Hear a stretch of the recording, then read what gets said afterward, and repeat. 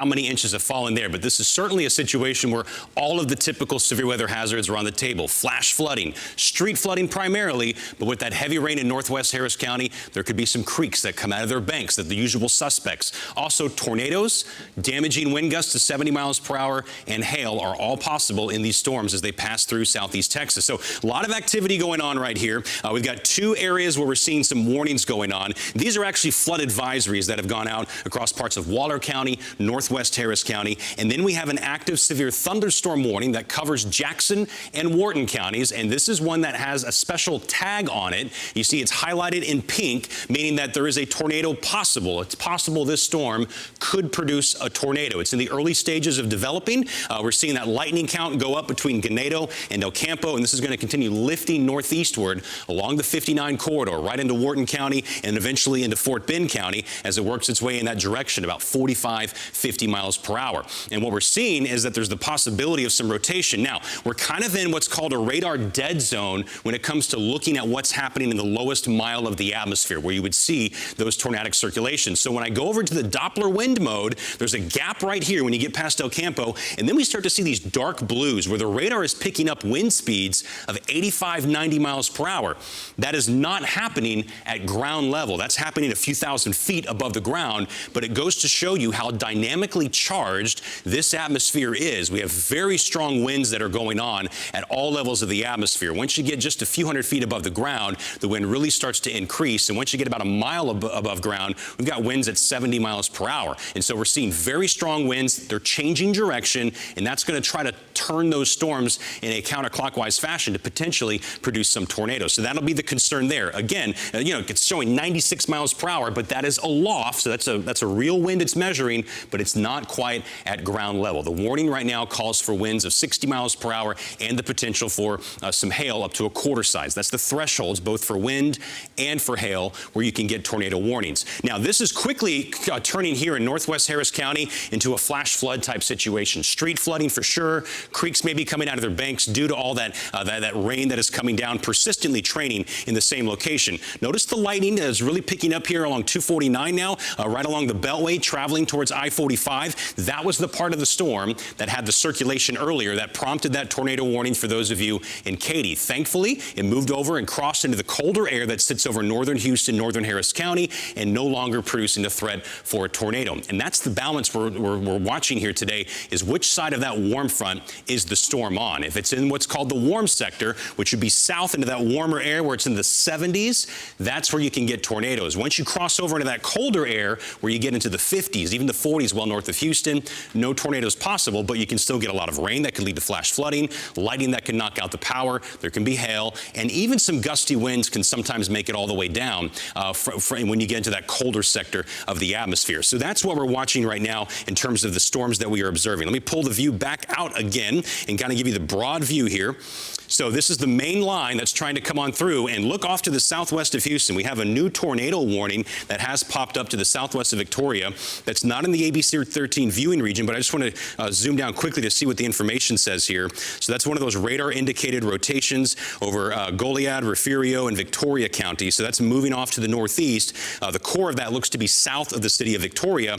The reason I show it, though, is because as it continues to move northeast, it's going to impact you eventually into Jackson County and then possibly into Matagorda County and into Brazoria County. So everything to the southwest of us, all that's moving this way. So that's in the pipeline. And we continue to see the lightning here really ramping up along 59 as that storm blows through El Campo and over towards Wharton. So let's spend a moment analyzing that storm, and then we'll get Alan in here in just a moment to talk about some of those higher rainfall accumulations we're beginning to see in northwest Harris County. First, a quick lightning analysis. This kind of can give us a baseline for how strong the storm is. Right now, it's producing 125 strikes. 85 of those are these plus signs, the positive strikes. Those are the really powerful ones that start at the top of a storm and then work their way on down to the ground. So they can be very dangerous and deadly due to the long distance they have to travel. They're very powerful.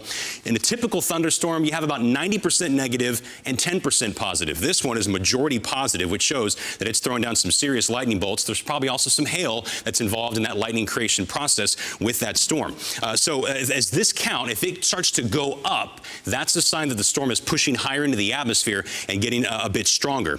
And we might be able to even do quickly here an analysis, a 3D analysis on the storm. So let me flip over to a different mode. road, and we're going to kind of slice through this storm and see what's happening in 3 dimensions. So we cut through it. Let me go ahead and, oh, I'm sorry, I have the wrong tool right there. So let's restart that one on live TV, and we'll do this slice once again. So let me clear it out, and we'll zoom back on down. All right, so clear the screen. Here we go. All right, and let me get my my camera back on, zoom down to the right spot here. Okay, and now we'll slice on through this storm. If I can find my slicer again, there it is. Okay.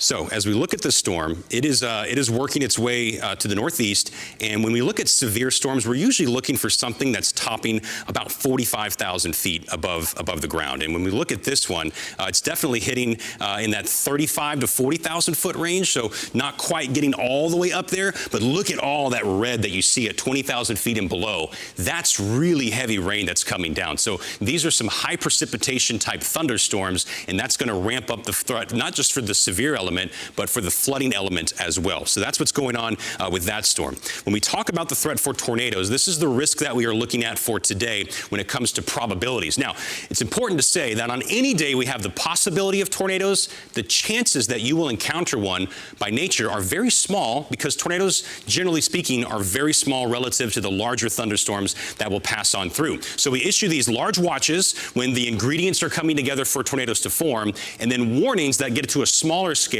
kind of outlining the potential threat zone from a possible circulation. But the actual tornado warning is even smaller than the warned area. So just because you're under a warning does not mean you're going to be hit by a tornado, but it does mean you want to seek shelter and take cover in case one does come your way. So these probabilities, notice how they start at 10% for our coastal counties all the way up to 59, I-10 east of Houston.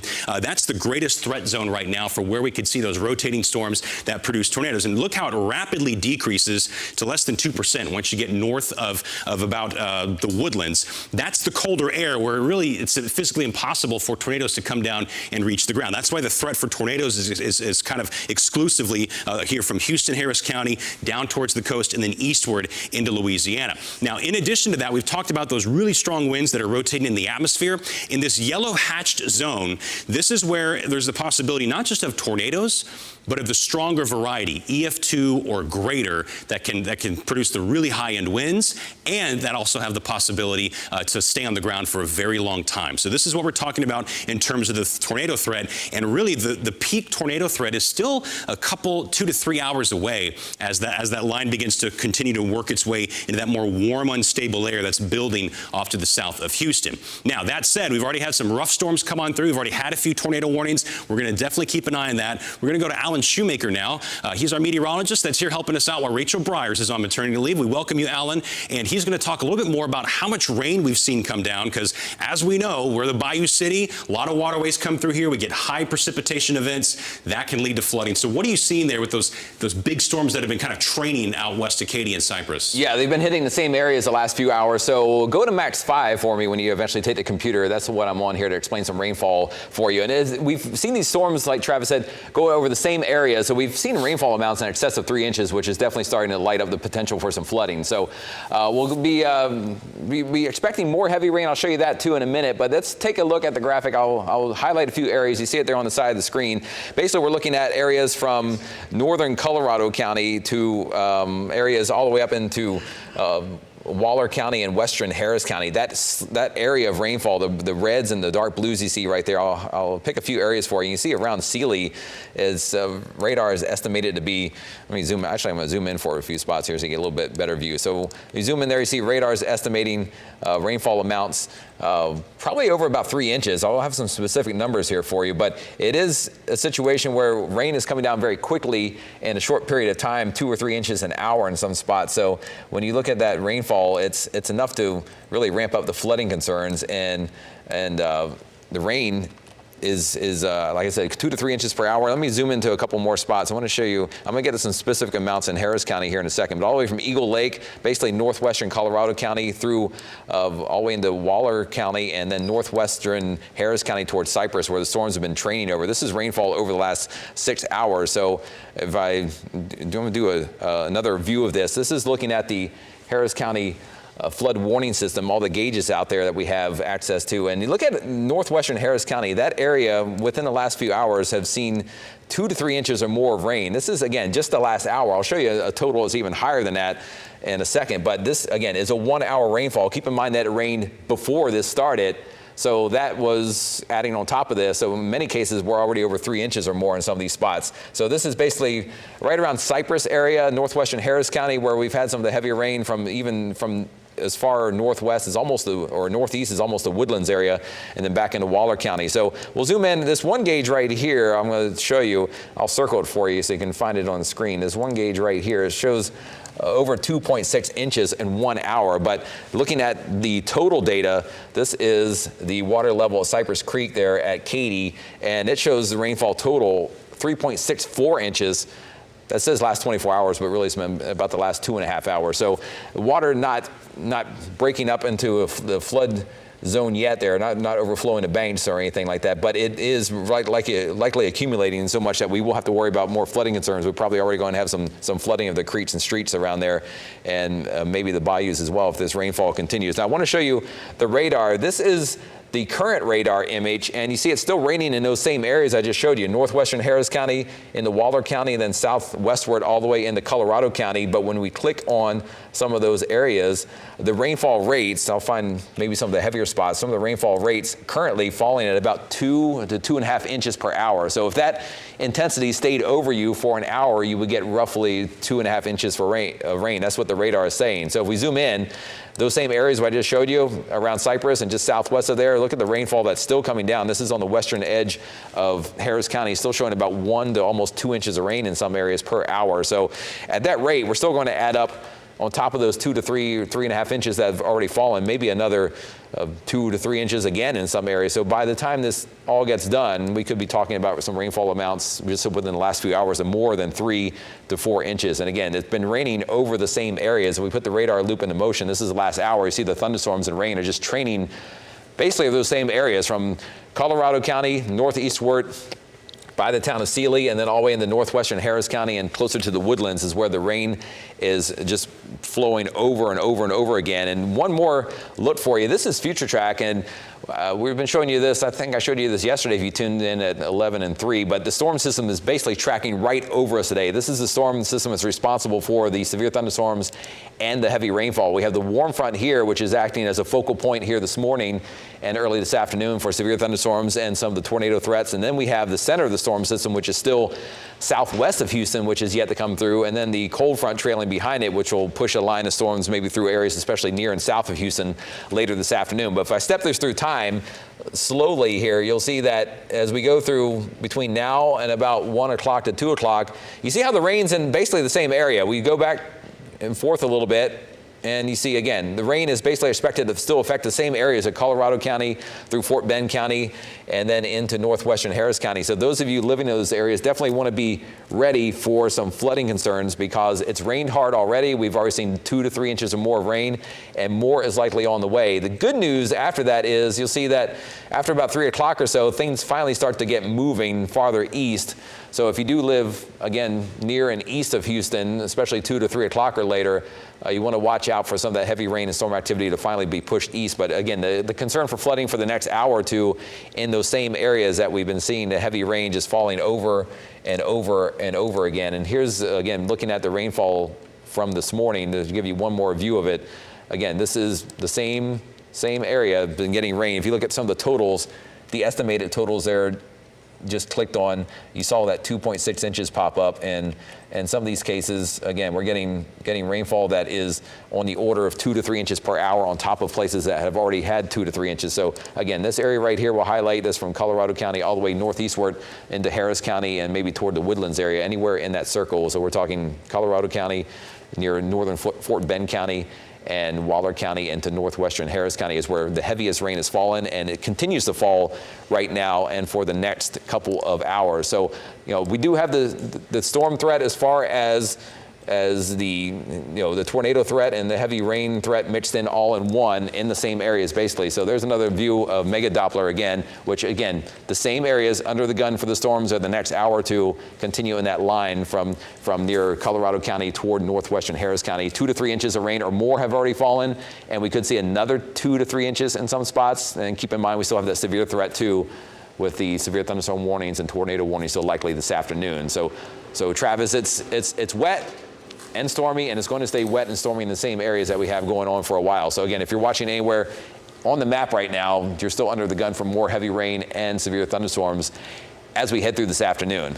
Yeah, we really got to keep a watchful eye on what's happening in addition to that flood threat in northwest Harris County, what's coming in down the pipeline upstream off to the southwest. We've also got marked on here where our ABC 13 storm tracker vehicle is here in northwestern Harris County. A lot of heavy rain and lightning, but you look to the southwest, you're starting to see more of those rotating red arrows, which can be an early indication that there's some rotation that could be producing a tornado. That's the warned storm that has the tornado possible tag on it. So it's a severe thunderstorm warning, but currently has that possible tornado potential to it. So this is our flood advisory that Al was just talking about. It extends until 2:30 in the afternoon. It's just going to be really difficult to get around town with this kind of wet weather that's rolling in. Thankfully, in that colder air on the north side of Houston and Harris County, it's unlikely that you would cross paths with a tornado because of how stable the atmosphere has become. So that is certainly some good news right there. Now, as we continue to zoom down to the southwest, this is our severe thunderstorm warning, and it's tracking to the northeast right up 59 at about 45 miles per hour. So it's in El Campo now. It's moving into Wharton here in the next few minutes. Bowling at 122, New Gulf at 126, Needville a little bit after 130. So next after that, you're going to get Richmond and Rosenberg into Sugar Land, and eventually all the way into the southwest side of Houston. So this is one to watch because all this air that is over here off to the east is getting warmer and more unstable by the minute. Temperatures have warmed into the 70s. This is what we refer to when we talk about the warm sector. It's where you get the warm, unstable air, and that's the environment that this part of the line is moving into. And the amount of wind that's moving through the atmosphere is truly remarkable. Usually when we get winds this strong, we don't get the kind of moisture in here and the unstable air to generate this kind of severe weather. But if you look just very quickly here, these colors that are in red and yellow, that's rain that's wind that is moving away from the radar site coming out of Dickinson, League City, and that's coming in, moving to the north at about 58 miles per hour. And then you see these greens and blues indicating wind that is moving toward the radar site, and it's coming in at about 80 miles per hour. Now, what I'm sampling over there is about 7,000 to 8,000 feet above the ground. So we don't have those strong winds coming down all the way, but every now and then when it rains, some of that gustier air does come down, and that's one reason why we're also under a wind advisory. Even if you don't go under a warning at all today, you still might get those wind gusts 40, 45, 50 miles per hour just from the regular rain that's coming around, and that's certainly enough to knock out the power as well. So that's what we're seeing. And I'm also beginning to see some signs of perhaps either downburst winds or some small rotation that's occurring off to the west of Houston. So we're watching this area as well, where you got that heavy rain coming down between Katy and Brookshire back over towards Sealy. Not strong rotation, but seeing some signs on the radar there that maybe either some heavy wind is coming down out of those storms, or they're starting to get some little spin-ups of rotation. And again, this is where the primary concern right now is actually that heavy rain leading to flood advisory, the potential for some street flooding as we continue to watch that. So flood advisories are going to be issued quite constantly this afternoon. We're used to that. That's the kind of stuff that we typically get around here. And so that's going to be very common, and it's one reason why you're encouraged to stay off the roadways. Now, let me go to this graphic that kind of shows the setup about where we could see the rougher stuff come in as we head through the afternoon. So this is kind of a surface analysis, as we call it. And basically, we've got this warm front that's been lifting in from the Gulf with those really strong winds coming in from the south. And notice how warm it's gotten. Pearland, Angleton, Beach City, Palacios, all in the low 70s. It's 71 at this time in Sugar Land. The 58 you see over Houston, that's coming out of Bush Airport on the north side, but it's warmer on the south side, coming out of Hobby, out of Ellington, and around the Med Center. And so this is the zone where we're going to see that potential for the stronger rotating storms that could produce tornadoes and damaging wind gusts as the day goes on. Anywhere in southeast Texas, you can get the potential for the flash flooding, the street flooding, maybe some creeks that'll be coming out of their banks, perhaps on the northwest side with those inches that are coming through. And so this area of low pressure is going to keep kind of generally tracking in an east-northeasterly direction. It's going to try to push that warm air a little farther to the north, and we think that that could make it all the way through Harris County to southern Montgomery County, which is going to put parts of Liberty County and Chambers County areas off to the east in that zone for the possibility of some tornadoes. And that's why we have that tornado watch that basically covers our first two sets of counties inland from the coast. That runs all the way until 6 o'clock this afternoon. And Alan, something just printed, and I see you flagging me down. What do you see over there? Yeah, you're going to want to call up the radar. We got a new severe thunderstorm warning for parts of Harris and Montgomery counties until 1:30. So that's the same storm we've kind of been tracking there, also with the heavy rainfall as well, entering northwest Harris County. So there it is. And again, that storm moving toward the northeast is, again, a severe thunderstorm warning in effect until 1:30. Okay, so there you go. If we can go over back to Max 2, this is our severe thunderstorm warning. That is where you see those darker purples that are coming down. That's indicating some very heavy rain and the possibility of some small hail. This severe thunderstorm warning, it's in that pocket of colder air, so no tornadoes here, but the potential for some 60-mile-per-hour wind gusts. So we'll go over to the velocity product, and this is the radar that services Bush Airport, and the radar is located actually off to the west of 45, and so we've got air that's going away from that radar site where you see those reds, and that's where we're getting some of those stronger winds. I'll go ahead and sample what the radar is picking up here, and it's picking up some 45, 50-mile-per-hour winds, and this is just a few hundred feet off the ground. So this could certainly produce enough wind to kind of knock some tree limbs down. If there's an old fence that needs to be repaired, could be looking at that as well. So that's what we're watching right there in terms of that severe thunderstorm warning. The potential for tornadoes is really going to be back down here, south of Houston and southwest of town, where we see all that lightning between El Campo and Wharton. That's going to be one of those candidates to watch. Looks like they just re-upped the severe thunderstorm warning on that one. Is that what that is? They just expired the severe thunderstorm warning. So that's some good news there, but I would not be surprised one bit if they are drawing up a new warning based on the character of that storm that we are seeing right now on radar. So the potential there. And they've said that there's now been 4 inches of rain. This is from Jeff Linder at the Harris County Flood Control District. 4 inches of rain have come down in Waller County in just the last 3 hours. And that feeds into some of the watersheds there in the western part of Houston and Harris County, Cypress Creek, Little Mound Creek. And so I'll be watching that as well. So we'll pull the view out real fast and show you what's going on. Go ahead and loop it all for you. So this is what we're watching. All this is translating eastward, the whole weather system. The individual storms are going to be lifting off in a northeasterly direction. Severe thunderstorm warning from the north side of Houston into northeast Harris County, southeast Montgomery County. Watch these storms that are beginning to blossom off to the southwest of Houston. And see that rain now feeding in? That's the potential. We're going to see this storm really begin to rotate, and potentially we may have a tornado warning come down pretty soon in the vicinity of Wharton County that may go into Fort Bend County. If that happens, we'll get right back here in the Weather Center. Now let's head over to Chauncey and Myra for more on the situation that's happening elsewhere in southeast Texas. Yeah, Travis, just want to bring people up to speed. We've been checking the power outages with CenterPoint. So according to them, we know at its peak, about 21,000 people were without power. Right now, the latest numbers we have, about 19,000 people without power. And we know a lot of parents are out there watching and you're concerned. So you'll see the cancellations there scrolling at the bottom of your screen. We also know Katy ISD and Hempstead ISD right now still under that shelter in place. We want to go out live to Katy, where Brooke is talking to people who are stuck in the middle of all of this mess. Brooke?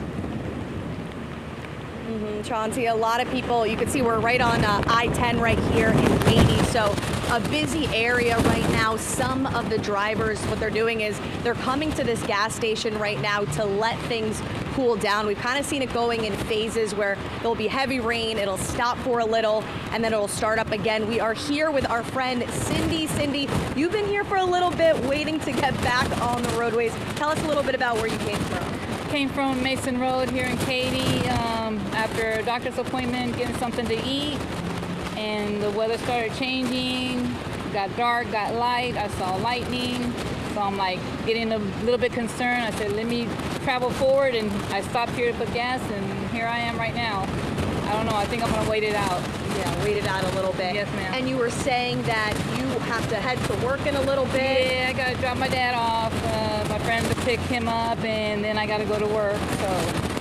It is what it is. You said some of your friends at work, what were they telling you about what's going on over there? Yeah, I called some of my coworkers to see how things were going over there. They said it was a little bit scary, it got dark, but she was telling me in Spanish, so I didn't get the whole gist of it. But she said they were in the Wendy's, hunkering down. Hopefully everything's okay. Hopefully I still got a job to go to. And then when we were driving, we saw a little bit of lightning. What did you see when you came over here to take a little bit of a pit stop? Yeah, when I was coming to Katy, it was like this. And when I stopped on the Mason Road, I mean, just like that, you know, light, dark, the lightning. Yes, ma'am, I saw all that. Hard to believe it's 1 o'clock right now. I know, it's kind of scary because the lights keep going off and on the businesses. You know, they don't know whether it's dark or light. Same thing with my car. And you're with your dad right now. He's a little bit camera shy, but what does he say about all this? He's just along for the ride. He's just along with his daughter, that's it. Yes, ma'am. And you were saying you're no stranger, though, to all this weather. Are you fazed by this? Where are you at right now? I'm a little bit concerned because I'm older now, so I'm a little bit concerned, you know. The wind kind of concerns me. That's because the semis go by and the cars go by, and that's the only thing that concerns me a little bit. Right. But otherwise, I'm a daredevil. I'm probably going to still try. We tell people to stay off the roadways, but we have someone like you who is there, so a reminder to just tell people to stay at home if you can. Yes. Don't go out there. You saw it firsthand, and that's Yes, why you had to ma'am. stop. I would be home right now if I could, but I got to work. Perfect. Yes, ma'am. Well, thank you so much, Cindy. I appreciate your time. Thank you. All right, well, we will send it back to you, Chauncey and Myra. It seems like more drivers are coming to stop by. Again, if you can stay off the roadway, definitely do so. The rain is heavy, and people tell me that the visibility is not great, so that's why they're coming here and taking a little bit of a pit stop. Yeah, and that's good news because that's what you want people to do, take it safe. And we have been seeing the weather coming in waves there. When we tossed out to you earlier, it seemed like the rain had stopped. Clearly right now it looks like it's picking up again, and we can obviously see the winds are picking up as well. Brooke, thank you. All right, Brooke, we want to go from Brooke out live now to Chaz Miller. He is there at the Bush Airport. We know right now there is a ground stop, no incoming or outgoing flights. Chaz, what are you seeing out there? Yeah, Chauncey, Myra had mentioned that this is coming in waves. We've been up on this side of town for quite a little bit, probably about an hour or so, and for the most part, it's been pretty quiet. Right now, though, it's really been picking up to the point that it's struggling to hear you guys over the rain that is hammering down upon us. We're currently on 525, approaching the Hardy Toll Road, so not too terribly far away from Bush Airport, where that ground stoppage has been issued until 1:15. No flights able to leave or come into Bush Airport, but that rain is definitely coming down harder now than it has been since we've been up here. We'll pan over just a little bit. You can see we got a couple of cameras going in here. Visibility, guys, is very slow. Now, at this point, there hadn't been a lot of traffic issues, but you can see some of these cars through here with blinkers and hazard lights coming on. So it is starting to get to the point where it's harder and harder to drive up here just because that visibility has gone down and the rain is really picking up. So at this point, last I heard, it was that ground stoppage until 1:15 at Bush Airport, but it would be hard to imagine that's going to be lifted here in the next few minutes just because the rain is coming down harder than it has at any point since we've been up here. Yeah, Chaz, yeah, you can tell it is difficult to see out there, so you guys be careful. We do want to mention, we know Chaz is with a photographer, so he's not driving. He's not behind the wheel. I know sometimes people send us messages wondering, why is he driving and recording? He's not. He's there clearly on the passenger side, and hopefully you guys take it easy out there. All right.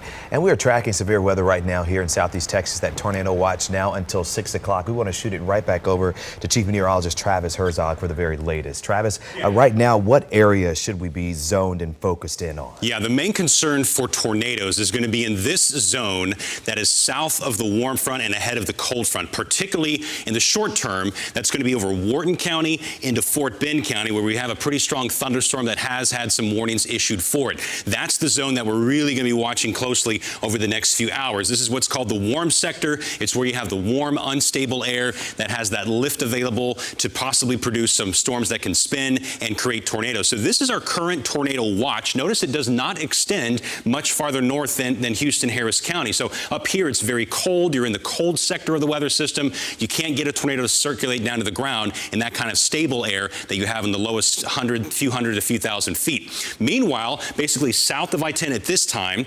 and along 59 in this zone is where we're seeing in the short term the greatest risk of tornadic potential that may ramp up here over the course of the next hour or two. Again, that storm is currently in Wharton County and it's moving towards Fort Bend County. That'll be the most likely candidate for a storm that in the short term could potentially produce a tornado. And this is what it looks like on our radar. And so here you see there's this line now that is feeding in from the Gulf of Mexico, and there is the storm. Now, the severe thunderstorm warning was recently dropped, but I can almost guarantee you that we are going to see another either severe thunderstorm warning or perhaps a tornado warning get issued on this storm. So I'm going to keep bouncing back and forth to my computer so we can do some live analysis, just kind of the nature of the day that we're in right now.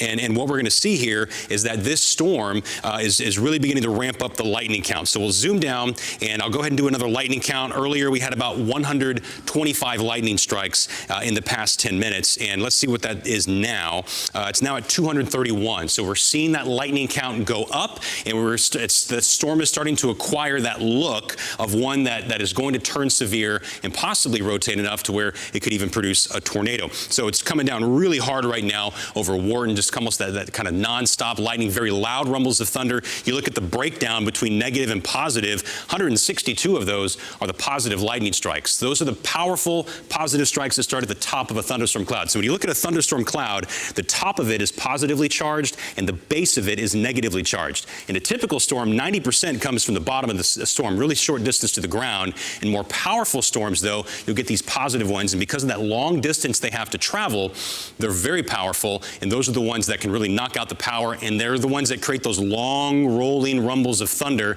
that rattle the windows and just seem to carry on for 30 seconds. So those are the kind of strikes that are coming down right now in the heart of Wharton County. And as you go a little farther south on this line, we're seeing this band of rain that's coming up through Matagorda Bay. This is what we call a confluence zone, and so we basically have some air that is starting to come together here that's creating this band of rain. And usually when you see these begin to feed into the main line, you get an enhanced rotation that can lead to the possibility of tornadoes. And the spot you'd be looking for that to potentially develop would be somewhere in this zone over here is where you'd expect that the storm would eventually acquire that rotation that could produce a tornado. So it looks like the good news for those of you in Wharton, El Campo, is that the storm did not produce one earlier and is not right now. So you're probably going to make it through without much worries. But as we get farther downstream, as you get into southern Fort Bend County, over towards Needville, Brazos Bend State Park, maybe all the way up back towards 59, Greatwood, Sugarland, into Missouri City, Stafford,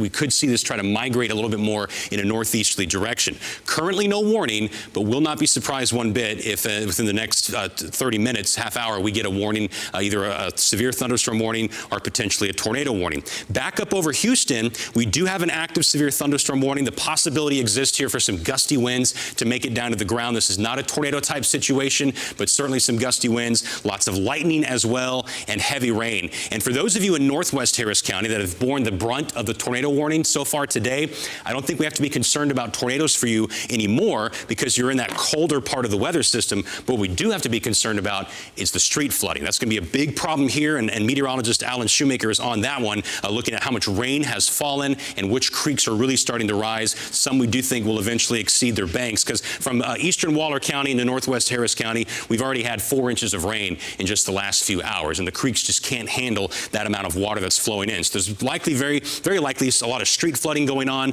from Tomball to Cypress down towards Katy and into Waller County. So that's going to be the other hazard that we're monitoring very carefully as well. So that severe thunderstorm warning that's currently in effect on the north side, that's going to expire here at 1:30. So we have another 22 minutes. Some of these warnings have been expired early because the threat is over. We don't want to keep you under that warning any longer than you need to be. So that's what we're watching right now in terms of the active warnings. There's also a few flood advisories that are out. And again, that very heavy rain is going to continue to come down. It's going to be a pounding rain with lots of lightning. You may lose power at times due to the lightning and the gusty winds. The good news is right now we're catching a break in those tornado warnings, but I do think at some point in the next hour or two, we're going to start to really see those fire up south of I-10. We're going to head now over to the anchor desk, visit with Chauncey and Myra to see what else is happening in southeast Texas. Thank you so much, Travis. We have a couple crews out and about making sure that things are safe for everyone. We want to go to Arpuja Lodia. She is along the Southwest Freeway, I understand, headed towards downtown. That's right, Myra. We are right now on 59 right at Shepherd, and just take a look at what we are seeing. I have to say we have actually been driving around since about 10 o'clock this morning, and this is the best that we have seen things all morning long. We have been on 290 where we saw a lot of standing water there on 290 as well as on the feeder roads. We've been on 610 where we saw a lot of cars actually just, pulled over on the side to get away from some of this bad weather. Here on 59, things are a little bit better, but you can still tell that the visibility is not good. You can really tell just how dark it is out here, how quickly these clouds seem to be moving, and how much water there appears to be on the highway. You can see people are driving pretty slowly. We haven't seen cars sort of pulled over right here in this area, but as these storms move closer to this area, we do expect to see more people just pull over to play it safe. And that is, of course, what we continue to recommend. If it gets really bad, just pull over, wait out the storm. It's not worth taking any risks. Back to you. All right, Pooja, thank you. We want to show you this video just into our newsroom, a possible funnel cloud. Look at this video right here. And Travis, you can take a look at this and give us your expert advice on this. The viewer thinks that this is a funnel cloud. This is at 249 and Spring Cypress, of course, all across that area. They've been talking about, Travis, just how dark it is out there. Yeah, and that wouldn't surprise me one bit if that is a funnel cloud. At the very least, it's what we would call a rotating wall cloud, which is where a big part of the storm is rotating. And that's where we earlier probably had those tornado warnings. We were seeing kind of that broad rotation on the radar, but it was in a colder part. So notice it's not connecting with the ground. That's the good news there. But those strong winds can sometimes still work their way down to ground level. Definitely not a sight you want to see on a Tuesday in January here in Southeast Texas. And you might think January, we can't get severe weather in January. Well, we live right along the Gulf Coast, and we can get severe storms and flooding any time of the year. And this Chauncey is definitely one of those days. Yeah, once again, this video coming in, possible funnel cloud right there at 249 and Spring Cypress. We want to go over now to Alan, who's talking about the flash flood warnings and all the rain that we've been seeing here. Yeah, we've had a lot of rain in some areas, especially northwest Harris County. We have numerous flood advisories in effect, and we now have a flash flood warning. So I'll take you through some of the rainfall rates and the radar, what is estimated, and show you the areas getting the most rain right now. And it's been coming down pretty hard in the same spot. So let me show you the map here, and we look at that. The rainfall over the last 6 hours, it's the same areas have been getting rain all morning. It's been really adding up. That whole stretch, basically from northwestern Harris County near Tomball and Cypress, southwestward through Waller County, all the way past Sealy, and then down into around the Eagle Lake and parts of Colorado County. Those areas, when you look at how much rain has fallen, it's been, if you look up on the scale up there on the top, I'll break some of this down for you a little bit, but look at the scale on the top. Then once you have them in the reds, we're talking 3, 4, 5 inches of rain. And let me zoom in on a few more spots for you. This is rain over the last hour, just 1 hour from the Harris County flood warning system. And if we zoom into some of the heavier rates out there, or the heavier rainfall, again, this is 1 hour. We'll show you another one that takes into account more, but look at some of those totals on there. A lot of them are all in the range of 2 to 3 inches or more. And the border with Waller County is right, let me draw a line on it for it so you don't get lost on here. That border is right there. So we have Harris County on the right, Waller County on the left. And within just the last hour, if you look at some of the totals right there, we're talking kind of south of Cypress and near Cypress, over 2 to 2.5 inches of rain in 1 hour, and about 2.5 inches very close to Cypress. So again, that's just 1 hour rates there in northwestern Harris County. When we zoom in or zoom out a little bit, you see that we don't have all the data that goes down here. I'll show you some estimated totals, but there is similar amounts all the way down once you go closer and closer to Colorado County to the south and southwest. Now, when we look at 3 hours of rainfall, and again, the same area, remember right here's the border of Waller County and Harris County, that same area, this is a 3 hour rate. If you look in, we'll zoom in on the numbers. Look at these totals. They're over 4.8 inches, almost at 5 inches in spots. And I have data specific for this gauge right here.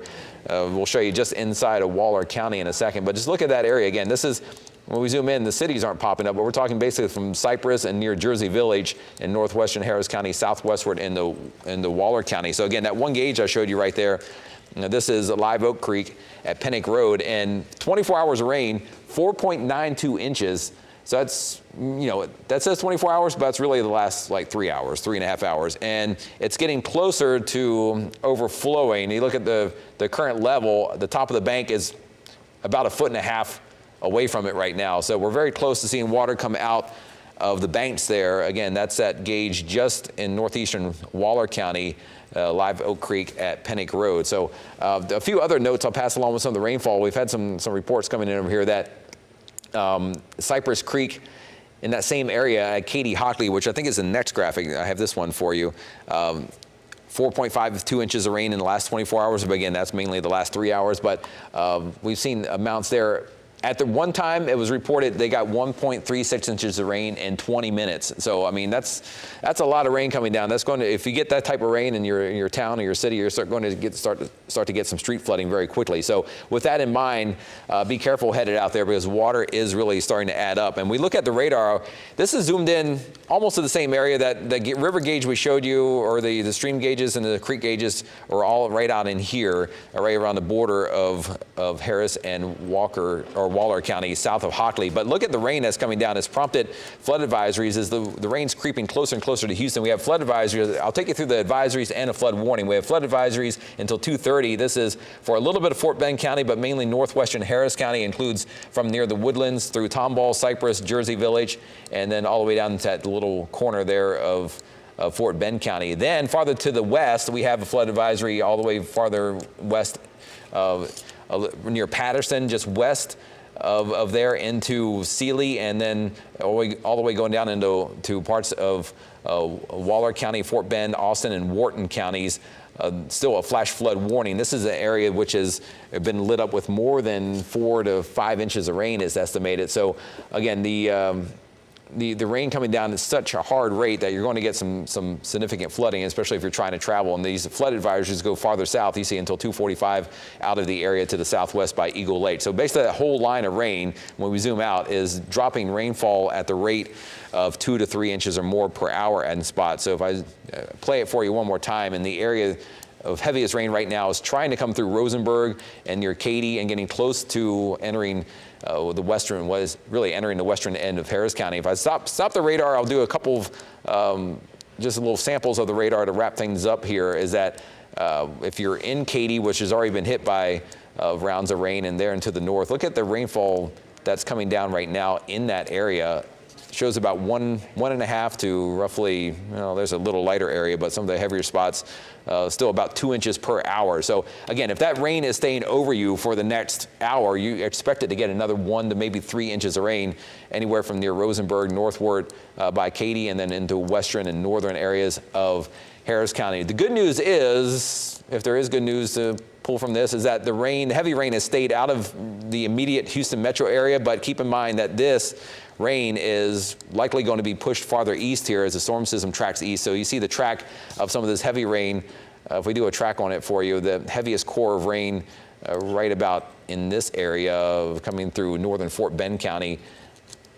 If you take that center point of some of the heavy rain, it's going to be entering areas near Sugar Land by about the next 45 minutes, by around 2 o'clock, and could be in the Houston area between 2 and 3. So that gives you an idea as a wrap up here that, again, we know we're still talking about a tornado watch that goes until 6 p.m. and we've had some strong wind possible with storms. But right now, what I just showed you, there is a lot of rain coming down with these storms over the same areas near and west of Houston. So that's something we'll continue to track, of course, here throughout the afternoon. The heavy rain is a concern for much of the area. Yeah, meteorologist Alan Shoemaker with us, as well as our chief, Travis Herzog. Right now, we want to bring in our traffic anchor, Elisa Rivas. She's here keeping track of what's going out in the roads. Hi, Elisa. Good afternoon. Our weather team does such a great job of keeping you up to date as to what's happening in the neighborhood. I want to zero in on your driving experience for this afternoon. I know a lot of you are considering whether or not to go to that appointment, pick up your daughter or your son at daycare. Here's what you're going to be seeing out there. This is the North Freeway at Crichton right now. So we're talking about Montgomery County. A lot of this is not about traffic volume. It's about road condition. So also the North Freeway at State Highway 105 Conroe area. We do see off to the far corner that one of those exits is blocked. So keep that in mind. When you see an orange barrel has been put up, a barricade, It's for your safety. Do not try to go around it. 290, the Northwest Freeway at Muskie right now. We've got those flashing lights. Cannot quite zero in on from this camera exactly what's happening, but you can see how slow the lights are in that area. And the driving conditions are very poor. Visibility incredibly low across the west and north side right now. Also taking a look closer to downtown. They mentioned that maybe this hasn't really hit as badly downtown, but the roads are still slick out there. Southwest Freeway at Dunleavy on the way into downtown. These are your inbound lanes right now, are really slow going. And then one last look shows you the heart of downtown on I-45 right now. So be aware as this moves through the area. This is the Gulf Freeway at West Dallas, that we are dealing with slick conditions, slow conditions throughout the area, regardless of volume. Let's take a close look too here. One more thing to show you that the majority of this is slowing us down out to the west side. You see the slow drive times out to the north side on 45 and 59 as well. All right, Lisa, thank you. And we have our ABC 13 crews scattered all across the area. We want to go out now to Chaz Miller. Chaz, where are you and what are you seeing at this hour? All right, Chauncey, forgive me for the shaky video. I've got this by hand right now. We're at a neighborhood just south of the Sam Houston Tollway to the west of 59.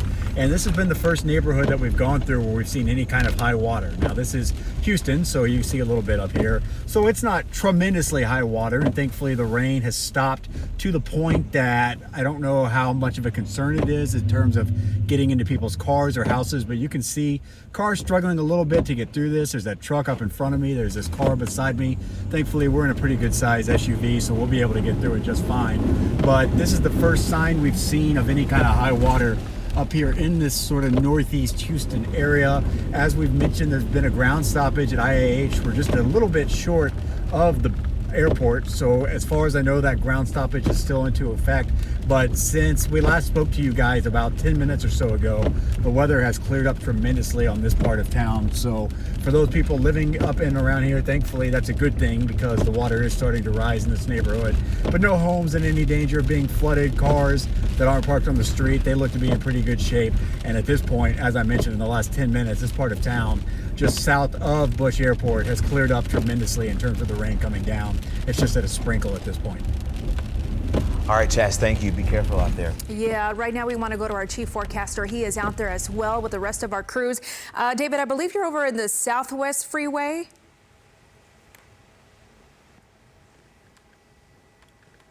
Do we have David? Okay, I think he's, everybody's still trying to get plugged in and we're trying to work through all the kinks here. So I think I hear his mic. David? Yeah, can you hear me right now? Yeah, we can hear you, and we can also hear that rain pounding down on the vehicle. Yeah, it's absolutely coming down. I'm coming into Rosenberg from the south and west on the Southwest Freeway, and intercepted this storm around Wharton, and I got back on the Southwest Freeway thinking I was going to outrun the storm, and I've been with the storm for a solid 30 miles. And it's moving so fast that I haven't been able to get away from it.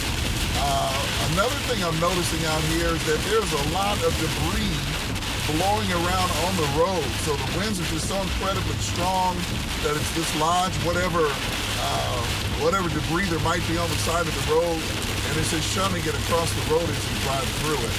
So this is one heck of a rainstorm that if it keeps coming down like this, there will be flooding issues in Houston before long.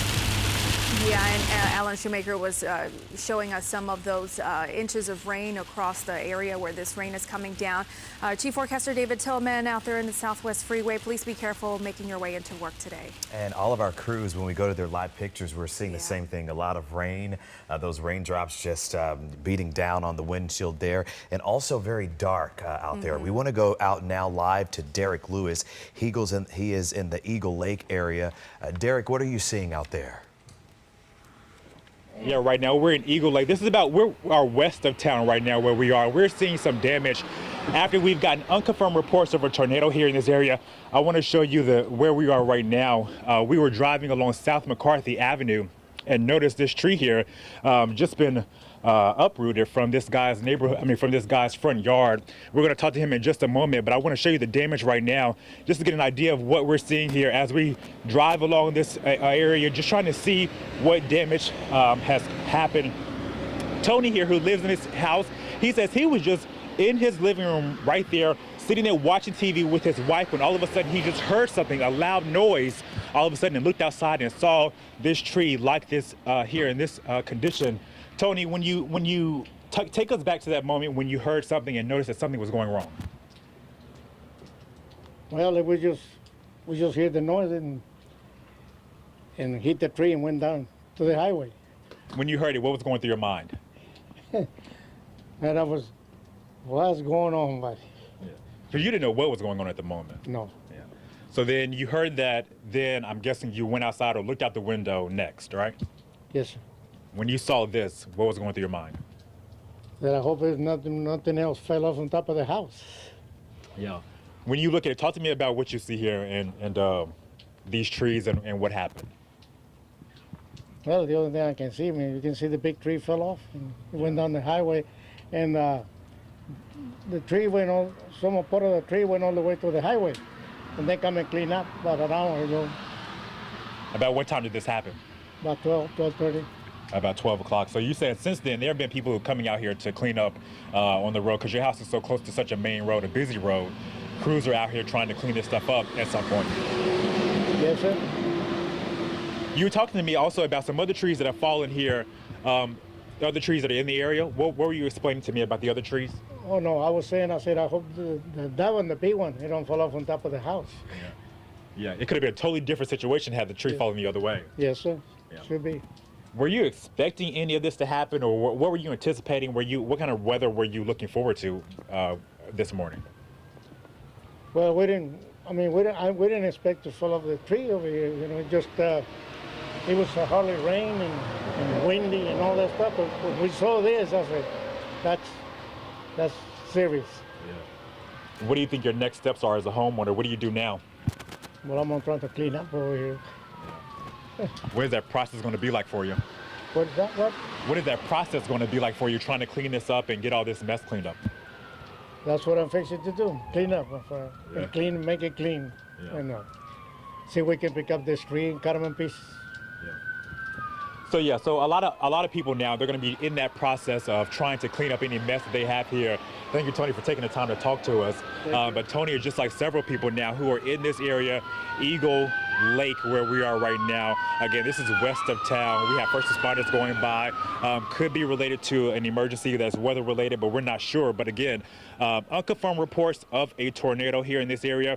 We're not sure exactly yet if this damage was caused by a tornado. Tony says it could have been lightning as well. We're still working to get that information confirmed, but we just want to bring you the latest here, what we're seeing here in Eagle Lake. Back to you all. And Derek, this, as we see those first responders in that area, we hear the sirens there. Could you please give me a bigger scope as to where you are? It looks like that road is quite a busy road, and it's right there beside this house or in this subdivision. I don't know if your photographer can kind of pan out and show us a wider view of this damage as to also in conjunction to where it is on that road. And it looks like there's a gas station up there close by too. Yeah, Fran, if you could just show us, show everybody where we are in a sense of the area. So this is South McCarthy Avenue in west of town for the most part in Eagle Lake. Eagle Lake is about an hour and a half from Houston. It was about an hour and a half drive.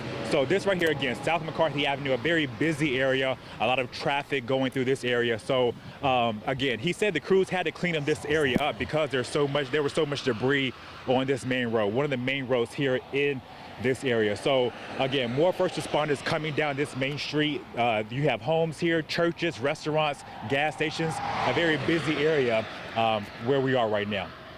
Yeah, we definitely do see those first responders rushing to an area. So, Derek, thank you for bringing that update to us. We're going to let you try to make some calls if you need to, but we see that damage. Had the tree gone the other way, it could have crushed that man's home. Yeah. Now we want to toss it over to our chief. I know he's busy trying to track everything down. What is the latest right now? Severe thunderstorm warning, and this is really going to be the storm to watch over the next couple of hours, because this is the one that we were showing signs of rotation as it was tracking up 59 through Wharton County. New warning is now out. This is your tornado watch that's good until 6 p.m. and here's your new severe thunderstorm warning tracking right up 59, 69 into Fort Bend County and into southwest Harris County. And this is the one that we think is going to possibly produce the rotation that could lead to a tornado. So when we actually look at the warning, the National Weather Service has put a special tag or label on it that says tornado possible. So they're seeing that sign, that early sign of rotation. No tornado right now, may never produce one, but it is possible that this is the one that could produce a tornado as it tracks its way into Fort Bend County and eventually into Harris County. And then that rain's also going to be sweeping through Brazoria County here as we go over the next hour or two. What it is warned for right now, 60-mile-per-hour winds and hail up to quarter size in diameter. So that's your threshold. This is the bare minimum threshold to get a severe thunderstorm warning. So we'll go ahead and track this one off to the northeast. It's moving quickly, 50 miles per hour. So while it may seem like it's pretty far out of town, it's almost moving as fast as the traffic often does on the Southwest Freeway as it moves to the northeast at about 50. So it's bearing down on Needville right now, Rosenberg, Richmond around 145, New Territory and Sugar Land there just before 2 o'clock, Old Town Sugar Land around 2, Missouri City about the same time. The northern extent of this will make its way all the way to I-10 around 210, and that will be true also for those communities on the southwest side of town, so like Sharpstown, Meyerland, Westbury. That's going to be about 215 that these storms are tracking up in your vicinity, right there along Willow Bend as well. Southwest corner of Loop 610 is when we could see this part of the storm work its way up. Now, sometimes when these storms really get spinning, they veer off course, and if that's the case, we might see this start to move in a more easterly direction and may cut south of the city of Houston and move more towards Pearland. So it's a dynamic situation that we will certainly continue to keep you informed on. Here's what we're seeing when it comes to the Doppler winds. That's when the radar can peer inside and see what direction everything is moving. No clear signs of rotation. This little spinning yellow arrow is an early sign that maybe some rotation is beginning to develop. But what we are seeing is when you get a few hundred feet above the ground, this is closer to 1,000 feet above the ground, coming out of the airport that services Hobby, or coming out of the radar that services Hobby Airport, you're seeing those wind speeds that are flowing towards the radar, so pushing along that storm at about 50 miles per hour. So it makes sense that the storm itself is moving along in that quick direction. One thing I want to show you here is the velocity data, the wind data that's coming out of the radar that services Bush Airport. So this is located here near Tomball along the Grand Parkway. And what I want to show you is this persistent area of green and blue. This is really strong southerly winds that are coming through. And then you see this air moving from the opposite direction, kind of chewing away at that line of blue and green. This is rain-cooled air. So you're here in northwest Harris County. You do not have to be concerned about a tornado in this kind of a situation because that rain-cooled air would prevent a tornado from touching down. You're getting very heavy rain. Street flooding is your concern right now in northwest Harris County. But notice how there's this persistent green line that just doesn't want to budge from Houston. That's those strong southerly winds that are trying to force that warm, humid air right into the city of Houston. And that system has succeeded in doing so on the south side. So the south side of Houston, south of I-10, would be the threat zone where we could possibly see some of those rotating storms make it all the way up into the south side of Houston. More likely it's going to be just south of there, but it is a possibility that these will make their way up into Houston. And that's why you see a sharp gradient in terms of tornado probabilities. Now, this is your chance that you'll be near a tornado within 25 miles of where you live. It may seem like a small probability, but it's much higher than you get on a regular stormy day. And notice how quickly it drops off. So once you move into that colder air that sits off to the north, you can't get tornadoes. You can still get heavy rain, you can get lightning, you can get hail, even some gusty winds, but no tornadoes. That's why the focus here is generally along and south of I-10 as you head eastward into Louisiana. Let's talk about as well that the possibility of some of these rotating storms that produce the tornadoes in this yellow zone that could be of the stronger variety, the storms that can stay on the ground for a long period of time and be EF2 or stronger. Typically in southeast Texas, our tornadoes are EF0s. The vast majority are zeros and ones, about 90%, and they're barely on the ground for a minute. This is a different kind of tornado day for us here in southeast Texas because there's the possibility that these could be those bigger tornadoes that stay on the ground for a longer period of time. Now here's our future track. 1 o'clock, it's got a pretty good handle on that line of storms that's going down 59, and it's also got a good handle on this band of rain that we are seeing feeding in from Matagorda Bay, connecting with where that thunderstorm warning is. So this is 1 o'clock. As we go to 2 o'clock, notice how that really heavy stuff begins to bear down across most of Houston, Harris County, southward into Pearland, with the line still back here along 59 trailing behind. And you see these pockets of rain that are lifting in rapidly from the Gulf of Mexico. Any of these has the potential to possibly rotate and produce severe weather. So we've been watching those very carefully. So really for most of Houston, Harris County, the main rain event is coming within the next hour in terms of the heavy rainfall and the severe potential on the south side of town, north side of town. It's mainly just going to be a flash flooding threat. By 3 o'clock, the leading edge of that heavy rain is pushing into the communities around Galveston Bay and down along the coast. So Houston begins to clear out on the northwest side. You'll finally catch a break from all that heavy rain you've got in the last few hours, up around Cypress, up around Tomball, back towards Katy. The damage will be done, and a lot of the creeks are going to keep rising, and we might even have creek flooding on our hands in northwest Harris County. By the way, the water that falls up here will feed into the Addicks and Barker Reservoir. They've got plenty of room to take on that water, so eventually it's going to flow in there, and we're going to see that water get bottled up for a few days, and then they'll let it slowly drain out. By the time we get to 6 o'clock, it's out of here. It's into Louisiana. It's no longer our problem. The winds will turn in from the northwest, where it's gotten warm today in the 70s. You're going to cool right back off, and we're talking about freezing temperatures coming in behind this over the next few days. Not a big freeze like we had back around Christmas, but a light freeze on the next few mornings. That's all going to work its way on in here. So one more quick check of the radar. The zones that we're watching is this big storm lighting up with the lightning that's tracking east-northeast up Highway 59 towards the south side of Houston, right through Fort Bend County. That's the one we're watching. We've got flash flooding potential here in Waller and northwest Harris County, and also the potential for some gusty winds. You see all these arrows up here northeast of Houston? Those are indicating there's just a lot of wind shear that the radar's picking up, but it's higher off the ground, a few thousand feet. So those winds may not even be reaching the ground. The tornado concern, again, is going to be here south of Interstate 10, and we'll continue to keep you well informed and aware of what that storm line does as it works its way through the south side of Houston and points southward to the coast over the next couple of hours. Chauncey, Myra? So you heard our chief say by 6 p.m. all of this should be out of here, so that would be sayonara. Good news. We just got to hang on for a little bit, stay home if you need to, and we're bringing all the coverage to you. And certainly by the time we come on at 6:30, it should be certainly smooth sailing by then. Definitely. Hopefully everyone will be home and safe. Yeah, we want to toss it over to our chief forecaster, David Tillman. He's heading into work. I believe he just left the Sugar Land area. So it looks like the rain is not coming down as heavy as it was earlier when we spoke to you, David. Right, and Mida, that's because I've moved out of the heaviest rain with this storm. It's actually chasing me up the Southwest Freeway, and it's coming in right behind me. So with me being in Sugar Land right now, no doubt this storm is probably absolutely dumping rain on Richmond and Rosenberg, and that is about to move into Sugar Land. Sugar Land, you're getting some light to moderate rain right now, but you've got some really heavy rain coming towards you in just a matter of minutes. Now, I heard Travis talking about rotation from time to time with the storm, and that's exactly what I've been seeing on radar as well.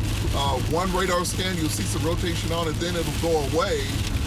But we won't breathe easy about this particular storm until we can get it past us, past the city of Houston. That's going to take another hour or so for that to happen. So I've been noticing quite a bit of strong winds at the ground. Anybody that's been outside today knows that's been the case. Those winds have been coming in from the east and southeast. You go up not too many thousand feet in the atmosphere, and the winds are coming in from the south, so you've got perfect wind shear conditions for tornadoes. That's still going to be a possibility for this particular storm, which I am covering at this particular time.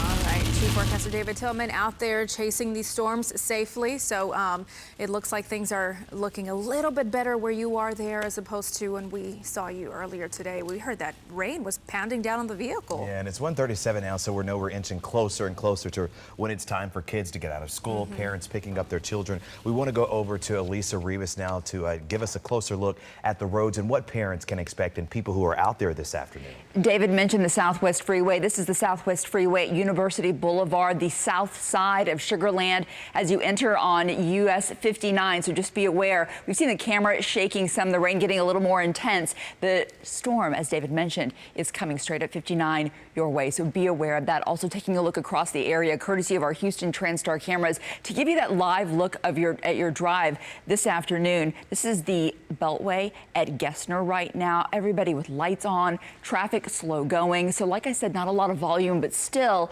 in the early afternoon, we're making decisions about what to do. Can we wait to go out on those errands? And yes, if you can, like Myra has been saying, hold up for about an hour or so, maybe even more, depending on where you are, as we're forecasting the weather coming through your neighborhood. Also looking at the Katy Freeway at Fry right now, still incredibly dark road conditions out there. Everybody, as I mentioned, have been having their lights on, but also driving a little bit slower than usual. Certainly recommended 2 hands on the wheel. You notice that even if you're not in a lot of intense rain, you might get those wind gusts that cause your car to tremble a little bit. So yes, the 2 hands on the wheel. As we always say, that is the way to drive, but I know you don't always do it that way. So yes, 11 and 2, the Gulf Freeway at Griggs right now. We don't have any major wrecks that are holding you up. It's just this intense rain that's been coming through the area. We're seeing it now. Yes, in the areas where there is not a lot of weather coming through just yet on the east side, you are in the green. But the farther you get to the west, the more we're really slowing things down. We give you that wider view of our traffic data over what's happening with the weather, or the weather and the traffic data mixed together here. And yes, the west side, southwest side, and to the north side, you are seeing those road conditions right now. The Gulf Freeway at Griggs, like we mentioned, be aware that if you've got a vehicle stopped off to the side, everything is double right now. Double caution. All of those careful habits you have in moving to the side or slowing down, do that with additional caution. 37 minutes out to the Woodlands right now, also slow to Humble. The drive times, even in the early afternoon, revealing what the weather is doing out there to us on our drives on the interstate. All right, Elisa, thank you so much for keeping an eye on the traffic out there. This one, we want to go over to our Chaz Miller. He's at North 59 and 610. Chaz, can you hear us? Yeah, hey guys. So what you said earlier has really held true. The fact that this is coming in waves. We've been in this area kind of in between 59 and 45 in the Hardy, north of 610 for most of the afternoon. And it's been that way. 1 minute it'll start to rain hard, which is starting to pick up now. So I am going to roll up my window in an effort to not kill my cell phone, but you can still see outside. And then it'll stop. So it's just been an interesting weather pattern throughout the day. That thing you put earlier, the fact that it's coming in waves, has held true to us all afternoon. At this point, it's not coming down too terribly hard. It's coming down enough that I rolled the window up, but in terms of fear of any sort of heavy wind, that's not the case at the moment. Rain is coming down kind of medium at this moment. One thing I do want to report is that up in North Harris County Precinct 4 area, Constable Mark Herman's office has sent out that there are some high water alerts up there. They're saying that the current flooded roadways in Precinct 4 are Cypresswood Drive and Champion Forest Drive, Vintage Falls Drive and Maple Village Drive, the 8400 block of East Lock, Wood River and Aldine Westfield, as well as West New Harmony and Creekside Green. Those are up in Harris County Precinct 4. Constable Mark Herman's office has just recently pushed that out via their social media app. But at this point, just north of 610, it's the same thing I just said. It's coming in waves. At some point, it's heavy. At some point, it's light. But at this point, everything is pretty okay. You see cars driving through right here trying to get to a business that we have next to us, but certainly no issue for cars trying to make their way through here as we approach 2 o'clock today. Guys? All right, Chaz Miller, thank you so much for showing us what you're seeing. We want to update our viewers and let you guys know we were talking about that ground stop over at the big airport. It has now been extended until 2:15. So if you had a flight, make sure that you keep checking on that routinely, because right now nobody is going anywhere. All right, and also if your parents out there, right there on the bottom of your screen, you see scrolling there, those are all the school cancellations right there at the bottom of your screen. We still know Katy ISD, Hempstead ISD still have that shelter in place. We haven't had any information that that's been lifted yet. We want to go back to Alan right now. We had been talking earlier, Alan, about the rain levels, and as we hear it pour down here at the station, and we've seen all of our crews, and Chaz right in the middle of his shot just all of a sudden started to pour. Yeah, I mean, when it rains, it hits, and it rains hard, and we're starting to get it pushing more into the Houston metro area. So the rain that's been coming down pretty hard out there. We'll show you some rainfall totals again. They've really been adding up. We have some areas over 5 to 6 inches now just in the last 3 or 4 hours. So the map that you see, can you pick out the area of heavy rain? It's the reddish areas, and that is basically from the northwestern corner of Harris County southward into Colorado County, but now some of it getting into Montgomery County as well. We'll zoom into some areas that have really gotten hit with the heaviest rain. This includes northwestern Harris County. We'll show you some gauges and some totals in a second where some flooding is likely occurring, but I'll pick out a couple spots here for you. This is just outside of Cypress. It shows 5 inches now estimated by radar, and then right on the border of Waller County, just southwest of Hockley, about 6 inches estimated by radar. Now, these are estimated totals. We'll show you the gauges in a second, which are pretty close to these same numbers. So they are pretty much in line. And then farther to the west through Austin and closer to Colorado County, but south of Belleville, right near the town of Sealy, out along I-10, that shows over 6 inches of rain. So if you're driving that way, we'll show you some graphic later on to say that you shouldn't drive into standing water. But those areas just northwest of Houston getting a lot of heavy rain. Some of this is going to move into the Houston metro area. We may not see the 6+ inch totals, but some of the heavy rain is headed that way. So this, again, is the data from the flood control, or from the flood warning system in Harris County. And look at these totals. These are actual measurements, over 5 inches now. And I'll show you a couple of graphs which some of the gauges are about ready to overflow, showing the water level about ready to overflow the bank. So you do want to be careful traveling anywhere in northwest Harris County because some flooding could be occurring, and anywhere from Cypress to the southwest and west into Waller County especially. So again, keep an eye on that map there. I'll zoom it out for you a little bit, but I'll be highlighting some river gauges or stream gauges and bayou gauges, things like that in this area. So I'll take a look at a few of them. This is Little Cypress Creek at Becker Road, which you look at the map. Remember the previous map? Right here, we'll get back to it. This map right there is going to pop up. I don't think it wants to pop up, but it was going to pop up. But you see the little map in the top corner there. There it comes. We're talking this area again. We'll focus mainly on this spot for some of the heavier totals. And again, this is the Little Cypress Creek. Just looks like we got a tornado warning. So let me send it back to Travis here. Y'all can head on over to me over at the weather wall. This is that storm we've been watching and telling you about. It is radar indicated. This is a new tornado warning just issued by the National Weather Service. It includes east central Fort Bend County and north central Brazoria County, and it runs until 2 o'clock. So this does include the community of Siena. You've gotten your cell phone has just tripped with that tornado warning. This is the time to get the family, the kids, everyone, the animals into the closet for the possibility that this storm could produce a tornado. Now I'm going to take some layers off here because it's a little bit messy with all the lightning and everything else going on. But this is the tornado warned zone, and this potential circulation is moving off to the northeast at 45 miles per hour. It's located about 10 miles to the south of First Colony, and potential locations impacted include Thompson's, Siena, as well as, that's all I have listed right now here. But this is going to be moving its way to the south of most of greater Sugar Land, but right on into to Siena, eventually crossing Highway 6. Let me go to our velocity mode and show you what we are seeing. There's a circulation that is wrapping up here. I'm going to turn the warnings off for the moment, but there you can see there's your warning, and I'm going to turn the warnings off, and we're starting to see a little bit of a waviness to this line. So there's a wave right here, this wave pattern we can see, and sometimes you'll get multiple circulations that will quickly spin up. The one of most concern is where you see this bright area of blue. So this is just to the east of Whaley Long Point Road, and this is going to be working its way straight towards Thompson's and parts of Siena. So let me do a little bit of a quick analysis on air to give us a feel for what we're seeing wind-wise. So we're getting 58, 60, almost 70 mile per hour winds wrapping around the backside of that circulation. What's wrapping around the other way isn't as strong. Now, this is the radar that services Hobby Airport, so we're hitting kind of low here in the storm. So this is getting closer to ground level as what we're seeing. So at the very least, this could be producing some of those damaging wind gusts up to 70 miles per hour, like we said would be possible in today's storms, and it may be in the process of potentially creating a tornado. So let me turn the warning back on so you can see who's under that warning. To the north of there, we have a severe thunderstorm warning. That part of the line is moving through Sugar Land, Missouri City, eventually into southwest side of Houston. That part of the line potentially could also try to spin up a circulation, but the one that we're focusing on right now is a little bit farther to the south. And I'll go ahead and draw a future track. Let me make sure I've got the right speed on this one. We've got to go into the northeast at 45 miles per hour. So there is that potential circulation.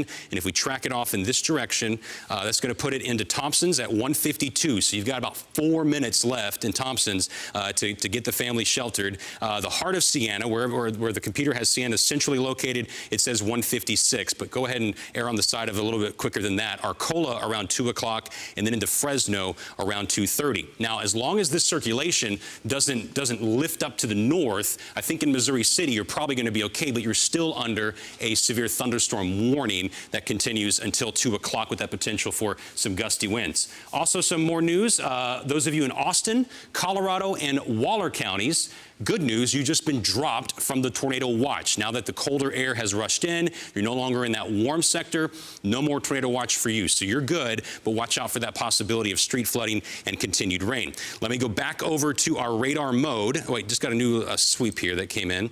Okay, so yeah, that's the circulation that we're going to be keeping a watchful eye on.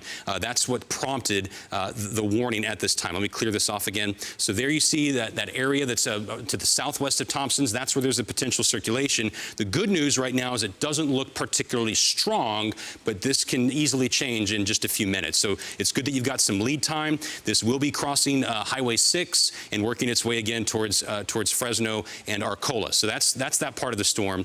And then farther off to the north, we're seeing all these colors as well. And you're seeing things switch around because we have the computer set to go to the nearest radar site. But this is going to be the part that we're going to keep that really watchful eye on.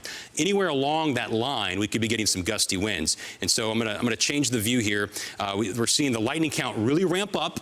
It was around 150 about an hour ago. It's now over 600. So this storm is pulsing up, and it's continuing to get a little bit stronger. So that's something that we're keeping an eye on. And it's moving off in that northeasterly direction. We've taken the lightning off now so you can see a little bit better, but anywhere along this red line that's coming in, we could see spin-ups or circulations, and they will likely be embedded in the heavy rain. So this isn't the kind of thing you're going to see coming. David Tillman is actually en route to intercept this storm right now. He positioned himself very well to be able to give us that view, and so he's going to cut south here and work his way towards this tornado-warned storm that, again, is approaching Thompson's and Siena on the northern edge of this line. Farther south along that line, it wouldn't surprise me if we see some additional circulations try to spin up. Also, just to the north of there, as we get towards that southwest corner of Loop 610, we might see a circulation try to spin up there as well. If anything, though, we're going to get heavy rain and gusty winds. That is a given. So that's what we're watching right there. Now, as we zoom a little bit farther down, south of that line, this is actually the front, this last line that's back towards Edna and El Campo. Once that crosses through and you feel the air cool down, your threat for tornadoes is over. These lines that are developing ahead of the front, that's where we can have these embedded circulations that try to spin up some tornadoes. And usually, when they develop in lines like this, they don't stay on the ground for very long. So these warnings come down. You may not have much time to prepare, and then it lifts back on up. Let's hope that's the case. We don't want the kinds of tornadoes that can stay on the ground for a long time, because those are the really powerful ones. So that's what we're watching right there. And as far as that line goes, earlier I drew a tracker on that, assuming a motion of about 50 miles per hour. And so as it works its way, cutting across the south side of Houston on the northern side into Liberty County on the south side, right along the Gulf Coast, this is when we're expecting that line, a rough approximation of when it could reach your community. So Sargent coming up here in the next few minutes, Angleton at 2:05, Pasadena 2:13, League City just before 2:30, Mont Belvieu 2:37, Texas City at 2:47, Galveston right around 3 o'clock. So we're expecting it to move pretty quickly, about to where, it's about an hour from now, a little over an hour, it's moving into the city of Galveston, already up through most of Galveston Island. North of here, it's just heavy rain that you're going to have to deal with, and the possibility of some street flooding. We're connecting with David Tillman right now, who's about to intercept that storm. David, how are you doing? Tell us where you're headed and what you are observing at this time. Okay, so Travis, I left the Southwest Freeway. I was able to get on the West Belt, and when the tornado warning was issued, I heard you talk about it, I decided to take the Fort Bend Toll Road south. And so I'm in some really heavy rain right now. The cloud-to-ground lightning I've been seeing here recently has been tremendous. And in just a moment, I'm about to drive into the part of the storm that's just in front of the hook where that rotation is located. And hopefully, when I come out of the heavy rain, it appears that I'm doing that right now, I should have a better look, possibly to my west, at what might be coming in as far as this possible tornado goes. Okay, David, we appreciate that you are out there. I know you're a little bit under the weather, not feeling well. That's why David is out of the studio and running around town looking at storms. Stay safe. That heavy rain, that can be a blinding rain at times in this type of situation.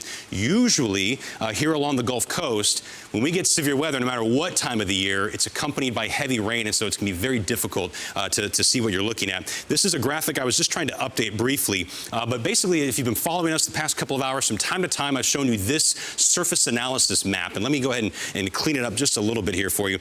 But what we're seeing is there's this warm front that is lifted in from the Gulf Coast, but it's stopping somewhere here near the south side of Houston.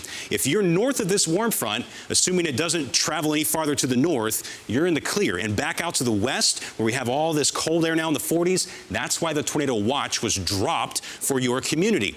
But along this warm front and this line that is leading the main cold front, that's where the air is warm, it's unstable, and we got all that rotation of wind that could potentially lead to that the possibility of tornadoes this afternoon. And Alan, I saw an update just printed out on that warning. Yeah, it's an update on the tornado warning, the position and everything you want to check out.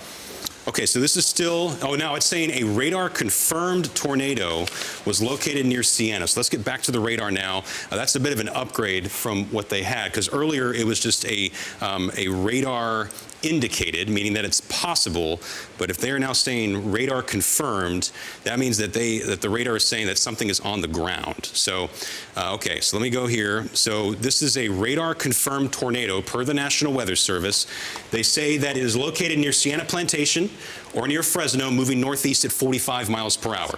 Let me turn the velocity back on. So they are calling, again, this a radar-confirmed tornado. Let me switch.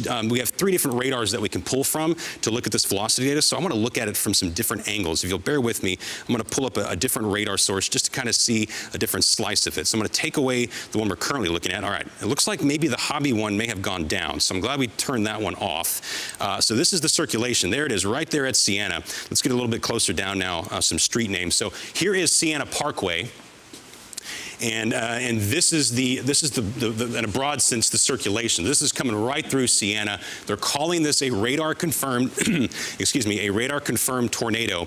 It's occurring in heavy rain, so you really can't get a visual on it, but the radar can sometimes give us a sense of what's actually happening. Now, where you see those brighter blue colors, I'll do a little analysis, and I'll show you that these are wind speeds detected by the radar of 65, almost 70 miles per hour. So even if there's not a tornadic circulation in here, those strong winds are going to sweep on through and can also cause some damage as well. So whether or not there is a tornado in your specific street, there's going to be some really strong winds coming through. So definitely have the family and seek shelter. You can always take your mobile phone in the shelter with you, whether you want to get to the interior part of your home, lowest level, put as many walls between you and the outside air when it comes to tornado safety.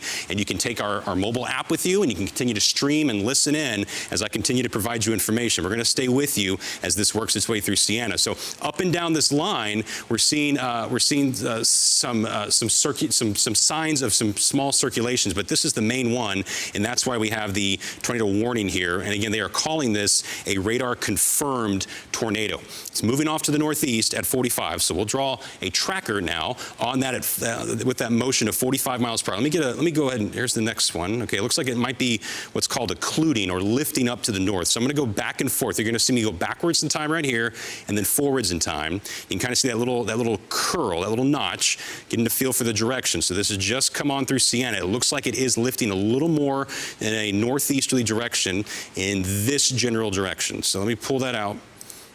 All right, so there's the circulation.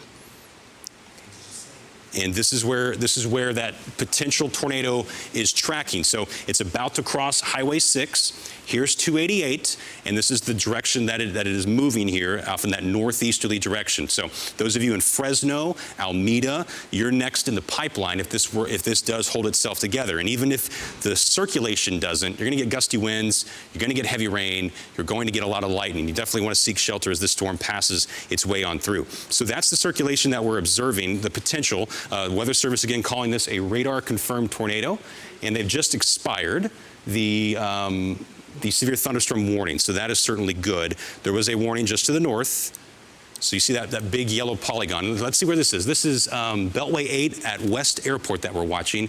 You can see the curtains of rain blowing sideways. So this is the Sam Houston Beltway. This is the southwest side of town where that line of storms is rolling in.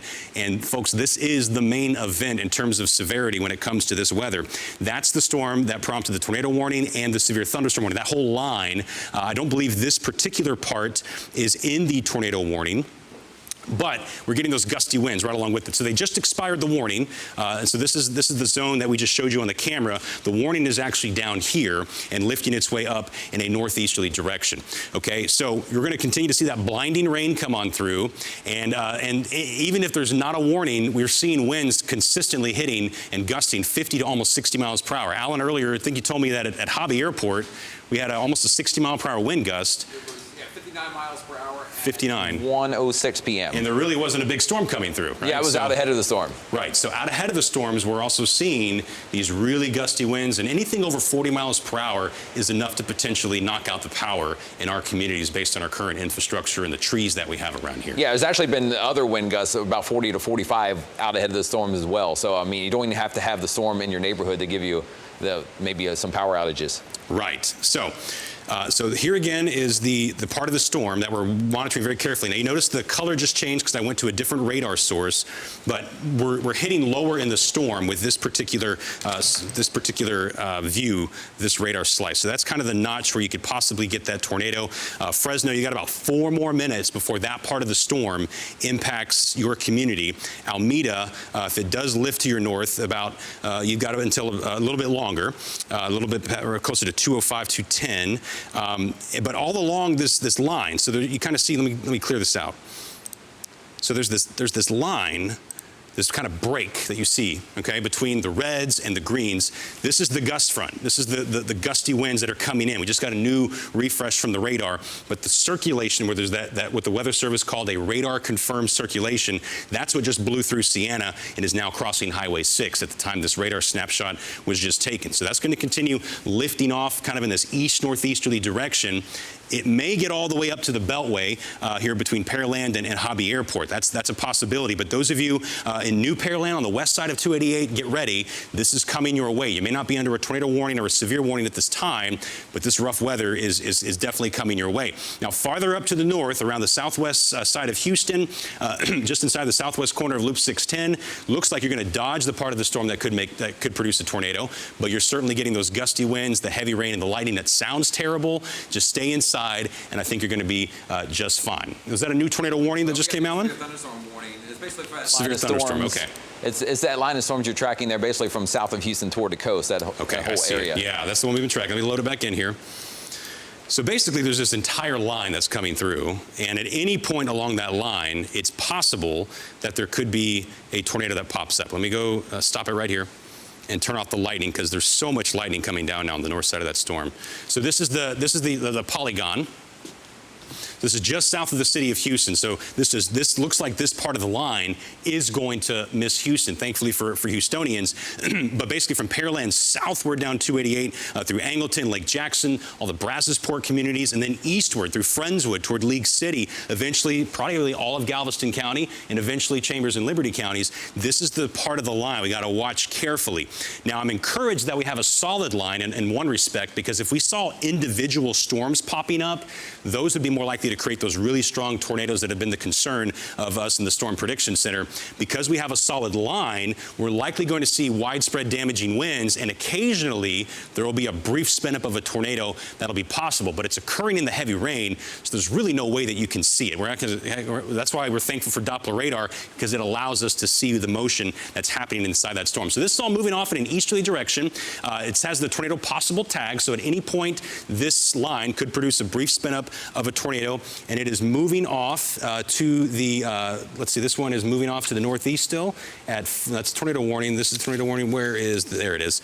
It is moving off at 50 miles per hour, east at 50. Okay. So we got an eastward motion at 50. We'll do a future track on this line for you as it works its way off in that direction.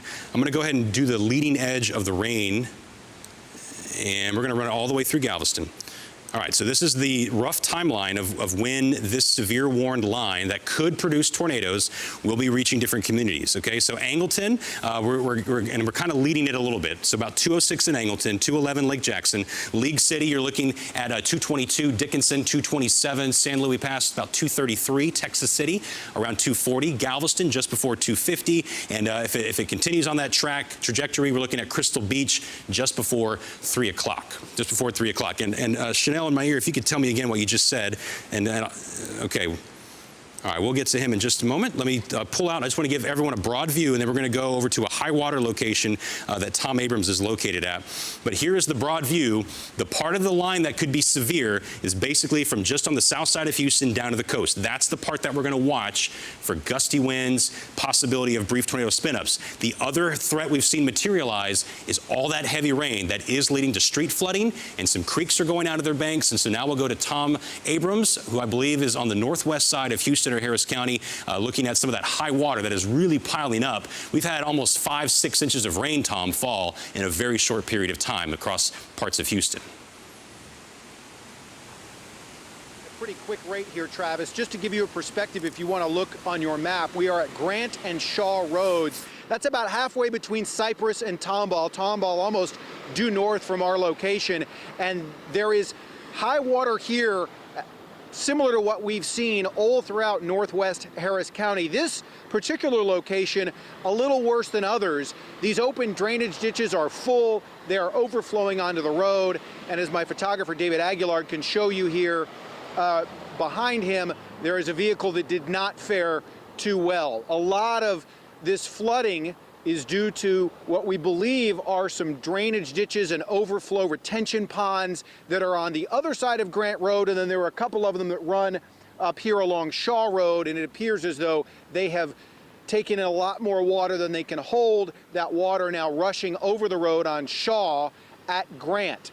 Again, if you're in northwest Harris County, there are a lot of locations Precinct 4 is suggesting you avoid because of the high water. We've not noticed too many spots where cars cannot pass, but we have noticed SUVs and trucks going through, some cars using discretion, pulling off to the side, pulling into gas stations, but there have been the occasional instances like this one where cars or trucks have not been able to make it through. We've not noticed any homes being flooded. We have noticed property retaining a lot of water. But again, most vehicles able to get through this high water, though it's not necessarily recommended if you can't see the lines in the middle of the road. So this is northwest Harris County. Travis, I know you mentioned there was a lot of rain coming down. This is one of those areas where they can't handle all the water they've been getting. Though no tornado reports or anything worse than street flooding that we know of at this point in this part of our viewing area. Travis? All right, thank you for that update, Tom. And that's the nature of where we live. And for those of you who are new here, our drainage system is designed to handle 2 inches of rain in 1 hour. Anything more than that, and the streets start to flood by design. So hopefully, our homes and businesses will not flood. So street flooding is a very common occurrence, but when you see that kind of swift water, if you were just to try to walk across that, that's enough water right there to knock you off your feet. And so got to be careful in these high water situations. You see a few more high profile vehicles that are trying to make it through. This Honda's kind of thinking about it. Am I going to do this, yes or no? But this is a situation where it's really wise to just go ahead and turn around and find a different route if you can do so, unless there's some sort of emergency and you got to cross that road. We do have very heavy rain coming down. It's still coming down there. The heavy stuff is now blowing through Houston and Harris County. I know this is going to really complicate things for local schools when they're trying to hand kids off to parents, letting out. It might be a situation where they just need to sit tight for a little bit longer. The band of heaviest rain is cutting right through Houston and now approaching 288. And this is the part of the storm outlined in the yellow polygon where we could get damaging winds and the potential of some brief spin-ups of tornadoes. But that heavy rain threat should not be overestimated. We're going to go to meteorologist Alan Shoemaker to tell us a little bit more about how much rain has fallen down and where we are monitoring. In partnership with the Harris County Flood Control District, we're monitoring those water levels. We've got some creeks that are rapidly rising in northwest Harris County. So let's head over to Alan. And Alan, tell us what you're seeing right now with all that rain that has come on down. Yeah, as you can see right behind you, that heaviest rain is kind of moving right into the city of Houston. So we do have a flood advisory for some areas. So there is very heavy rainfall in the city of Houston. Only a flood advisory right now for some areas, mainly from about the northwest side of Houston to the west and north. So when you look at that map there, that advisory that you see on the screen is for areas mainly from about Memorial Park and then kind of the Heights area to the north. So the northwest side of Houston getting hit with some of the heavier rain, but really all areas of Houston. But because the rain is starting to pick up speed now, moving east, we may not see the excessive totals like we saw in northwest Harris County. We'll show you in a second. But look at the rainfall rates right in the middle of town, coming down to about 2 inches per hour. And remember what Travis just said, 2 inches per hour is what they're designed to hold the drain. So we may see a little street flooding take over in Houston. But well, I'm going to show you some rainfall totals again. When we look at some of the estimated totals going back in time over the last several hours through this morning and this afternoon, the heaviest rain has kind of clipped the northwestern part of Harris County. So those areas, especially from just west of the area through Sealy and Katy and then into northwestern Harris County. Look at the estimated totals now. Keep in mind, most of this came down in about 3 hours. We're talking a lot of areas, especially around Cypress and just northwest of Houston, about 5 to 6 inches. So with that in mind, it is, you know, probably not the afternoon to attempt to drive outdoors. Remember, we do have data here from the flood warning system of Harris County. So look at the same area. We're zoomed in a little bit more. This is northwest Harris County. Right there is a county line with Waller County and then to the north. So look at this spot right between the two lines. And most of those gauges we zoom in have shown you just in the last 3 hours more than 5 inches. So there's a good bet that there's a lot of flooding occurring on some streets scattered around the areas of northwestern Harris County and into Waller County, especially near I-10 west of Harris County. Now, a couple of the gauges are getting close to overflowing. This is Little Cypress Creek at Becker Road. If you look on the map there, we're talking these areas again, northwestern Harris County, right where I was showing you on the map, where that little diamond is, that's where the gauge is located. So we're kind of up near the Cypress area, about ready to top the bank. If you look at the numbers here on the bottom right-hand corner, it's less than a foot now from going over the edge, and just in the last hour it's gone up almost another foot with 5 inches of rain falling today, and then over 5 inches of rain, and so close to tipping over to the flood status there. You see it's less than a foot, about 6 inches from the top of the bank. This is at Live Oak Creek, which is nearby about 5 miles or so southwest of there. You see the little diamond on the map kind of just into Waller County. So again, those areas do have some very heavy rain coming down, and more than 5 inches also along Cypress Creek at US 290. So if you're headed out along US 290, we're only a few feet away from the banks overflowing there at Cypress Creek. So with that in mind, again, if you are headed out, you don't want to be driving through this type of water. You saw the car stranded there earlier, and if you're in especially a small car, now this graphic is for a larger SUV, but just 6 inches of water can cause a car to stall. If you have a small little car, it's not very much ground clearance. You could be stalling out in some of these intersections, so be careful out there. You don't want to lose your car just because you're trying to drive through flooded roads. And you don't know what's under there either. There may be a manhole cover missing, maybe a big pothole you just can't see in the water. But 12 inches of water, about a foot, can carry away a small SUV if it's washing at a higher rate, especially. And a 1.5 to 2 feet of rain added up there in the flood waters could really carry away some larger vehicles as well. So we may see some rainfall totals in excess of 5 to 6 inches continue to flow into parts of Harris County. So again, a flood advisory in effect for some areas. We're not covering all of Houston in a flood advisory because the rain now is starting to move. The rain from central Houston farther south is starting to move eastward fast enough. We may not see those excessive totals, but if you are headed out anywhere, especially from the northwest side of Houston toward the west or north, numerous flood advisories do continue with all that heavy rain still around this afternoon. We got to jump in right here. Go ahead and pull off that printout that just came off the printer. We have a confirmed tornado over Pearland, according to the National Weather Service. So this is over Pearland, and this is the radar imagery that we're looking at. Confirmed tornado was located over southern Pearland, moving to the east at 45 miles per hour. It'll be near northern Friendswood, Greater Hobby area, and Edgebrook around 220. Webster, the South Belton at Ellington and Ellington Field around 225. Southwestern Pasadena, Western Seabrook, Clear Lake, Nassau Bay, Taylor Lake Village, El Lago, and the Johnson Space Center around 2:30. So this is what they are calling a confirmed tornado. This is a new warning that has just come out. So let me turn the warning on for you. So there is our warning, and this is radar confirmed. And let me also, this is the track that I've drawn. So this is my track. I just read you the Weather Service track, but there is the potential circulation still to the west of 288. And this says South Pearland, but it's west of 288, and it's moving off in this kind of easterly direction at about 45 miles per hour. So this is going to miss the city of Houston, but if you live outside the Beltway in Brazoria County, Harris County, even towards Galveston County, you will have the threat of this potential tornado and any additional ones that may develop. Now, we're getting really close to the radar site. So let me turn off this track, but we're really close to the radar site that is looking at the lowest levels of this circulation. So I'm going to zoom down. This is the radar that services Hobby Airport, and this is the circulation. So here you see this red curling in and this green that's curling this way. That's your circulation. So just crossed over Harkey Road. This is Magnolia Parkway. There's 35. This is Broadway Street, and then here's 35 again. And so this is crossing its way in that northeasterly direction, right over Broadway Street. And I'm going to zoom down a little bit more so we can pull up a few landmarks to see where the circulation is located. So this is Sam Jameson Middle School. It just crossed through H.C. Carlston Elementary School, McLean Road Park, C.J. Harris Elementary School, also in the potential path of this circulation.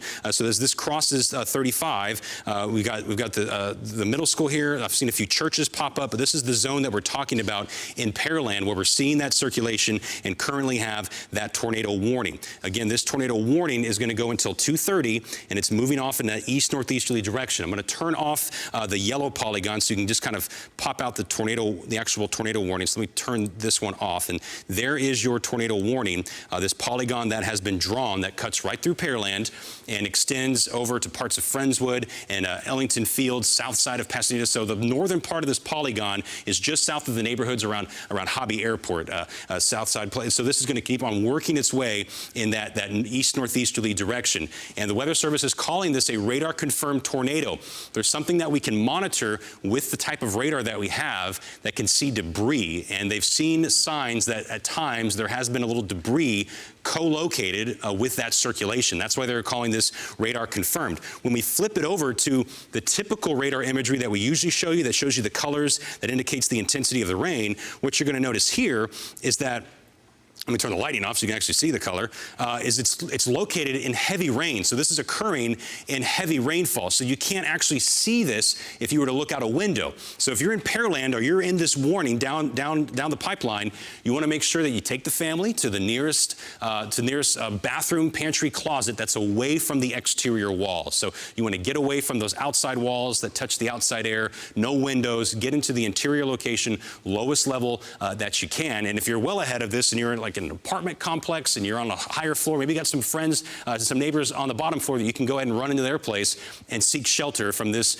radar-confirmed tornado that is currently moving through Pearland. Now, all along this line, we have a severe thunderstorm warning in effect, and we could see additional circulations try to pop up. But this appears to be the main circulation that has taken over as it crosses Highway 35 in Pearland to the south of Hobby Airport. Let me go back over to our velocity scan. This shows us the winds that are flowing inside. I'm going to turn the warning information off. And so this is very close now to our radar site. This is the radar that services Hobby Airport between Pearland and Friendswood. And so it's starting to look a little funky because the radar is showing you in here the wind that's going away, and this is the that's going towards. And so this is the circulation. See that little yellow pixel that popped up? Let's go ahead and we'll zoom down on that real fast because that might just be where it is picking up the circulation. And this is looking at just 100, 200 feet above the ground. So it's picking this up. I'm going to sample the wind speeds here. It's showing 67, 60 mile per hour winds that are flowing around. So there's definitely a stronger circulation right here. It's not the strongest you'll ever see here in Southeast Texas,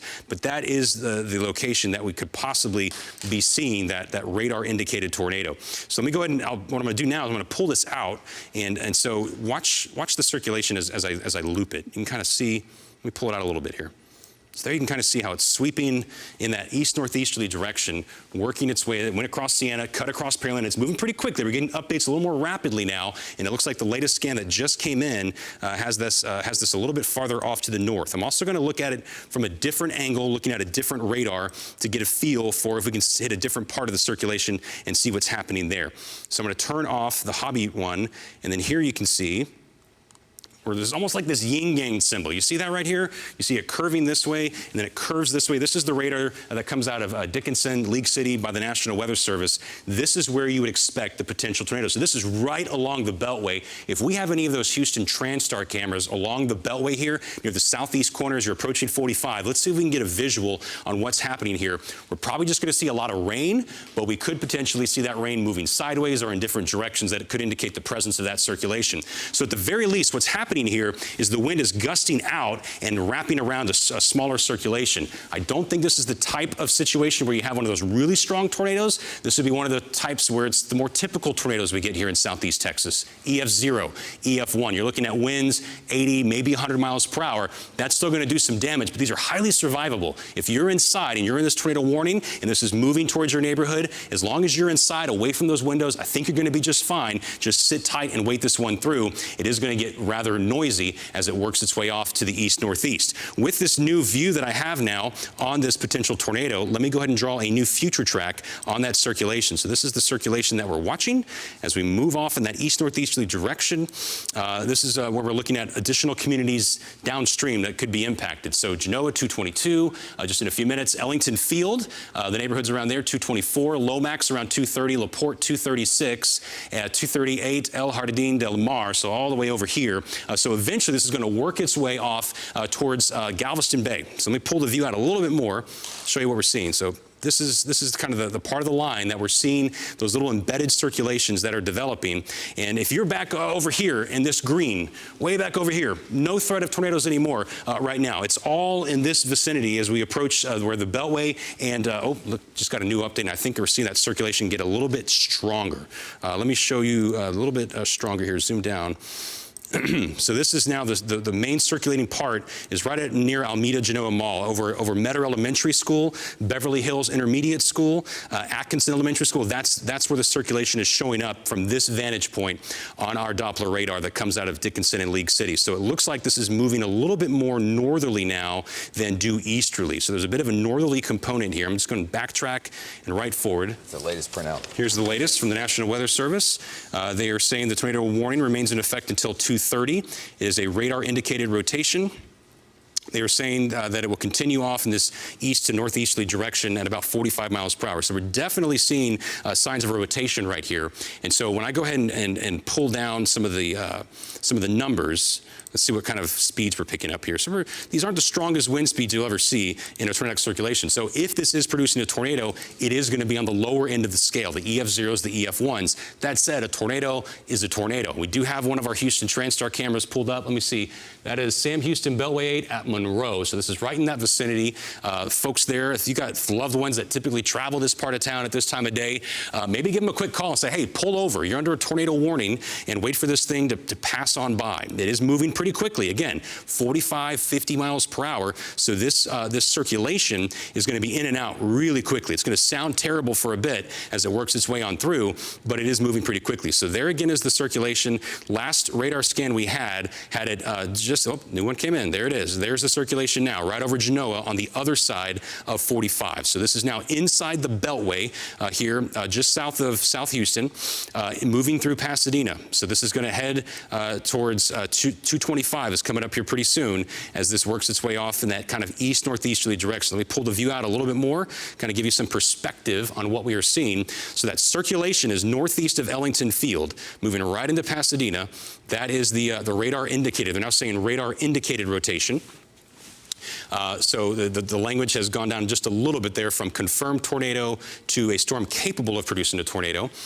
But we're definitely seeing a circulation, and it would not surprise me one bit if this is touching down as an EF0, EF1 type tornado as it works its way off in an east-northeasterly direction. So some new landmarks nearby. Genoa Elementary School, the Islamic Society of Greater Houston, Teague Elementary School. It's coming your way. It's going to lift its way towards Spencer Highway and will eventually likely cross the Beltway again as it works its way closer to 225. And I apologize for all the zooming in and zooming out, just trying to get a feel and a handle for what's going on. So we go backwards in time.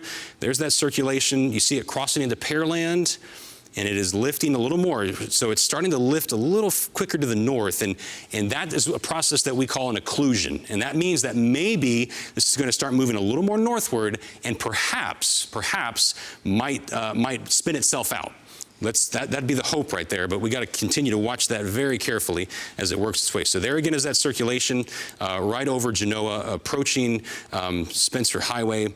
And so this is going to continue off in that east-northeasterly direction. Alan, I just heard something else go off the printer. Is that related to the tornado warning? It just basically says it remains in effect, but you can read the bottom half there. Okay. So this is the latest update. Again, this tornado warning runs until 2:30. They just canceled those of you in Brazoria County. So if you were in the closet, the bathroom, the pantry with the family in Pearland, you're in the clear now. You're still probably getting some heavy rain, hearing rumbles of thunder, but the tornadic part of the storm, that threat is over. And this is what we're seeing now on the southeast side of Houston, right into Pasadena. There's a pretty tight circulation developing, likely indicating the presence of a tornado. Can't really tell you how strong it is. Typically, here in southeast Texas, they're on the lower end of the scale. This is one of those days where we could potentially have some that are a little bit higher than that, but that is definitely a circulation that we are indicating, where you see those yellows and those greens that are coming together here. And so that's the potential circulation working its way kind of in a northeasterly direction now over towards Spencer Highway. We'll get an update on this every few minutes from this radar source. So I'm going to go to a different radar source. Let's turn the one back on from Hobby Airport, which gives us some more frequent updates. And this is what it is seeing. And so it has this pocket of pretty strong winds. What road is that? Let's see. So that's right on Fairmont Parkway, showing a pocket of some pretty strong winds. So there's two things going on here. We have some very gusty winds that are wrapping around the south side of that circulation. And so the bright yellows, usually that's 50 to 60 miles per hour. So that's right there. It's picking up 81 miles per hour, now 76 miles per hour. That's what it's picking up, wrapping around that circulation of that tornado. In a supercell thunderstorm, we'd call that the rear flank downdraft. And it's basically this big push of wind that comes down as the storm breathes out, and that's what creates your straight line wind. So even if there's not a tornadic circulation, it's very likely we're getting some wind damage here across this part of Harris County into Golden Acres, parts of Pasadena. So that's the view from Hobby Airport's radar, which gives us more rapid updates. So we're not seeing quite the same circulation. The radar that comes out of Dickinson, League City, it's a little higher up, and it's seen a stronger circulation. This looks more like some really powerful winds that are wrapping around near the base of that circulation.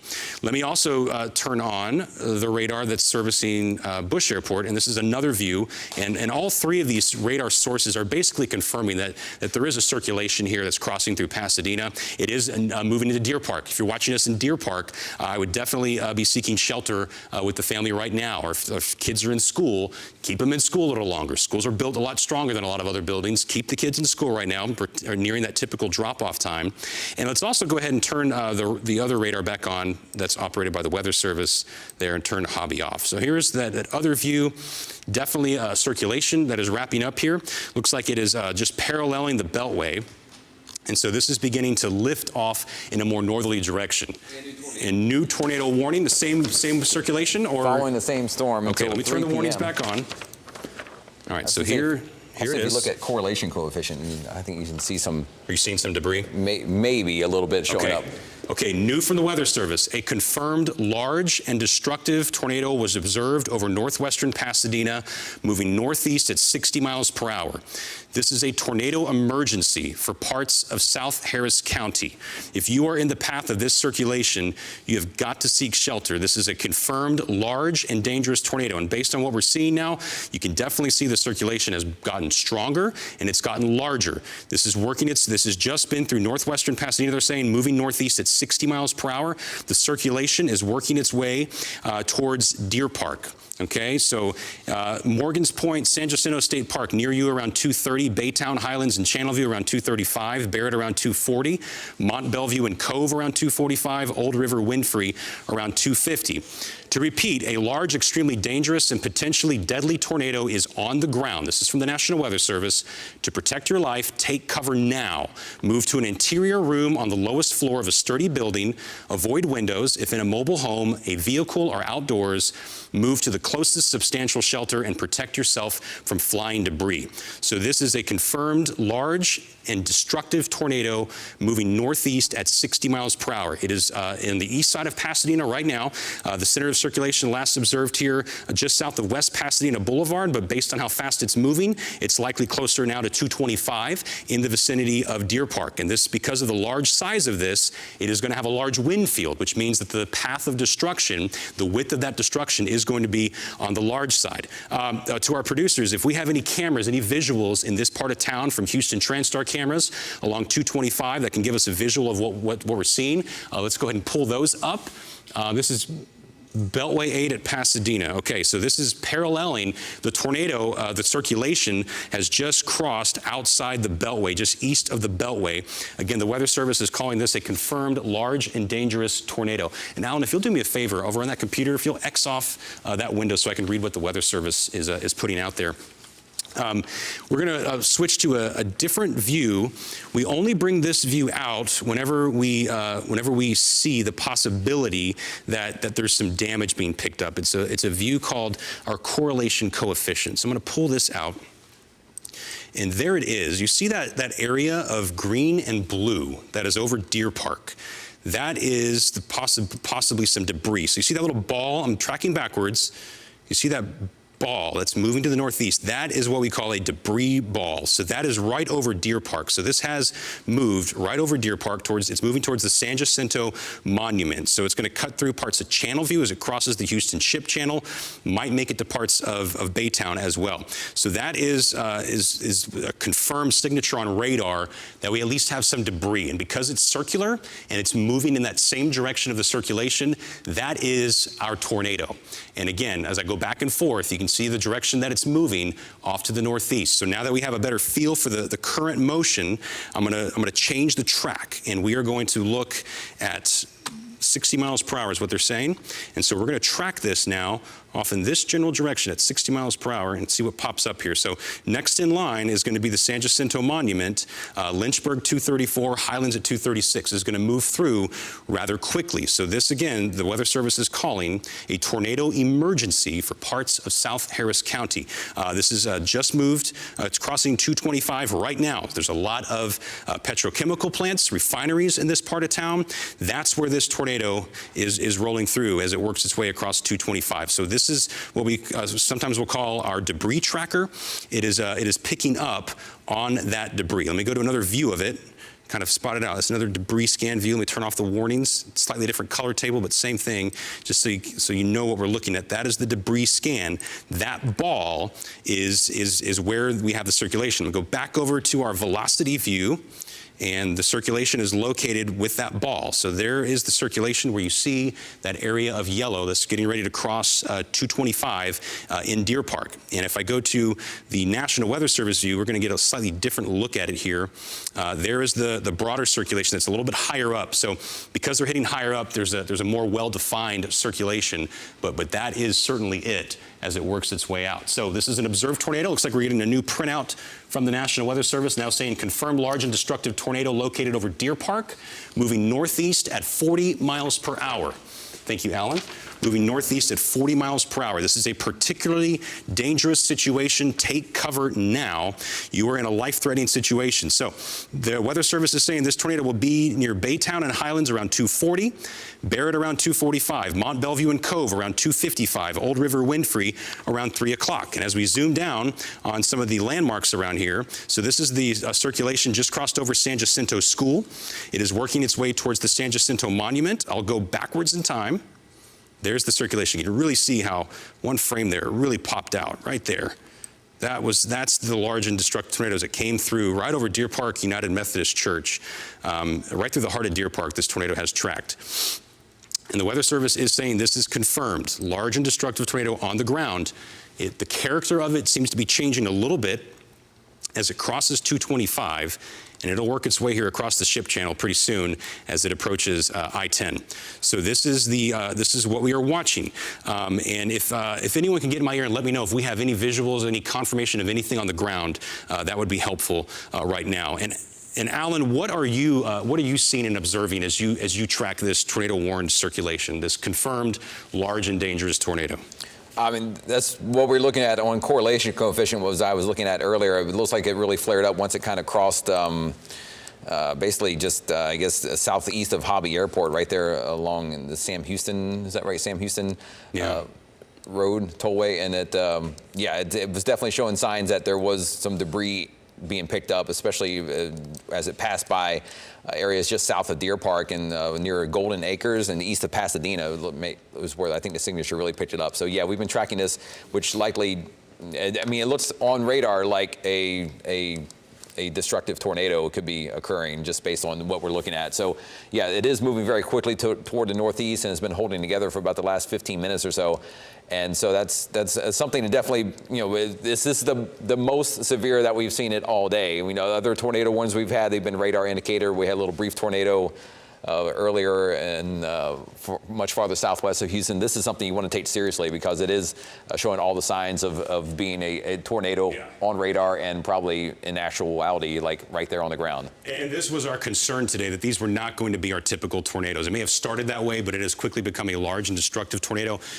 We rarely ever see this language here in Southeast Texas, tornado emergency. And let me just define that for you. When there's a tornado emergency, a large and violent tornado is confirmed to have been on the ground. Usually widespread damage is expected and even loss of life is possible if not sheltered properly. So this is a very serious situation when we have one of these tornado emergencies that's in effect because of this confirmed large and dangerous tornado on the ground. So let's talk about tornado safety. For anyone that may be downstream from this, you want to go to the lowest level of whatever building that you're in if you have time to do so, because most damage is going to occur on the top floor. The winds increase the farther north that you go from the ground. Okay, so those roofs can just peel right off. You don't want to be near the exterior walls. You want to be away from the windows and the walls that touch the outside air, and you want to get into an interior spot. Maybe there's a closet underneath the stairway if you've got a two-story, or a bathroom. Bathrooms, pantries, closets, something in the interior that has those four walls, and then you want to hunker down. And if you have a bicycle helmet, you can put that on. If you have pillows, grab those. If you don't have a small interior room, maybe there's a hallway that you can go into. That's your tornado safety brief reminder. Let's go back now to the radar. I'm going to pull it up over here to show you exactly what we are seeing as this storm continues to track its way off to the northeast. Let me pull off this graphic. All right, here we go. So this is the new tornado warning. It does include Baytown, parts of Channelview. As it works its way northeastward, it's going to eventually work its way towards Chambers County. So Mont Belvieu, you're included this. Hopefully this stays south of Crosby for those in Crosby, but keep a wary eye on it because it is just off to your south. And what you can't see is you can't really make out a circulation when you look at this view because this is embedded in very heavy rain. We call these high precipitation events, and sometimes there can still be a tornado that occurs in that very heavy rainfall. So we go to the velocity mode, and this is what we're seeing with that circulation. Zooming down back now onto the circulation, it is it's right near the San Jacinto Monument. So you see this pocket of yellow that's coming out here, and there's some green. So right around Crosby-Lynchburg Road, San Jacinto Monument, crossing the Houston Ship Channel on the east side of Channelview, working its way towards I-10. This is not a threat to the city of Houston. This is on the east side of town into eastern Harris County. That's some new information, Alan. Tornado emergency for southeast Harris and western Chambers County. Still the same storm we're going on here. Okay. But yeah, it is still looking pretty intense on radar. So they're saying a confirmed large and destructive tornado, as we just talked about, located over the Houston Ship Channel near Deer Park, moving northeast at 45. It just crossed through parts of Pasadena, just crossed through Deer Park, and we continue to look at our debris scan and monitor that to see if we're still seeing those signs of debris. So I'm pulling that back up right now. It looks like, Alan, are we losing the debris signature? Perhaps just a little bit. It's weakened. I think it's definitely weakened. Less in the last 5 minutes. It's gone down. Right, but it's also crossing water. So we'll have to wait and see what happens on the other side of the ship channel as that crosses on through. So go back to the velocity mode because that's the easiest way right now to track the circulation. And I'm going to switch over to a slightly different radar source so we can get a different feel. So there you go. This is the National Weather Service radar. So this is approaching I-10, and it looks like part of 146 as well. Let's see, is that 146 right there? No, this is Decker Road. So this is lifting towards I-10 and Decker Road around Lynchburg on the east side of Channelview. You see there's this pocket of red and purple right here, and then there's this white-green. This is the circulation a little bit higher above the ground, and that's where we have this confirmed large and destructive tornado. And they're calling this a particularly dangerous situation. This is what's called a tornado emergency. It's very rare for us to get these kinds of tornadoes here in southeast Texas. The Weather Service says you are in a life-threatening situation if you are in the path of this storm. Flying debris may be deadly to those caught without shelter. Mobile homes will be destroyed.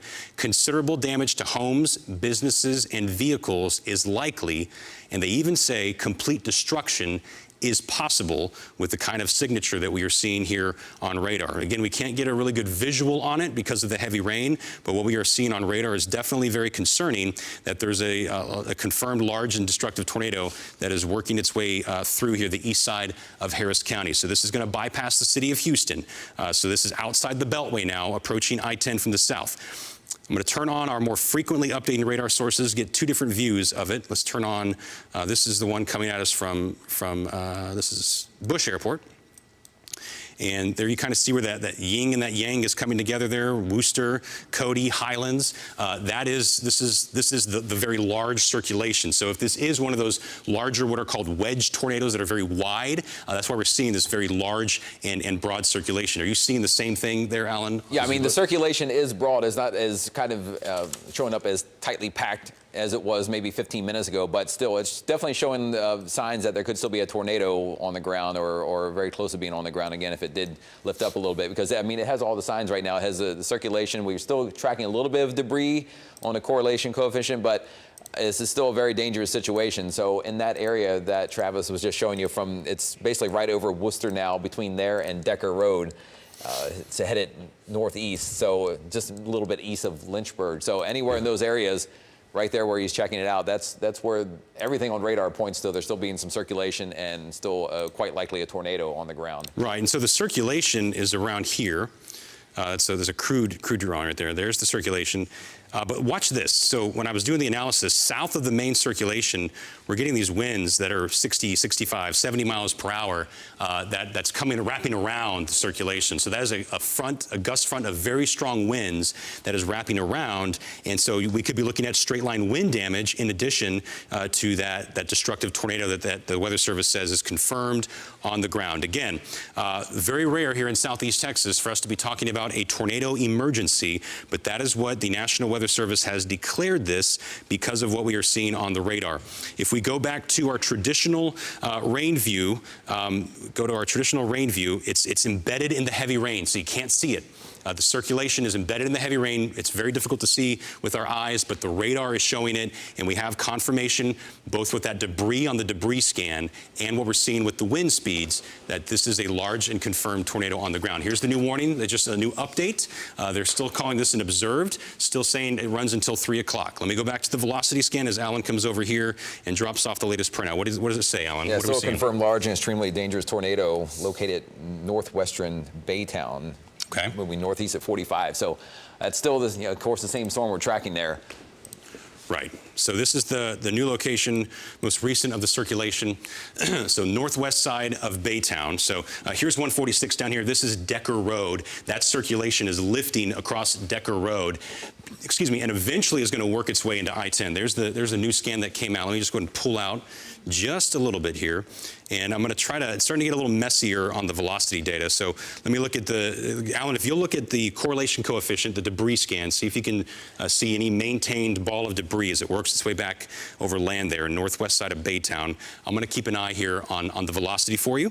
And I'm going to go to a different view. Do you see anything, Alan? Yeah, it's crossing Decker Road, basically right south of Wade Road. This is a little east of Lynchburg. So yeah, crossing Decker Road near the town of Cody. Okay. So yeah, so we're seeing that same thing on the velocity, and you're seeing the same thing over on the what's called the correlation coefficient. So this is where the radar is seeing these weird-sized objects, which is debris, getting thrown around by that tornadic circulation. So crossing Decker Road, and this next stop is going to be I-10. So this is crossing through the northwest and north side of Baytown, north of 146. That zone between 146 and I-10 is where we are observing that at this time. Yeah, if you do, if they take max 5 for a second behind you, and I'll go back and forth a little bit, you can see the track of it while they have right there. I'm going back and forth. So the correlation coefficient is picking up debris, and it's that area. Basically follow this line that's going right across Decker Road. It's the line that goes right about there. So follow that line when we go back in time a little bit, and that's the path of the storm and the tornado debris. Again, going right there to the northeast, just crossing Decker Drive right now. So that's one thing that we're following right now is still apparently picking up debris, or there's still some debris left over from being picked up earlier. And it's now in the latest scan, you can see it's maybe just moved a little bit farther toward the northeast on the other side of Decker Road. So it's crossed Decker Road, and we'll be very close to I-10 here within just the next couple of minutes. Yeah, so if we have any of those Houston TransStar cameras along I-10 on the east side, see if we can spot a visual there. I hear Lisa Rivas saying yes. You got the camera. Yeah, it's up right now. I'm looking for more. Okay, all right. So let's draw a new track on this. The latest motion has actually slowed down a little bit. It says now northeast at 35. Tornadoes are dynamic things. Earlier it said 60. Now we're all the way down to 35. This is the circulation. So as I draw this in a northeasterly direction, it's not really hitting some of the towns and communities, but just to kind of give you a feel, those of you in Crosby, you're staying guarded right now if you're in Crosby. This is the circulation. It's expected to continue lifting off in this northeast to northeasterly direction. New scans coming in. Circulation looks to be like it's still just south of I-10. And that big batch of yellow you see right over Baytown, that's strong winds that are wrapping around the south side of that tornadic circulation. So even if we're not getting a tornado in your neighborhood, you might be getting those damaging winds as well as this works its way off, now getting ready to cross Interstate 10. Alan, was that an update that just printed out? Flash flood warning for some heavier rain that's still much farther to the south, Austin County, Fort Bend, Waller, and Wharton. So there's a lot of heavy rain out there, flash flooding, but this is the most life-threatening thing, so we're going to continue to stay on this tornado warning. Now, to pull the view out, here's kind of the broad view here. Houston's in the clear. The tornado threat has passed by the city of Houston. This is the one that we are watching here in eastern Harris County as it's crossing Interstate 10. Now, I do want to look to the south to see what else is happening, so in case anything else is trying to spin up here, because we still have the southern edge of this line. I'm not seeing anything right now that immediately jumps out at me that's concerning from a tornadic point of view. Certainly gusty winds, heavy rain, the whole 9 yards that everyone else has been getting, that's a possibility. But this is the circulation that we have been tracking. The Weather Service has toned down their language just a hair, still saying it's a particularly dangerous situation. They are not calling this a tornado emergency anymore at this time. They are saying, though, that the warning remains in effect until 3 p.m. So we got about 17 more minutes to go before this current warning expires. And let me go ahead and pull off the, I'm going to pull off the track. And we're going to put the warning information back up here. So this is the warned part of the storm. And I'm also going to loop this for the past, let's go 30 minutes, since it's been moving so quickly, just to kind of give you a feel for the direction that this has been going. So here you go, crossing Pasadena, cross through Deer Park. This is the circulation now crossing I-10. So that's the circulation as observed from the radar near Pearland and Friendswood that services Hobby Airport. It had the best view in terms of seeing the lowest part of that tornado. So definitely a very large circulation observed with the extending winds that are trailing down on the south side of that circulation. Very strong winds trying to work their way through Baytown at this time. And this will continue lifting up here. Now, if it maintains this trajectory, you might miss most of it in Mont Belvieu. Don't want to let you off the hook right now, but just based on the way this is tracking, it's possible that this lifts a little bit more to the north, the way that these things go. But we're definitely going to say in Mont Belvieu, now is the time to get into your safe space if you haven't already, because that circulation and the gusty winds south of it are certainly tracking your way. So this is moving off northeast. The current motion of the potential tornado is being pegged at 35 miles per hour. Let me go ahead and switch the radar views around again, because I want to get the view. It's not the reason I'm on this one is because it updates really frequently, but I also want to see what we're seeing from the next red that comes out of League City and Dickinson. All right, so there's the loop, and you can see the circulation. Actually, yeah, this is the one. So there's the broad wind field. There was that circulation as it came on through. The circulation does not appear to be as defined as it was when it came through Pasadena and Deer Park. So right now, based on what I'm seeing now, and see if you agree, it looks like the worst damage that we're going to observe may be what just went through Deer Park with that kind of circulation. Yeah, what we were seeing earlier, the circulation's kind of losing its identity a bit. Even the correlation coefficient that we were looking with the debris is kind of mostly fallen apart. So it may not be picking up any more debris. It may be off the ground. Who knows? But it is not looking as bad as it did 15 minutes ago as far as the radar products go. So hopefully it's either weakening or is already lifted up. But yes, it's not looking quite as intense on radar. We're losing a little bit of all the telltale signs of a tornado on radar. So it's still out there. It's still a dangerous storm. Still, you want to pay attention because sometimes they do kind of lift up and go back down and reform again later. But yeah, it's, at the moment, at this instant, it's looking a little weaker. And so this is the circulation that we've been tracking has crossed Interstate 10. So south of I-10, where you're seeing this bright yellow, that's some strong winds that are wrapping around that circulation in a very broad sense. But the circulation is over here now. And as Alan said, just because it's showing signs, it's like we can't really see it very well anymore. It could rematerialize very quickly. I mean, yes, they do sometimes come and go pretty quickly, or another circulation spawns near it. So you don't want to let your guard down yet. But at least at the moment, it's looking not well defined. Right. We call that cycling. Good work, Alan. And Alan, if you could also get an update ready for the flooding situation, because we do have a lot of street flooding going on, and some creeks and bayous that are definitely creeks that are trying to come out of their banks. That would be great. So this warning expires in 13 minutes. The last update we have from the National Weather Service, they took out the tornado emergency language, but still calling it a particularly dangerous situation. I will go back now and give you a quick broad overview, since we've lost the well-defined circulation that we had. I just want to kind of give everyone else that's out away from this zone what's happening as well. So here's the traditional radar view that you're used to seeing. I'm going to turn off the lightning because there's just so much of it. And there's a lot of heavy rain coming down. So again, through the lifetime of this tornado, it's been embedded in heavy rain. This is one of the scariest kind. You can't see it coming. It's just in that heavy rain, and it's just swirling through there. So when you look behind that line, and we're augmenting our radar with radar from the National Weather Service, Houston, the worst is gone. Okay, this is the heavy line where we have that potential tornado. That's what crossed through Pasadena and Deer Park when the Weather Service issued that tornado emergency. No longer calling it that, but that's what crossed through. Now we've just got the leftovers, the leftover rain. So whatever heavy rain fell earlier is going to work its way through the drainage system.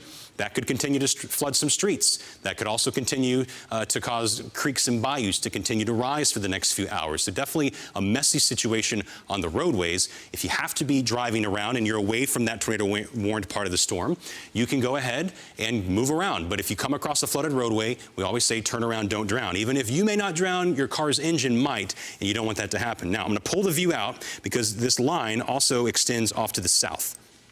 And along the south side of this line, as we go to the Gulf Coast into Galveston, we have no warnings right now. But what you will see are all of these shear markers, these arrows that are rotating. When you see them in a long line, that usually indicates that we have straight line winds. Gusty winds are coming through. When they're stacked one on top of the other, that's when you have a tornadic circulation. Is that a tornado update, Alan? That was just basically saying tornado warning remains in effect until 3 o'clock. So no real news. Still radar indicated rotation. Right. Still hanging around. So we're at the radar indicated rotation phase, and just going quickly to kind of loop it for you. All right, that main line, that first line coming through, that's the one that can produce the damaging winds and the tornadoes. The line coming in behind it likely will not, because that first line has come through and it's cooled off the atmosphere. That's the cold front, the second line. Once that line passes your neighborhood, your threat of severe weather is completely over. And you're going to notice the temperatures, which earlier it may have been in the 60s and 70s south of I-10, they're going to drop right back down into the 50s and 40s. Okay, so it does look like, too, Alan, perhaps this circulation has moved into more of the colder sector of this weather system. And if that's the case, that could also explain why we're starting to lose the circulation. But this is the tornado warning. They've trimmed more communities out of it now that the circulation, the part that could produce a tornado, has moved to the northeast. So Mont Belvieu is still the community that we're watching right now. There in the western corner of Chambers County. And this potential circulation, if it holds together, will continue moving into southwestern Liberty County. So we're going to definitely keep an eye on that. Let me go back to the latest velocity scans.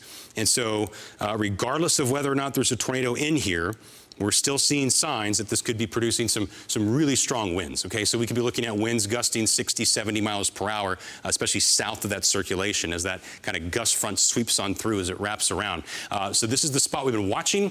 You see this red marker right here with the 3 arrows. That's the computer saying, I think there might be a tornadic circulation right here, just west of Mont Belvieu, getting ready to cross into Chambers County. So, as we go across the Cedar Bayou watershed, this is the potential circulation and why we still have that warning in effect that runs for another 9 minutes until 3 o'clock. So this is going to continue off in that northeasterly direction, and eventually, if it continues on the trajectory it's been on, it will find its way into southern Liberty County. So let me just pull the view out a little bit for those of you that are kind of upstream from this, or downstream, I should say.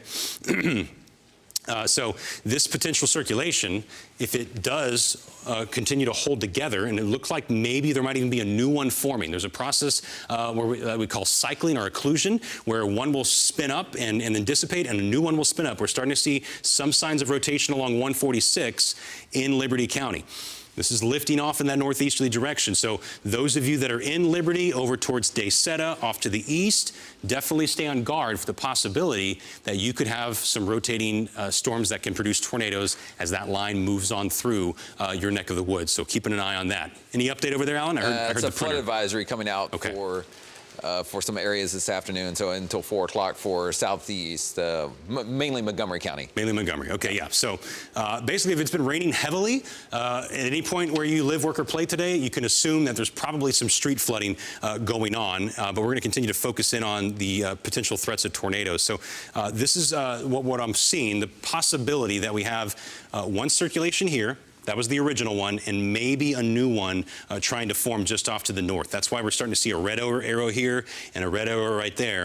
And then we have the 3 arrows on top of each other indicating the potential location where the computer thinks, based on crunching all the numbers, that circulation might be. So zooming down now to Mont Belvieu, the circulation, which is still not very well defined at this time, FM 1942 is what it's just crossed over in Mont Belvieu. So this is going right through Mont Belvieu. Stay in your safe spot until this line passes on through. And if you are in Moss Bluff or south of Liberty in Liberty County, get ready for the possibility that this may be coming your way as well. Okay, so I'm hearing, every time I hear the printer, I look over on my monitor to see if we've got an update on this tornado, is why I keep looking off camera. But this is the circulation. Now, let's do a little bit of, let's do a little review here of what the circulation has done. So I've just changed the radar view a little bit. All right, there it is as it worked its way through Pasadena. You see that?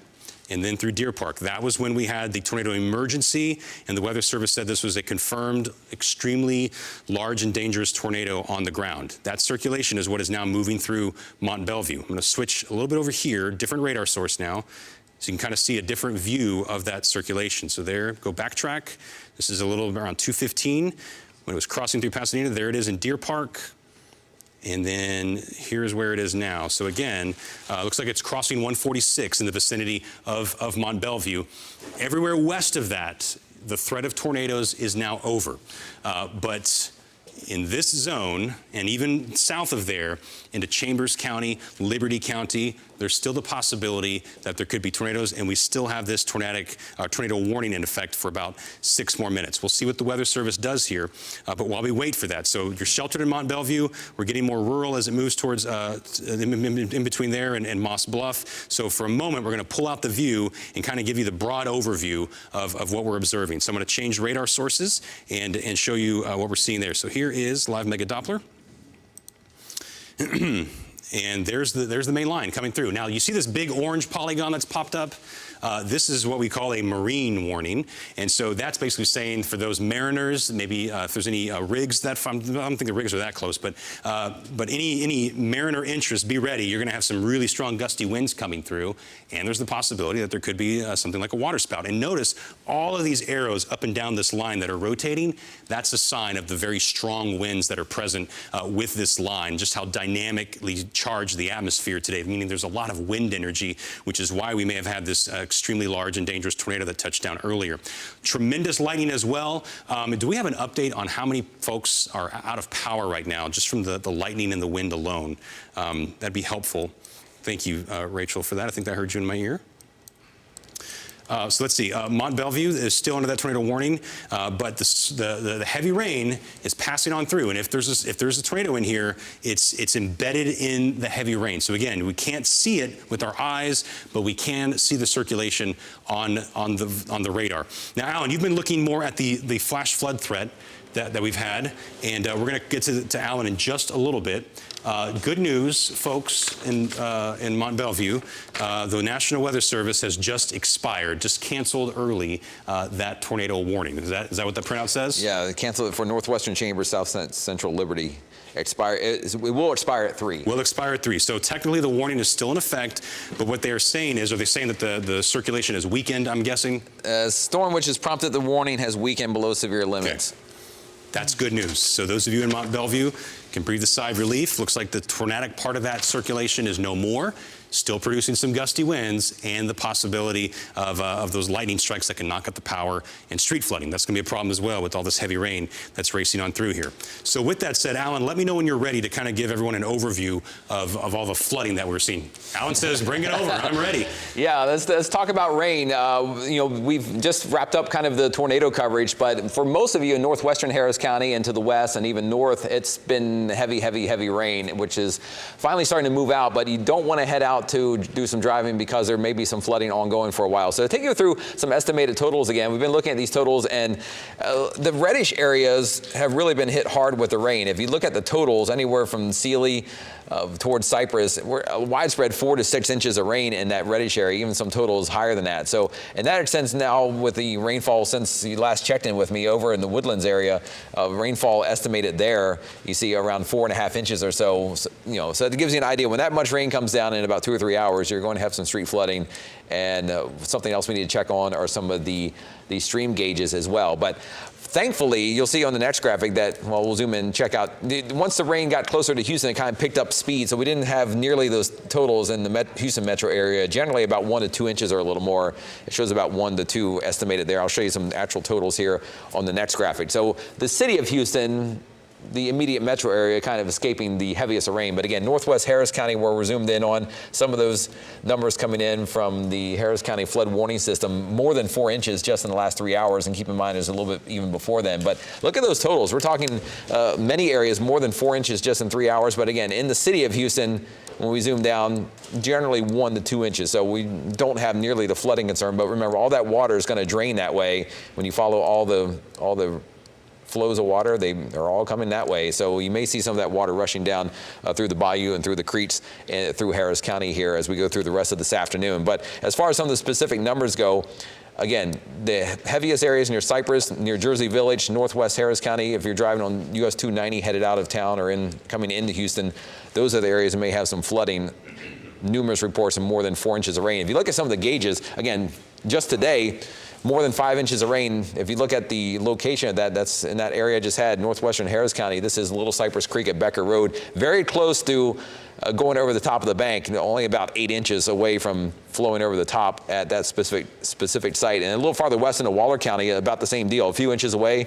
If you look at the numbers on the bottom there, they're in feet, but if you look at how close they are together, they're basically near the top of the bank, so that water may be overflowing some of these areas of creeks and maybe into the bayous if it continues to drain down. But again, Cypress Creek, US 290 shows within a few feet, and over 5 inches of rain has fallen today, and a few more totals will go through in the same vicinity. Northwestern Harris County, you see almost 5 inches of rain and water a few feet away from going over the bank at Cypress Creek at State Highway 249. And one more for you, again, Katy at Hockley Road, one of the first ones we checked in on today, still hovering close to going over the banks as well. So with that in mind, again, if you are driving, do not drive through flooded waters.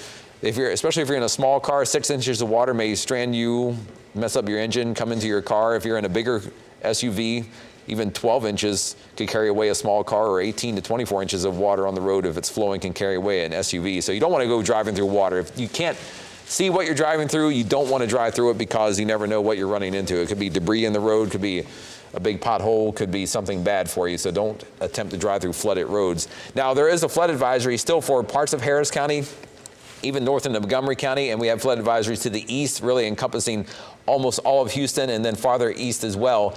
But by far the biggest area of rain we showed you was in northwestern Harris County, where there's still flood advisory from there, and then southwestward by Katy and into all the way south into parts of Colorado County. So again, flooding still a concern for you. The good news is for the rest of the afternoon in terms of rain, the areas that receive the most rain, the rain is mostly over, and the other rain that is still very heavy from near Baytown and Mount Bellevue southward toward the coast is moving very, very quickly now. We're talking speeds of 30 to 50 miles per hour. That line is moving, so it won't stick around long enough to cause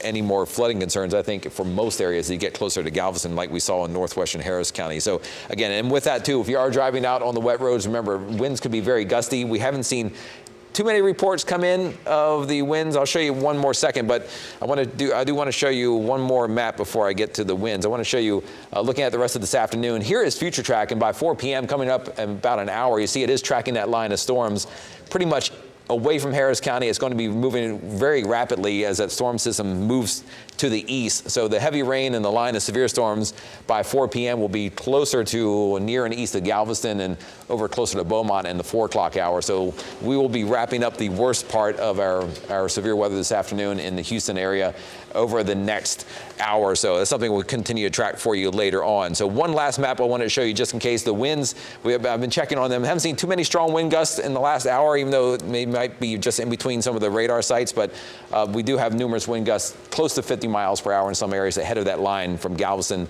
over toward Beaumont. So something for you to watch still this afternoon. A lot of heavy rain and still potential strong wind gusts with some areas. It's something we'll continue to track and provide any warnings that do come along your way here within the hour. All right, meteorologist Helen Shoemaker, thank you so much. And welcome to the news at 3 o'clock. Mayra Moreno along with Chauncey Glover on this weather alert day. A lot going on today. And we have crews spread all around town as we're keeping a very close eye here on this weather alert day. We want to shoot it straight over to Elisa Rebus. She has been checking on the roads for us. Elisa, we know it's 3 o'clock now, so a lot of parents trying to pick up their kids from school. What's the very latest on the roads? Absolutely. Working in tandem with our weather team. I was just talking with Travis Herzog, who says he's receiving reports of overturned vehicles along 225, somewhere likely between Pasadena and Deer Park. We are monitoring the situation in that area because severe weather has moved through that area, as Travis and Alan have been telling you, and we will keep you posted. We have numerous locations where flooding has been reported, so please check your route if you are having to leave your location at this point. This is the East Loop at Clinton. Vehicles struggling to get through, even the 18-wheelers really having a problem. And if you are behind an 18-wheeler, your problem is even greater. So be aware. The East Loop seeing flooding on the main lanes at this hour. Also the North Freeway at North Main. This is a spot where we see it frequently. And yes, today is the kind of day where we are going to see, this is the northbound main lanes, and just down to one lane where the vehicles are getting by. Draining does not happen quickly in this spot, so expect this to be here for some time. I've been monitoring for at least the last half hour or so. We have an update from Travis at this point. Yeah, we have a new tornado warning, Elisa. This is the same storm that caused that destructive tornado that came through Pasadena and Deer Park. It's radar indicated right now. So this is the long line we've been tracking, and I'm going to zoom down for you here on that new tornado warning. It includes the community of Devers. It does not include Liberty nor DeSeta at this time, but this is the tornado warning part of the storm. And notice there's just a whole lot of heavy rain in this thing. So these are the types of circulations we really can't see anything spinning up. We have to go by the radar. And so when I flip over into our wind velocity mode to kind of show us the Doppler winds, not seeing anything jumping out at me immediately. Again, this is radar indicated, a remnant of what just came through Harris County. And so there is somewhat of a circulation when I change it into a special mode to kind of fine tune it right here, crossing the county line out of Chambers County into Liberty County. And Devers, you're in the pipeline for that potential tornado warning. Now it just switched from radar indicated to observed. Is that what that's confirming? Confirmed tornado was located near Old River Winfrey, or 12 miles northeast of Beach City. Okay. Moving northeast at 45 miles per hour. Okay, so now we're saying confirmed, and that likely means, let's see, we may have had a trained weather spotter. We have a lot of storm chasers that have flocked here from around the country, and they are staying on top of these storms to give us a visual if they can, even despite the heavy rain. And so this appears to be the circulation that's north of I-10, north side of Wallaceville, about ready to cross FM 563. So that's the spot that we're watching as that's going to work its way off to the the northeast. Now, this is a pretty rural part of southeast Texas, so I'm going to zoom down to see if we can get a little closer view on any roadways that may be popping up. So here's County Road 125. The circulation is moving towards County Road 125, FM 563, again, as it crosses its way to the northeast at 45 miles per hour. I'm going to draw a future track on that circulation, and we'll get a feel for where that may track if it continues on this trajectory. So this is at, let me make sure that's at 45. I think that might still be 35. Let me redo that one to give you a better time here in Devers, a more accurate time. So I'm going to take this one off, and we will draw it again. All right, so for those of you that are in Devers, you're looking at around 320. The possibility of this circulation could be impacting you. So if you are in Devers, that's the time that we'd be looking at potential impacts from this tornado that is now said to be an observed tornado, and they're saying it's a radar-confirmed tornado. So I'm guessing on the correlation coefficient. On the correlation coefficient, it does show a little signature. There might be a little debris up there, so not as intense as the previous tornado we tracked, but it is showing up. It is showing up more and more, I think, in the last 1 or 2 minutes. So there may be a tornado on the ground, maybe picking up debris right there, and that's, again, you headed toward Devers soon, but just right there you go, west of FM 563. Yeah, so this is what we call our debris scan, and basically the radar is looking and saying there's some really weird looking objects right here, and that's the debris. And so when you see this color go from red all the way to blue, then you know you've got a lot of debris. Right now it's green, but it's definitely becoming a little more defined here in the last few frames. So that's why they're now calling this a radar-confirmed tornado as it works its way off to the northeast. So this is skirting by Moss Bluff. That debris scan, I'm trying to pull up some streets here. Let's see, Private Road 125G. That's what's popping up in the computer, but now it's right over FM 563. So this is in Liberty County. FM 563 is where we currently have the debris picked up by the radar. And because of how fast this is moving off to the northeast at 45 miles per hour, as soon as we get that scan in, that debris keeps on moving. So this is, if we could see this continuously, we'd see this slowly working its way on the map anyway. It looks slow, pushing in the vicinity of Devers. So this is a radar-confirmed tornado moving off to the northeast. Again, in Devers, you've got until maybe 320 to get into a safe spot. A review, you want to get into the lowest floor of a building. You want to get away from the exterior walls. You want to get into a small room, like a bathroom, a pantry, a closet, and you want to hunker down there with any living thing in your house, the pets, the kids, everyone, get them all in there, and that's what you want to be looking at doing. And if you've got something to protect your head, we recommend sometimes if you have a motorcycle helmet, a bicycle helmet, any sort of a helmet, football helmet, put that on to protect your head, because it's not the winds that can hurt you, it's what's flying around in those winds. Again, this is approaching those of you in Devers. We are seeing debris on the radar as this works its way. It's moving towards FM 770 now as it works its way to the northeast. So eventually this is going to cross Highway 90 in Liberty County, very close to the vicinity of Devers. In fact, just so you can have a feel at home of the direction, go back a few frames. You can see that ball start to grow a little bit bigger. So we go back towards I-10, and then we go a little bit bigger. I'm sorry, could you say that again? Okay, so this is the tornado warned storm. It's still in a mainly rural part of Liberty County, moving towards Devers. Also, I'm seeing Raywood popping up here as well. So Raywood, Devers, seek shelter from this tornado that is confirmed by the radar moving through southern Liberty County. We're going to head over now to Chauncey and Myra. There's a lot of breaking news right now with that destruction that we have been hearing reports about in Pasadena and Deer Park from the circulation as it passed through earlier, when we believe Houston had its first, or Harris County had its first ever tornado emergency. That tornado right there, part of the same storm that caused that damage earlier in eastern Harris County. Chauncey, Myra? Yeah, that's absolutely right, Travis. Of course, a lot going on, especially in the Pasadena area. So we're just now getting updates as to what is happening. At this moment, we have Arturo Del Barrio with Pasadena ISD to talk to us today. Yes. Arturo, a quick question. We know it's bad out there, and we understand parents were concerned and even showed up to the school still to try to pick up their kids here at 3 o'clock. And we understand some parents might have been injured. Give us a scope as to what's going on in Pasadena. Okay, as of right now, as far as staff and students, all kids and students were safe at Pasadena ISD. They called us shelter in place as the storms were coming in, we asked everyone to wait and pick up their kids a little bit later, but some parents chose to go pick up their kids. I know there was damage at BHI. The upstairs, the windows were blown out by the storm, and there was damage in the parking lot. That same tornado went on through down Fuquay and ended up in the Bondi Turner area, and then over by the Memorial High School area. It uprooted some trees and moved some cars around, and then proceeded down Mickey Gilley Boulevard.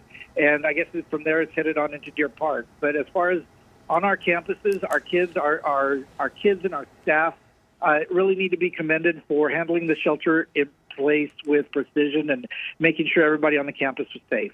Yeah, and I was going to ask you about that. Knowing that there were tornadoes in the area, can you take us through what kind of safety precautions you were going through as far as that shelter in place? What is the protocol there? Well, in a tornado situation, you're going to pull everyone away from the windows. You're going to get them get them indoors, keep them away from the windows, and wait for the storm to go by. It was shelter-in-place situation, tornado warning, and it's just a very fortunate situation. You go into shelter-in-place and you wait it out safely indoors. So how did these parents, what communication do you send out to them to tell them hey, hold up, we're going to shelter in place now, understanding that, parents are parents and they still want to get their children, right? So talk about that. Well, what I'm going to tell you is as the weather was coming about, we have our Facebook messages. We have school messenger that goes out to parents, and it's on a campus-by-campus basis because we have 68 schools over a vast period of land, and not everybody's experiencing the same thing at the same time. So that's done on a campus-to-campus basis. So campuses are at their own discretion to communicate with their parents. But in a situation where it's an emergency, you just go into shelter in place. Yeah, it's just campus safety protocol. So you're saying a message on Facebook was sent out to parents warning them to stay away from the schools? That is one of many ways that we communicate with parents. I think really what we need to be focused on is that in a crisis situation like this, we handle things according to emergency protocols. And in this situation, the emergency protocol is to go into shelter in place and make sure everyone is safe. Got it. And as we're talking to you, we're looking at the camera, which Chaz Miller, from what I understand, is there in the Pasadena area. Different areas in that neighborhood, as you can see, have received a lot of damage. Arturo, can you just bring us up to speed? What is happening right now at the moment? Right now, I'm at Central Administration. We have police and we have people. We've got boots on the ground assessing damage at all the campuses. We do have, this is just a central location. We're going to be heading out to the campuses to assess what's going on, and parents are picking up their kids as we speak as schools being let out in different areas. So parents are able now to get their kids. And what is your message to Pasadena ISD parents who may be watching us at home or watching us on their phones? What is your message to them right now? Right now, I think they should commend the staff and the kids for doing everything correct according to safety protocols during this situation. Because everything was done according to drills that we've trained on. Everybody was able to be safe. Yeah, and that was my next question. I assume that you guys practice these drills. How often? Tornadoes are not done very often. We hardly ever get tornadoes here, but it is still part of our protocols. Any kind of emergency situations we drill all year long. It's just part of the safety protocols that we have in place. But not only for this type of crisis, but there's all sorts of safety protocols, active shooter protocols. There's all sorts of protocols that we have in place for any situation that we could have. Thank you so much, Mr. Arturo Del Barrio with Pasadena ISD. We want to go over now to Chaz Miller. He is showing us our first looks and some of the first pictures of the damage there on the ground in Pasadena. Chaz, can you hear us? What are you all seeing out there? Chauncey, yeah, you guys have seen some of that video of that neighborhood that we were just in. That's off of Mickey Gilley and Kent Drive. That neighborhood was Kent Drive, fences down, people outside assessing what had happened. We didn't see any roofs damage or anything like that, but we certainly see this scene right here. This is on Mickey Gilley Boulevard. Let's pan over to our left, Noah, and go up in here. Substantial damage to whatever this is. We're gonna go We're gonna go back through here and see what all we can find. Now, when we were walking through that neighborhood, I don't know if the video came up or not, there's actually a trailer. This looks like it might be some sort of an RV type of storage facility. There's actually a trailer from here that was back into a pond. So the wood through here, substantial damage, and we're trying to hop over power lines and things like that. Lots of power lines down in this area. We're gonna talk to this gentleman right here. And so tell us what we have going on here. We were all inside. Tornado, we could hear the noise. The drop down ceiling inside started lifting up and down. We all went into the bathroom. The storm went over pretty quick. We came outside and saw all this damage. Is everybody okay, first of all? Yes, we checked. We don't even know where that trailer came from, by the way. That one right there with all the damage. That wasn't here. And then around the corner, all these got blown around. There's two crashed into each other. A lot of debris. So what is this? Is it a storage facility or? Oh no, this is Loyal Order of Moose Club. Okay. The benefits, anyway, Moose Heart, Moose Haven for Moose Haven's for elderly. Moose Heart is for kids that are Moose members that lost their parents. So we were here setting up for a shuffleboard tournament, actually. So you guys are out here doing good things in the community, and this happens. Yes. Real quick, just because you guys do good work, you're obviously going to need some help. Give us the name of your organization again. Loyal Order of Moose. Okay. And then this area right here where all these trailers are, we're going to go back over here. Thank you, sir. I'm glad you guys are okay. These trailers were all part, these trailers here were all part of us.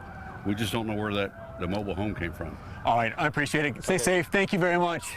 You can see some more pictures of all this coming from this area right here, the Order of the Moose. They said they were preparing for a shuffleboard tournament to benefit kids and the elderly.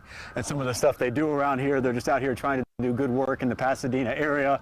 And as you can see, that has all been taken to a halt right now. I don't know if we can get back into the back of this area, but we'll show you where one of these trailers actually got blown out of this parking lot and into whatever this body of water is right here.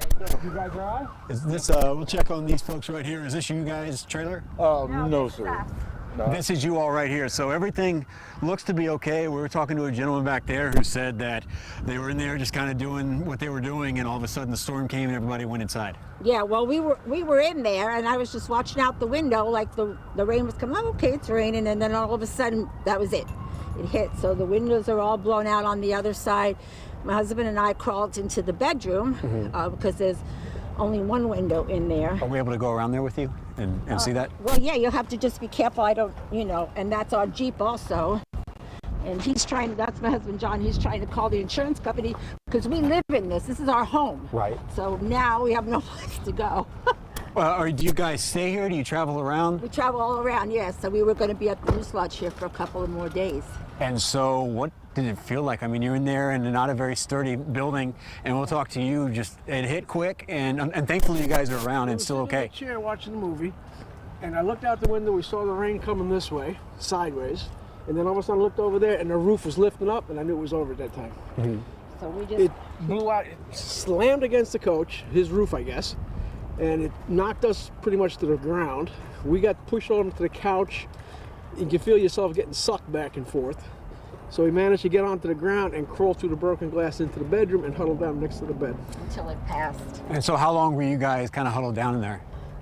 Good 5 minutes. Yeah, if that long maybe, because it was quick, but when you're down like that, you're waiting for it to be over quick, and yeah, so it took a little while, but we're okay. We just got to find a place to stay now because, like I said, this is our home. So those are my kids. I'll let you take that phone call. I sent them a video. They all live in Florida, so we sent them the video of it, and so they're all like, a tornado, you can't, So, yeah. Well, I'm glad you guys are okay. Thanks for talking with us. I don't know if you guys want to tell me to stop talking, I can, but let's just keep walking down the road, Noe, if we can safely get there and show you guys more of this damage. Once again, there's all kinds of power lines and things like that down that we're having to kind of navigate over, but some pretty scary stuff you heard there from those people. They live in that RV for their home. They said they were just sitting there watching a movie movie, and that's when everything got chaotic. Thankfully, they're okay. Now they're trying to deal with the insurance company and figure out just what to do next.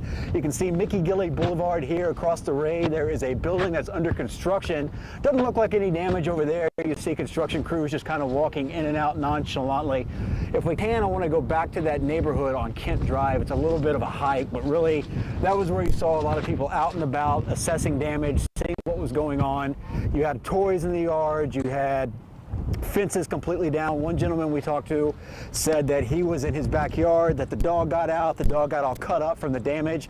They said they moved here from New Orleans, they've been in hurricanes, they've seen natural disasters, but that they had never experienced anything like they saw this afternoon. You can see everybody out here just kind of doing the same things, getting their whereabouts, seeing what's going on. What's so I'm Chad for Channel 13. First of all, how are you? We're good, a little shook up. We had 4 of us in this building when the tornado hit, and man, we all hid in the restrooms, had to fight out because the building fell on top of us. But, I mean, you know, long as we're alive, we're good. And so it looks like you guys are what, CrossFit South Belt? So you guys do CrossFit in there. Were there anybody else in there other than you all? Just us 4. There was just 4 of us. Luckily, class was over at 1, so everybody gone home, and the ones that were here were just, you know, doing a little workout on their own. We've kind of asked everybody their experience, and you talked about where you guys went, but just the sound and the feel from what you guys, in a metal building, I'm sure it was quite rickety. It's the scariest thing I've ever seen. Like, we were sitting there, I was trying to shut, we had an overhead door right here that blew off, and I was trying to shut it, and I couldn't shut it, and all of a sudden it just blew out, and that's when we ran to the restrooms, and we just watched a building just come apart and then fall down. And what are you doing in that moment? Just praying, just hoping everything? We all get out alive. You know, I had my wife with me, and my buddy here and another buddy, and I was like, I just want everybody to get out of here. I don't care what happens to everything else. Like, and it's upsetting because, you know, it's my business, that's my building, and you know, it's like I can't replace that, but I can just, you know, we can build back and come back better. Are we able to walk over here a little bit and see more of that? Just watch the wires. So watch the wires everywhere. Come with me if you don't mind. All right. And so just kind of give us an idea of the layout of this area. And so where exactly in this were you guys? So we were, I don't know if you can look in there. Yeah, it's not so close, it's not I wouldn't give. Well, this ain't gonna fall because the only thing that saved us was the bathrooms. But we were right here, like the overhead door was right here. Like you can see where it's at. So I was shutting that, and then we ran into the restrooms right here, and that's when everything just come down. Everything, all the beams, everything just come down on top of us. We had to get a crowbar and a sledgehammer, open one door so he could get out. And we were in the other restroom, but you know, it's pretty remarkable. Everything through here, metal buildings, trailers. At this point, we haven't heard of anybody hurt. It sounds like everybody that we've talked to, at least at this point, is okay. The people in the back, whole nother group, they were all fine. Everybody, luckily, they had just left, so their building's gone too. They just moved in, but you know, life goes on, and that's, you know, hopefully we can come back and build better. All right, fellas, we're thinking of you. Take care. Thank you. Once again, that was CrossFit South Belt here in Pasadena. Their metal building totally collapsed in that. The guy said that they were in the bathroom, and that's basically the thing that kept them safe. You always hear about that in these tornado emergencies. And by the way, it's the first time we've had a tornado emergency, according to the National Weather Service, in this part of our area. And you can just see all through here, guys, this area it took a beating. All these metal buildings, all these trailers out here. But again, thankfully, everybody we've spoken to at this point, while scared and shaken up, are doing well. So we're going to throw back to you guys and head back into that neighborhood area, because again, there's a lot of damage through there. This is just simply incredible. I mean, it looks like a domino effect. These buildings just came crashing down, and obviously so quickly with tornadoes.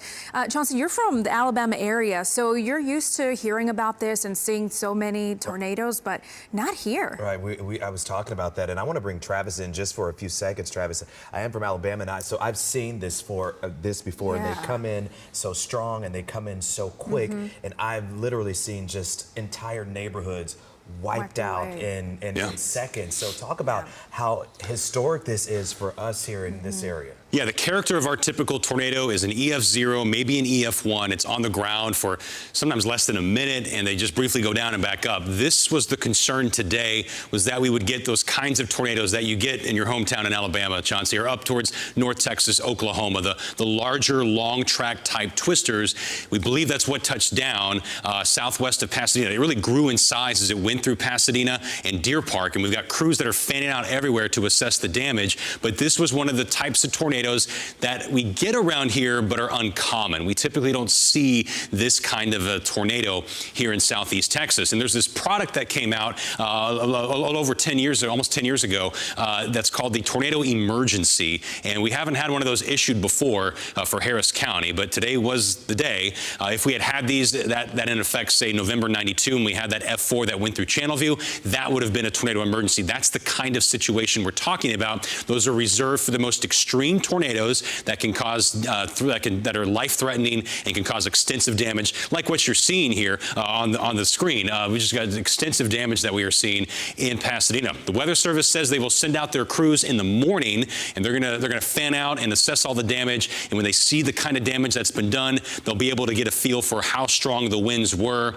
as that tornado tracked its way through southern and southeastern parts of Harris County. Now, this is what we're looking at right now. Is the threat for tornadoes is basically over for Houston. The cold air has wrapped in around this front.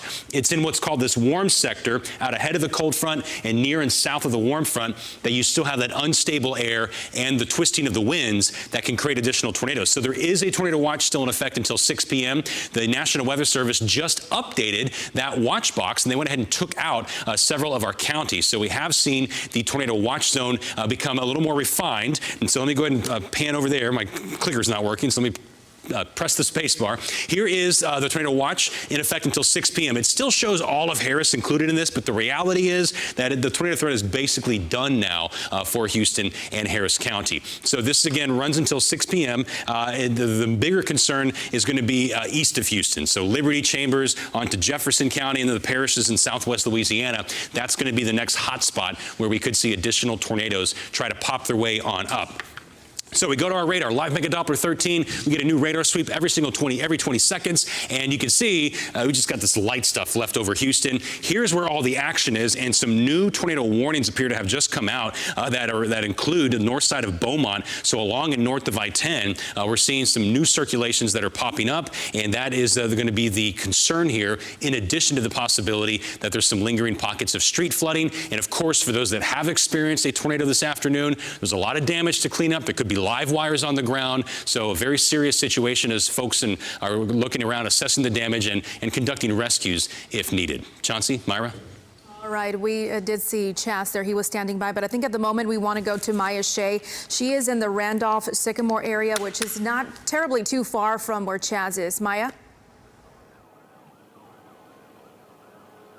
Well, it's really interesting because we're literally directly northeast of where Chas is. That path that Trav was talking about half an hour ago, we're now showing you that damage in real life. This tree has not been down for an hour. Just when Travis was literally tracking it live on ABC 13, they're already clearing this out. You can actually smell the fresh tree as it's torn apart. The family who was living in that house waved at us and said they were just fine. But this is, they're trying to clear out this road, so you can see there's some school buses right on the other side. They've got to get those kiddos back home. I'm sure there are a lot of worried parents. So people here are working very quickly here, but this is not all. So I want to take you as we sort of walk around, because the tornado, as the ABC 13 weather team been tracking it, was going northeast, and that's the path we're seeing. We are just outside of the Beltway. It's between Red Bluff and Spencer in the Pasadena area. Chas, I believe, was just inside the Beltway further south. So you can literally see how the path traveled. And take a look at this building right here. It's a tune-up suspension place. I see all the doors down, the garage doors down. There's clearly some damage right there, and people are just coming in to pick up and take a look at the damage. The lady just going into the building right there, and we're going to walk around and see what other damage is around here. You can see As I come around here, you can see that the garage door here is damaged. There are literally some stuff hanging on the utility wires. And there's a small mobile home. There's a couple of homes back here, and you can take a look at the extensive damage right here. We don't know if anybody was home in that mobile home at the time the tornado came through. We did see one police car in the area sort of directing traffic, but so far not a lot of people have come through this area. If you don't mind if we keep walking a little bit and taking a look. We are now on Sycamore, going a little bit east, and as we come toward, it's a little wet here, there's a couple of buildings you can see. They're still trying to manage this place. The emergency vehicles are trying to get through. People are driving back and forth. As we're walking, I'm showing this to you. As I see it for the first time, you can see the number of fences and metal buildings down throughout this area. And that's not all. We're going to come forward over here. This young lady is waving at us. We're going to see if everything's okay over here. As Pasadena police, as you can see, is still working their way over here, sort of assessing the damage. As Travis and the team were tracking the storm going north-northeast, this is literally the path we are seeing. Is this your house, or do you guys live here? No, this is my mom's studio. Oh, I'm sorry. We're live on ABC 13. Tell us what happened here. Yeah, so my name is Brian. This is actually my mom's studio. We were actually standing right there where this window is, and we were looking out. It started raining harder, got windy, got more windy, and all of a sudden my mom was like, we need to run and go to the bathroom, which is inside that studio. It's a dance studio, and as soon as it was three of us, me, my mom, and one of our teachers. And so what happened, as soon as we shut that door in that bathroom, everything just collapsed. So the whole roof is gone, steel metals everywhere. My truck on this side was facing. Why don't you take us over here? I'm so glad that you guys were able to get into the bathroom in time. So my truck was facing this way, and you see now it's turned sideways completely. So that's my mom's studio, and this is actually used to be my grandparents' house, who are now passed away. But I actually live here now, and as you see, live in that house? I live in that house. This brand new fence was $9,000 that we just spent about 4 or 5 months ago. Brand new fence, gone. Carport, my jet ski hit the house. I have a jet ski underneath that carport. It's all demolished now. How many years has this house been in your family? So my grandparents built this house and this studio back in like the 40s, 50s. And never been damaged until just now? Yes, yeah. Have you ever, having been grown up in Pasadena, have you ever seen anything like this? I've never been in a tornado. Never been in a tornado whatsoever. I've been in floods, but I've never been in a tornado, never been in a hurricane. It's a state of shock because we never got any warning or anything. Because I was checking on the apps all the time, Channel 2, 13, all those different channels. But it was like, as someone told me, she was watching the tornado, and she said it kept hopping around. And I guess that cloud just came in, and it got us. Are you okay, man? I'm sorry. I'm glad you're okay. Where's your home? Is your home okay? My home. This is my building. That's my home. I'm sorry. Is this your mom? I'm so sorry. So you were in your dance studio? Yes, we were in the dance studio by the front door, and then the wind blew, and then I was like, it's a tornado, and we ran and got in the back bathroom, and then the whole thing just fell in on top of us. But you're here and you're okay. I'm okay. I'm just thankful my mom and dad, who just passed recently, this is their stuff that they gave me, but they took care of me at home. That's all that matters. This is replaceable. And tell us your name and your studio. I'm Cindy Turner with Cindy K's Dance Studio. I can't imagine how many Pasadena kids have This is my 40th year, and we have competition in 5 weeks and nowhere now to practice.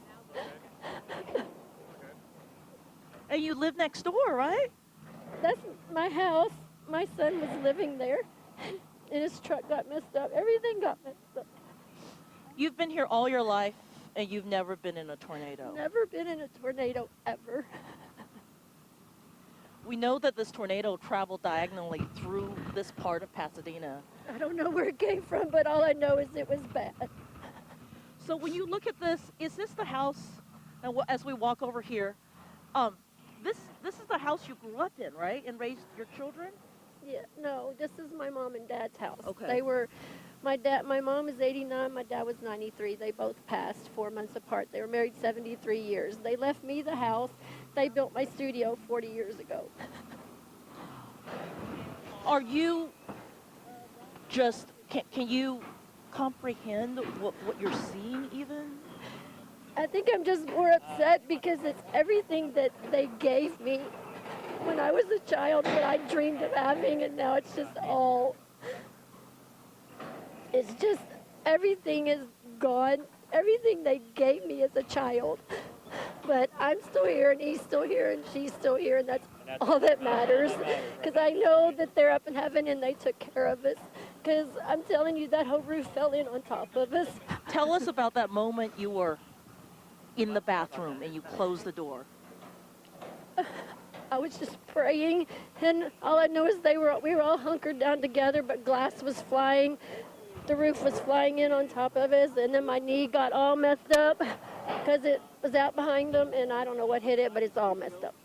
It's all I just saw your knee. You just wrapped your knee. Yeah. I'm glad you didn't have any students in the dance studio. No, actually, we were just discussing not to have class tonight because it was going to get bad, and we were supposed to go pick up some kids, and I said, I don't like driving with kids in the car that aren't mine because I pick up after school. And so I was talking to one of the mothers. I said, you're going to have to wait. And about that time it hit, and that's all she wrote. Yeah, I think you will be okay. I think you will you have your kids here. Your students are okay.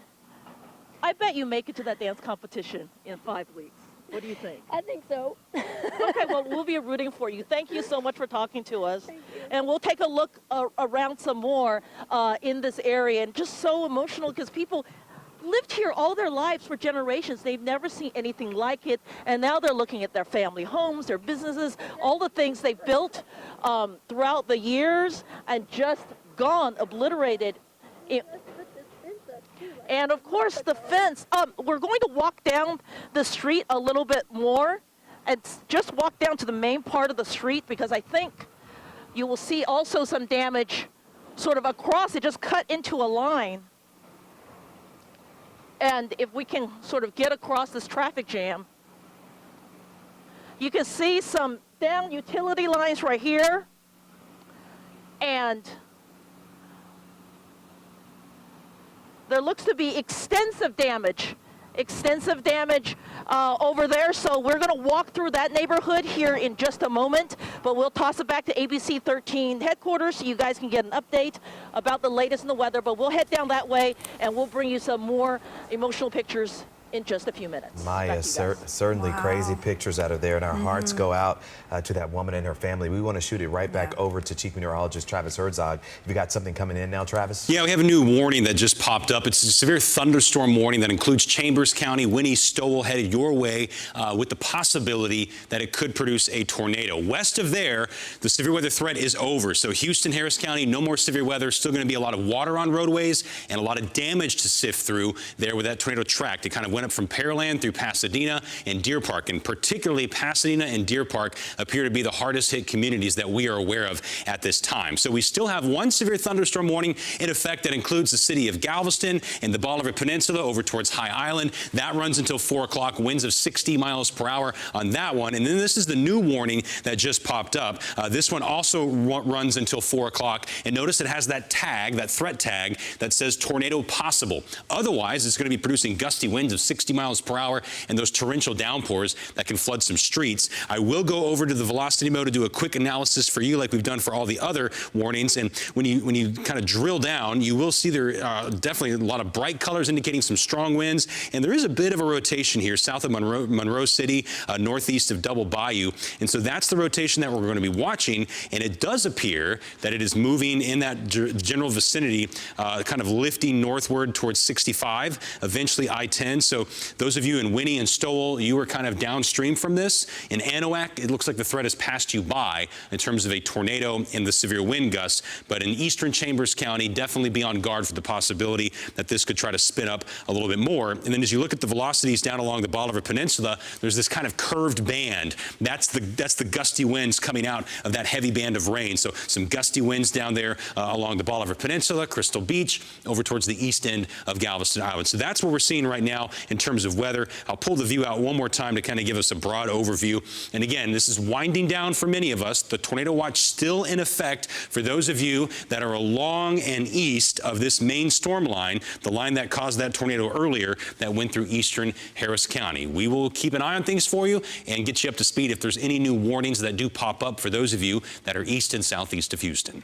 All right, Travis, thank you. So again, this is an historic event for our area. According to the National Weather Service, Texas really has never seen anything like this. And again, I want to ask you, Chauncey, because you're from Alabama, this is something that you guys are used to. You prepare for these type of tornadoes and damages. But here in Texas, that's really new to us. Yeah, and we have sirens there, so they go off and you try to make it to a shelter. And I was telling you, being a child, I remember being in tornadoes like this, and you hunker down and then suddenly you look up and you're outside. Everything is gone.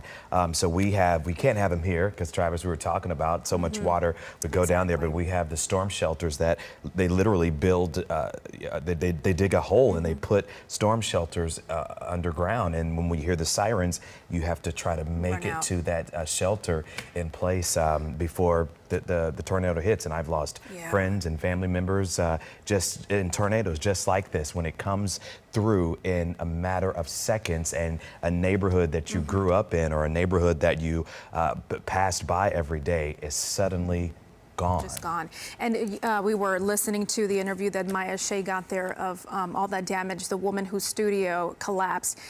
She had to think and act so quickly because these tornado instances happen so fast. You need to get to a safe place. And we always hear of bathrooms and other places that we need to go to, right? And you have to move off instinct. And a lot of times it takes just a few seconds to make that decision, whether you're going to be taken over by this tornado or like these folks who were able to make it to a bathroom just in time. We want to go back out to Pasadena Live. Chaz Miller is there, also showing us some just extensive damage as to what this tornado left behind. Chaz.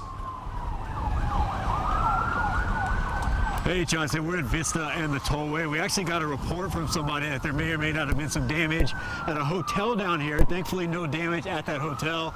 But as you can see on your screen right here, certainly plenty of damage. We're seeing a Houston Garden Center right here. You can see plants down everywhere. You see the tarps up on top of the garden area.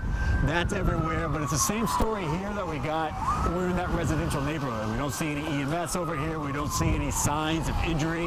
We're approaching a Harley-Davidson dealership right now. We can see what's going on over there right now.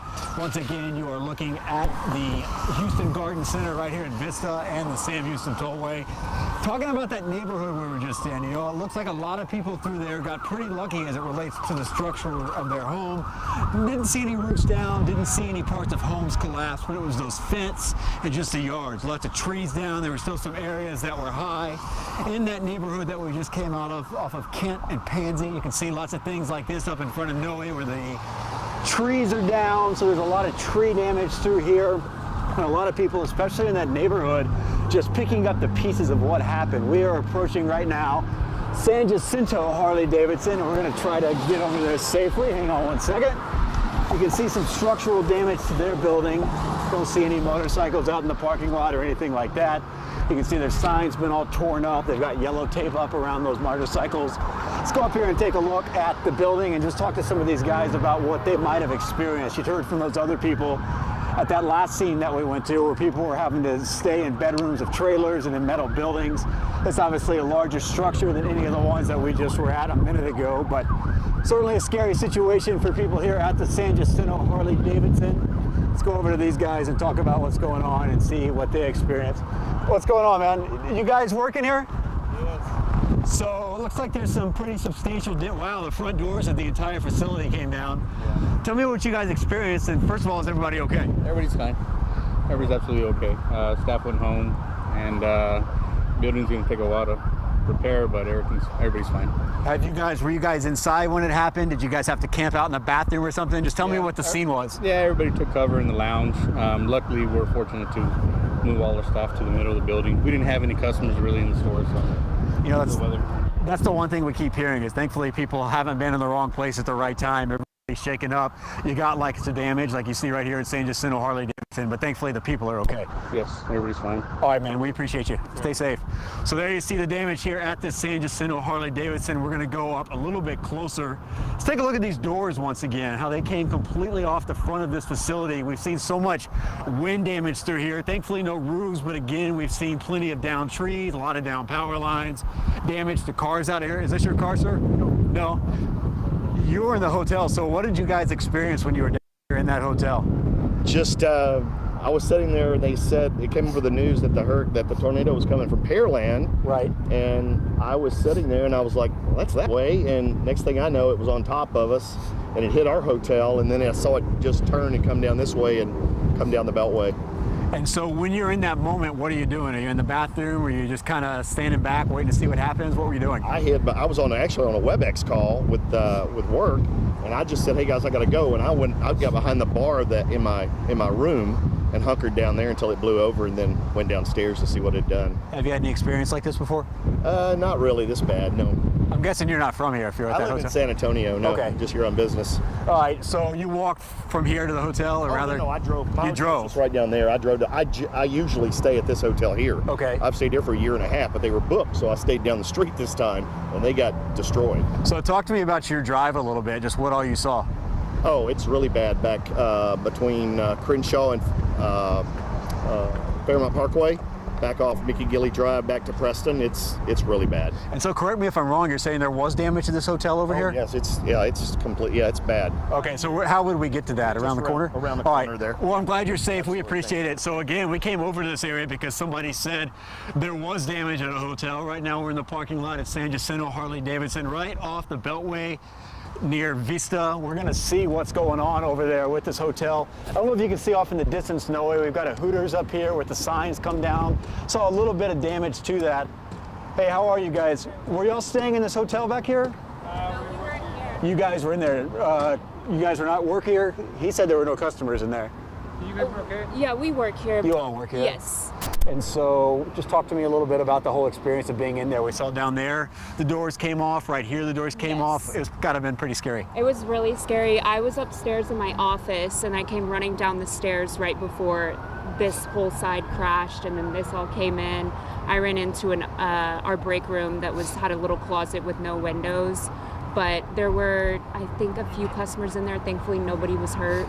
Everybody was able to go under cover, so we were all good. Just a lot of damage outside and inside, so thankfully everybody's okay though. Do you guys, so in that moment, I mean, I feel like it's one of those things you're gonna think to yourself, this isn't gonna happen to us, we'll be fine. But then it happens and you gotta jump into action like that. Yeah, I mean, I went into like full panic mode. I kind of blacked out. I ran downstairs and my cousin grabbed me and pulled me into that room. I didn't know what to do when I got downstairs.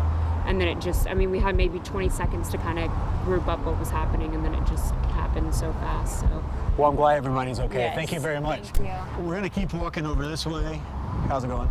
So this is the hotel that man was talking about. It looks like this is the Fairfield Inn and Suites and Marriott, right off of the tollway. We are near Vista. The next exit appears to be Fairwatch and Genoa Red Bluff. You can see damage to the awning back here. We've got debris on the ground.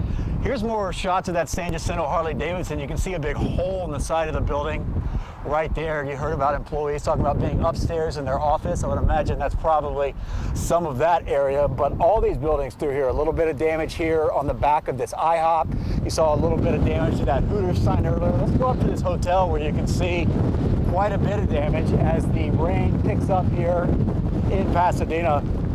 The gentleman we just talked to says he normally stays at this hotel all the time, and this time he didn't, which is good for him. But you see people out here that are staying at the hotel just kind of trying to figure out what's happening, what to do next. We're going to see if a couple of them will talk to us.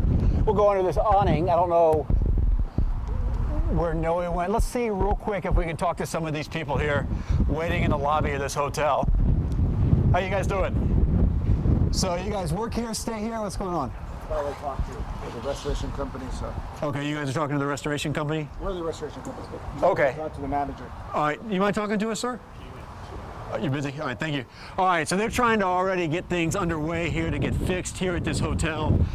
And so we'll keep checking out what's going on in Pasadena. Lots of damage over here, guys, at the Beltway and Vitsa. Yeah, Chaz, a lot of scared folks, understandably. This is happening so fast. We want to toss it over now to Maya Shea. The last time we were talking to her, she was trying to walk into a neighborhood where she spotted some damage. Maya, and it looks like you found a woman, possibly her home was damaged as well? Well, there's just so much damage all the way around. I'm going to show some of it to you while I talk to Janie, who weathered the storm. Janie, as our photographer kind of looked through this overturned recreational vehicle over the car, and I know your house was damaged. Tell me what happened. Well, I mean, the tornado came by and did its thing. It's the first time I've been through one.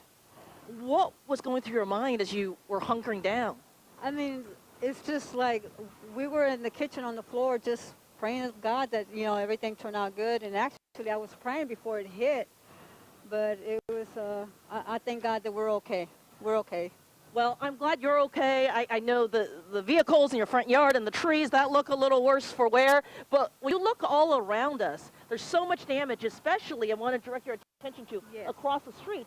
You're telling me that used to be a church, or it was a church like an hour ago? It was the church a little over an hour ago. Every Sunday they gather up and they, you know, they praise the Lord and everything, but now it's gone. Yeah, there's not much left. Thank you so much, Janie, as we kind of start walking around. There's still a lot of traffic in this area, even as people try to grapple with the damage. You can see this family right here trying to get some of that damage out of their front driveway. Do you guys know where that roof came from? I don't know, but You think that came from the church across the way to you yes, guys? I think, or our backyard too. It could be because we don't have any roof in the backyard. Describe what it was like an hour ago. I just got home from work and my husband called me, but it's scary. This has never happened here before, and it's just so scary. And did you live through it? I wasn't here. You were not here. I drove all the way from the Heights, yeah, and I just got home from work right now. But my husband was home though. And now you're well, we should probably get out of the way as they're trying to remove this so you can move your cars out, but this is... Oh my gosh, this is so scary. I mean, it is, unbelievable, right? You're walking around, this is your home, this is your neighborhood? This has never happened, this has never happened here before. This is just super scary. Oh my gosh, this is so scary. And I mean, I cannot even imagine what they're feeling. The folks across the street? Yeah, I think we're going to go over there and talk to them. It is bad. Yes, ma'am, what were you telling us? Down there is real bad, down this whole road. Well, it looks terrible as we have gone through. Yeah, it is real bad. Where were you when this happened? In my house, I don't live here. Oh. I live in... you did not get hit, that's good, that's good. No, we didn't. But it is... My son lives here, so we take the seat. I mean, this is just, if you're looking across as these cars drive by, we're going to kind of cross the street if we can as people drive through, and the rain's coming down a little bit. This was a church, and it's just gone. You could not even make it out that it was a church.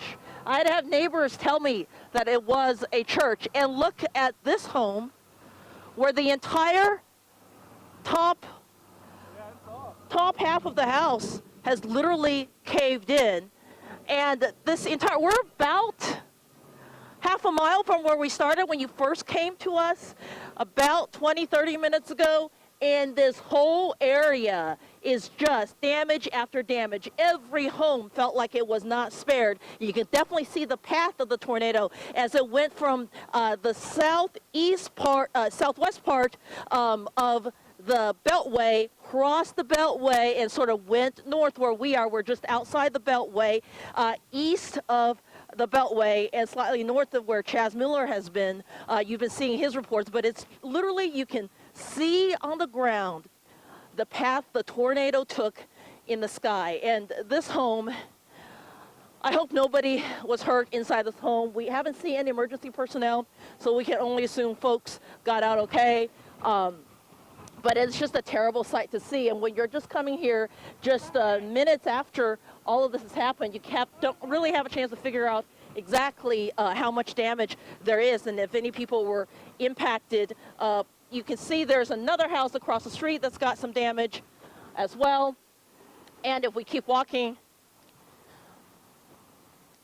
there are just entire streets torn apart and people trying to figure out what they have left.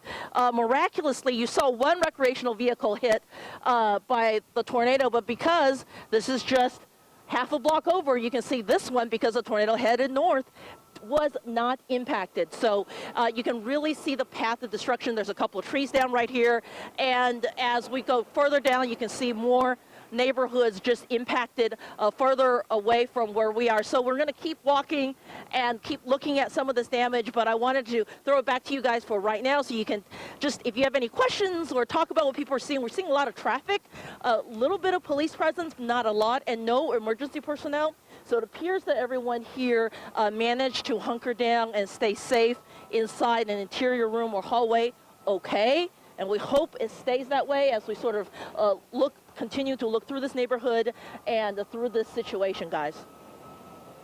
All right, Maya Shea there reporting for us on the ground in Pasadena. Thank you. Yeah, and we have more crews that are now starting to check out some of the other damage out there. We have Karen Alvarez. Karen, can you let us know where you are and what you're seeing?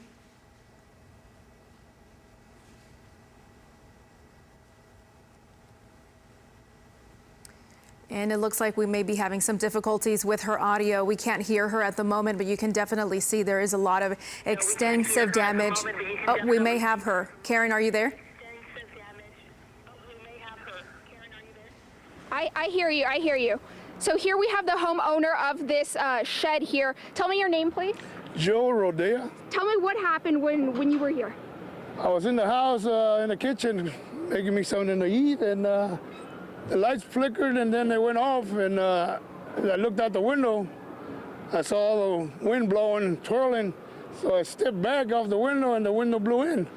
And I just stood there. I mean, what else could you do? Just wait till it was over. Did you ever imagine so much damage around here? I'm taking a look at your shed. It's a lot of destruction here. For a few minutes, I couldn't do anything but stay in the house, and after it was over and stopped, the noise stopped, and then I looked outside and took a couple steps out, but it was raining, but I saw my devastation, and yes.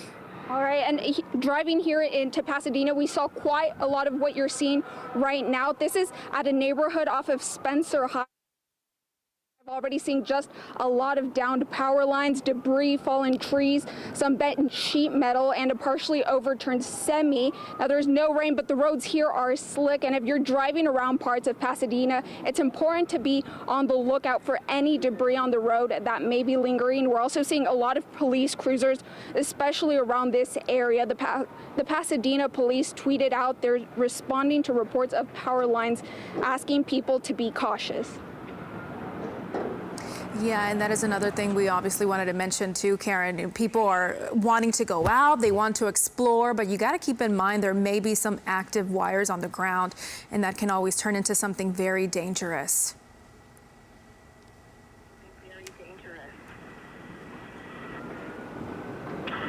Karen, thank you for your update out there. We want to go over to our Brooke Taylor. Brooke, can you give us a scope of what you're seeing and where you are? Yeah, right now you could just see the damage in this neighborhood. We have roofs that are caved in, all this debris here on the ground, and a lot of people right now, they're just figuring out what to do. We see them kind of roaming around. Tell me your name one more time. Crystal, you live in this house that we're looking at right now with the roof. Yeah.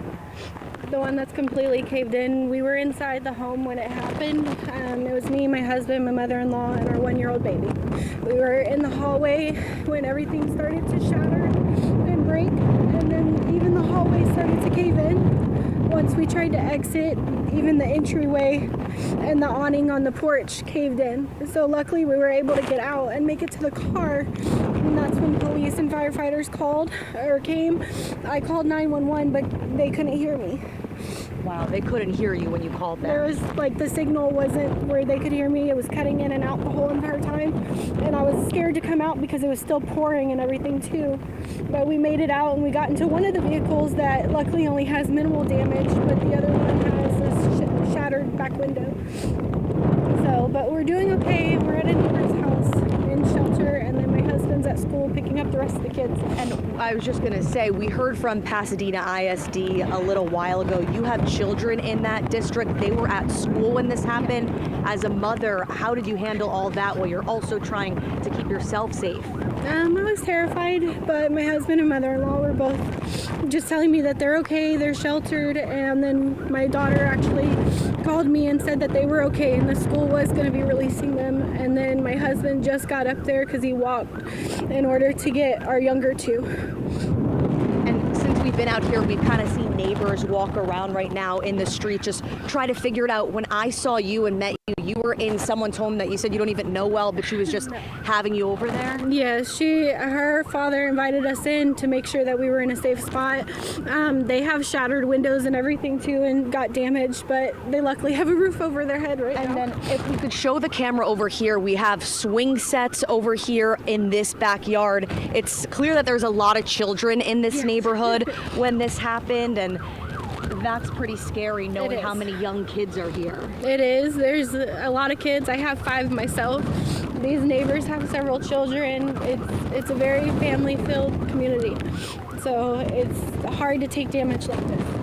And thankfully, as far as we know in this area, everyone is safe and outside of their homes, but rebuilding this and dealing with that, is that on your mind right now? No.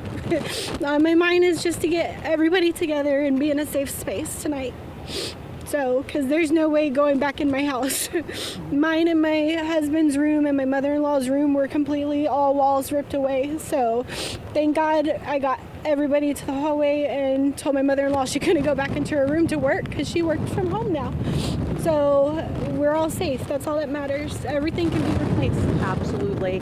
And when this did happen, before you got into your car, were you guys on high alert? Did you know that it was headed to your area? We were. We got the alert saying that we needed a shelter in place, and we've gotten those before. But something told me, nope, take this one serious. The wind sounded different. There was a green tent outside. Know all the warning signs is all that matters. And so we got to the hallway and we just sheltered. And when the roof and stuff, everything started to fly off, my husband and mother-in-law actually covered me and the baby. Wow. So we were trying to make sure he was okay. So. When your children, after your husband picks your children up, where are you guys headed? We're headed to my sister's house in Deer Park, but even then, limited space. So we're not sure if we're going to be staying there or finding a hotel for the night. Inside, can you tell me what the damage is like over there in your house? There's no roof at all left. The walls, several parts of the walls are completely gone. I had furniture. I had a refrigerator by my back door that got blown all the way to my sofa. Wow. You could literally just see the sun shining through all of the walls. Well, we are so happy that you're okay, and that's what's most important. You guys are going in and out. Let me just see one sec if someone's trying to talk to me. All right, Brooke Taylor, thank you so much for that live interview. And right now we want to welcome you to Eyewitness News at 4 o'clock. A very busy day on this weather alert day. We are tracking some severe weather and some dangerous storms. Yeah, that system now moving off the coast, and it has punched a stamp in the record books here in Southeast Texas. Folks here just haven't seen anything like this. According to the National Weather Service, this is the first time a tornado emergency has ever been declared here for our area. Yeah, and of course, taking a lot of people by surprise, and it certainly caused some very extensive damage.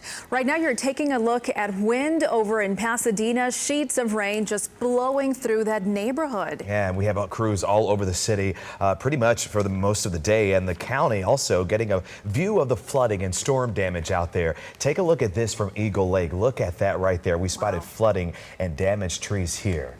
In Pearland, transformers were victims to strong winds as the system was pushing through, and you can even see sparks flying out there. So just incredible video and images that we have been seeing, Chauncey, all day today. Now we want to go out to Chief Meteorologist Travis Herzog, who has been guiding us through this very historic moment here with this tornado emergency. Travis. Yeah, Chauncey, this was our concern. Our weather team has been talking for days about the potential for severe weather, and more recently the potential that we could get tornadoes that aren't the typical ones we get around here. Most of our tornadoes are weaker, they're short-lived, they don't stay on the ground very long, and they're small. We got more of those Great Plains or Deep South type tornadoes today. That's what came through Harris County and prompted that first ever tornado emergency, a product that's been around since about 2015, 2016. So we would have had them issued in prior decades, but these are very rare events once every decade or so that we get these kinds of tornadoes. The good news for most of us is the cold air has taken over and the tornado threat is over. Notice the reading in Pasadena. Ellington Field still reporting a temperature of 70. That's the last observation we had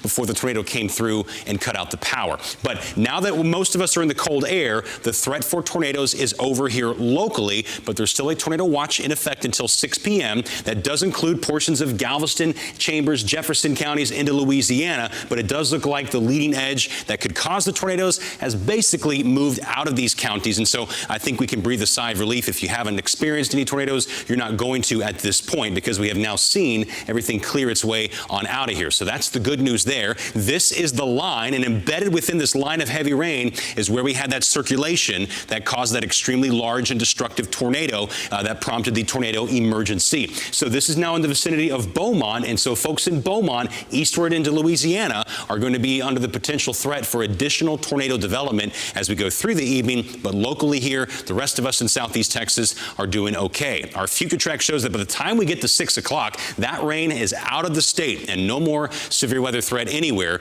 in the state of Texas, but it will continue late into the night in places like Louisiana. A strong northwest wind will develop, and that's going to push our temperatures down into the upper 30s tomorrow morning. It's hard to believe after a day of getting tornadoes and all this heavy rain, we're going to be significantly colder for the rest of the week. And this is the track of the heaviest storms that came through earlier. These did have some warnings on them, both severe and tornadoes, but nothing like what came through Pasadena and Deer Park and a few surrounding communities earlier. But this heavy swath of precipitation has created some problems with some creeks going out of their banks. And this color of orange and red, that's indicating anywhere from 3 to 6 inches of rain that has come down, most of that in less than 3 hours, and that has caused a lot of street flooding and a lot of creek flooding. We still have the water receding in many spots, and this is a look at the current bayou and creek status from all the different gauges that are operated by the Harris County Flood Control District and surrounding entities. And when you see these reds popping up on these creeks in eastern Waller County, northwest Harris County,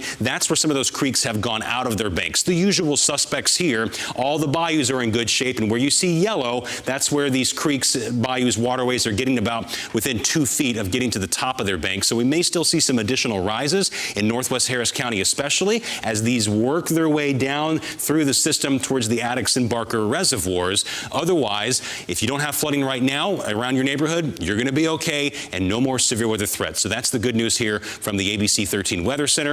A little later on, Alan Shoemaker is going to join us, and he's going to tell us more about the cold weather that is blowing in for the forecast and even colder weather potentially on the way next week.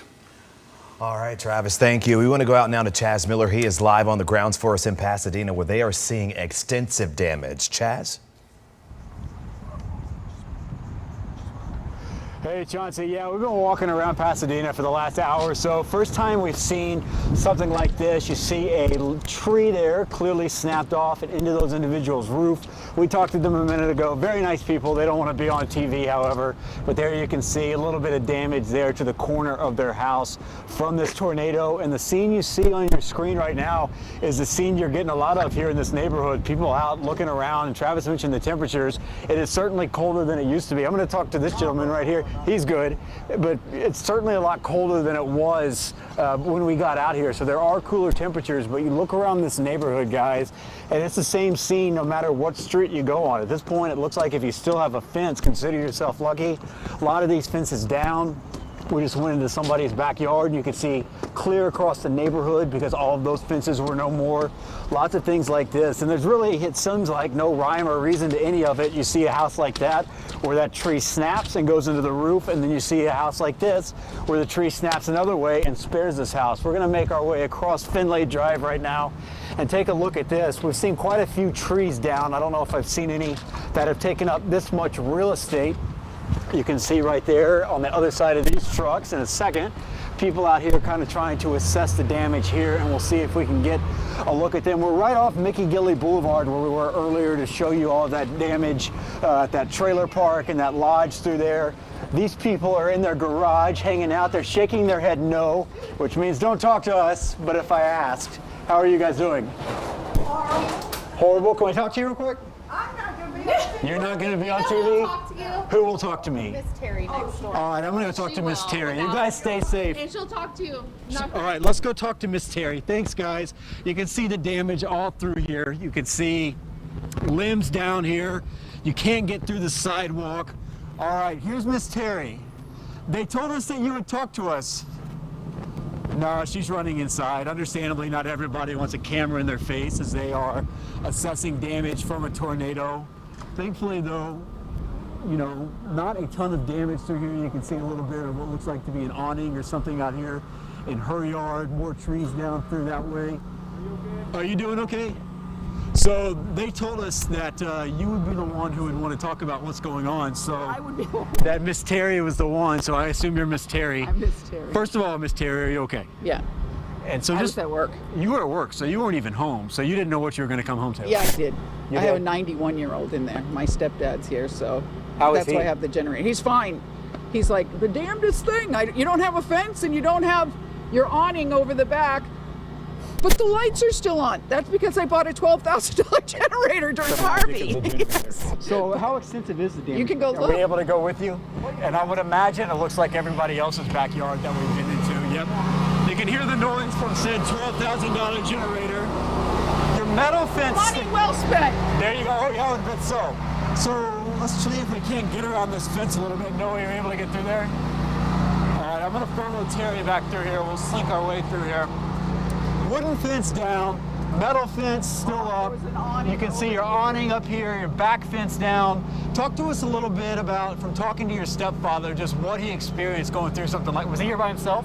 Yes, but I was a mile away Right. from here. I work on Crenshaw in a medical building, and we went into a bathroom, Right. and the outer wall was to the outside of that bathroom. On the other side was the outside, and the wall was vibrating. And we screamed because the front of the building is all glass, and I said, "Get away from the windows, everybody!" And we went in the bathroom, and I could feel it like moving. Had you been through that before? Never. It was scary. Where are you from originally? Originally, Vermont. Vermont, okay. So, But I've been here too long to say that I'm from Vermont. but still haven't experienced something like that here. Never. But I And- went through Harvey, so that was pretty devastating. So that was the, oh shoot. It compares to Harvey. Yeah. Yeah, the feeling when we saw that swirl, and well, first of all, the transformer outside our office, it was like, it sparked like 4 or 5 times, like big spark, like big explosion, and numerous times, and then all of a sudden we see this swirl. What are you thinking when you see that swirl? Somebody just pushed me in the bathroom because she was my neighbor she works with me too. She lives down the street. She is from Lubbock, and she says that she's experienced, they're more experienced with tornadoes, and she said, "Oh my God, that's a tornado," and she just like pushed everybody in the bathroom. Do you know what your stepfather did while he was here? I doubt he knew Yeah. much was going on. His lights were on for all he was concerned. Well, TV was going. He's good. life is good. Well, I'm glad he's okay. I'm glad you're okay. Sorry you guys are going through that. We're I going to know. make This is horrible. All right, Terry, hang in there. I think that a lot of people are worse off than me in this neighborhood. You know, people without. And I'll keep talking to you while we get out of here. You know, the good thing is, structurally, it doesn't seem to be a lot of damage to houses. Oh, it's really? fences, it's awnings, and for the most part. I have a rental house down there. The chimney's gone. You do have a rental house down there with the chimney gone. So there may be some examples of that being the case, but as we go back out onto Finlay Drive, you can see people out here down this street, which appears to be Monmouth Street. Trees down in the neighborhood. You got some trees down in yards down here. Thank you, Terry. Nice to meet you. And you know, guys, it's the same story wherever you go. People shocked. People say they've never been through anything like this before. I think it's a note we keep bringing up and something that's worth bringing up. The words tornado emergency have never been issued in this part of Texas by the National Weather Service, and today it was. And when you hear that, as bad as this has been for a lot of people, you know, you see some videos of tornadoes in the Midwest and just neighborhoods flattened. Thankfully, that does not appear to be the case. I know Maya had talked about that church in Deer Park, but here in these neighborhoods where people are living, thankfully at this point, it's a lot of mess, some minor structural damage, but people at this point are lucky to be alive and happy to be alive, and they're just trying to get their minds wrapped around what they've been through this afternoon. Guys? Yeah, Chaz, definitely an historic day for us. And you're right, a lot of people so shocked, but thankfully praying that they're okay. And we're so glad to see them, that they're doing fine. Right now, we want to go to our Tom Abrams. I'm sure you guys saw an image of some sort of fire. Tom, do you know what that is? What's going on behind you? Yeah, it appears as though there was a structure that was damaged or destroyed by high winds, if not a tornado, and there's not a confirmed tornado here that we know of at this point. But there's a lot of damage along this street, Bayway, running right through Baytown, and that is a ruptured gas line. They have it blocked off. Baytown Fire, Baytown Police are here, but I'm not sure if you can see it, but there is the burned out shell of what used to be some sort of structure, whether it was a building or a home, I'm not sure, but we do know that it has burned, and the flames you see are from a burning, ruptured gas line. At least that's what you see in the front. In the foreground, or in the background, you may see some black smoke. That is from a flare at a local petrochemical plant. But here is from damage from these straight line winds. And it's not just this. There are a lot of trees and power lines down as well. In fact, right here you can see this large tree that was split, the power lines down. It appears as though that home did miss the bulk of the damage from the winds when they blew through. But there is no power right here. Police do have this cordoned off for blocks to make sure that people stay safe. Fences are down, trees are down. No reports that we're told of any injuries at this point, but there is apparently extensive damage on either side of Bayway in the neighborhoods that line this main artery running through this part of Baytown. But again, what's got a lot of people's attention right now is this flare, or rather this ruptured gas line that is on fire right off the main road. Firefighters certainly keeping a distance right now. We can imagine that crews from CenterPoint or any local energy company would be out here to try and shut off the gas, but it may be difficult to get here too, given all the damage and the fact that it is blocked off. A lot of trees down throughout this area of Baytown. Myra? All right, Tom, thank you so much for bringing us some insight into the situation that is happening there behind you in Baytown. At this moment, we want to toss out to one of our other crew members. That's right. Brooke Taylor is joining us live. Brooke, what are you seeing where you are?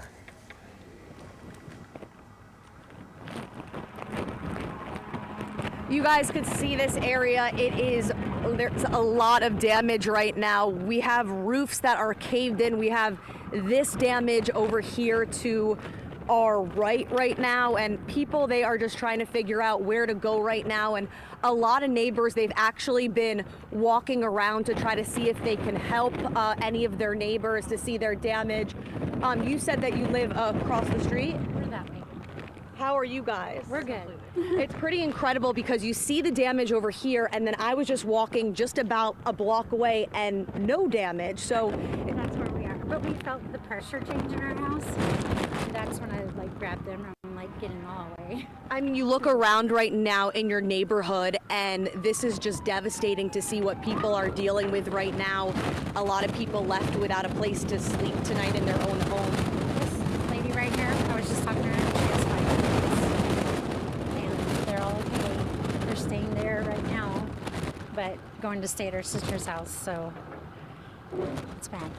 And we've kind of been seeing people walk around, seeing how they can help out. Is that what you guys have been seeing as well? Actually,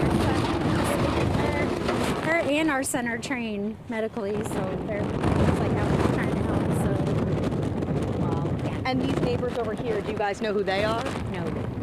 So you're just sort of meeting people, seeing how you can help anyone's out. okay, yeah. Walk over here. Who did you say we would see? If we could see some other people. Thank you, guys.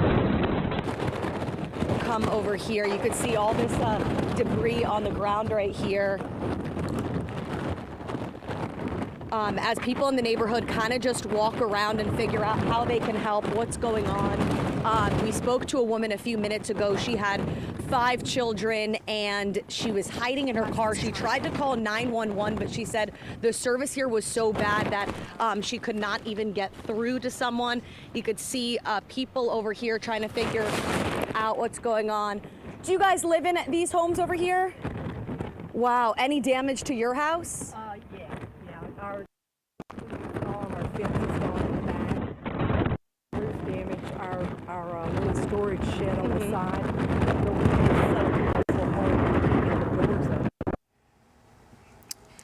It looks like we may have lost her mic. I know she's having a little difficulty with her signal, so we'll get back to her soon. We want to go over right now to Elisa Rivas. She has been keeping a close eye on the roads for us here at 419. A lot of backed up traffic and a lot of slick roads out there still. Absolutely. For those not dealing with damage at home, they are having to try to get to their family, their loved ones, get home for the evening. This is the North Freeway at Airtex, blocked for the better part of an hour, 2 to 3 lanes, and now fully reopened as they've just hauled those cars away in the last 10 minutes. So your drive on 45 in this location should get a little bit better soon. Also, for the last hour or so, we've watched this wreck. It's westbound, or it's on the loop.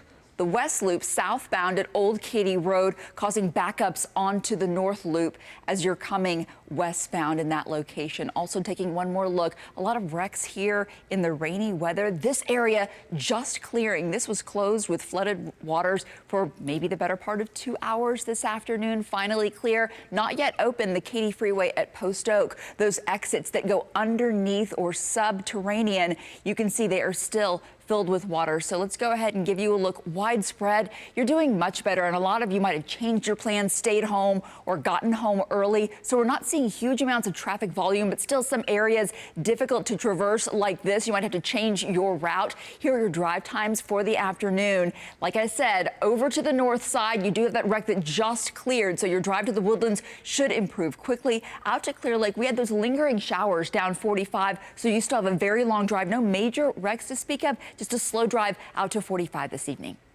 Oh, Lisa, thank you so much. Well, at this moment, we want to toss it back over to our Chaz Miller, who's still there in the Pasadena area. So he was one of our first crews to arrive on scene and take a look at all the damage.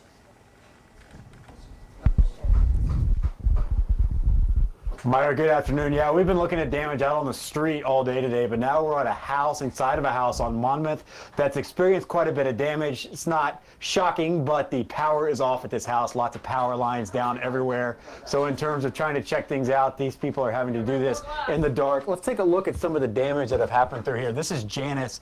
And Janice, you were here when all of this was going on. Yes. Just tell me a little bit of what you experienced and how scary it was. Well, I seen my curtains on my patio door move when the door was there, and so I looked out and I knew then that it was coming.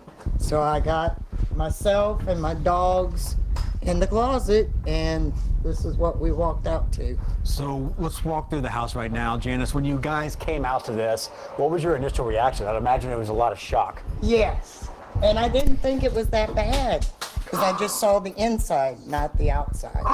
But I mean, I thought, okay, just the kitchen and my living room, I could do this.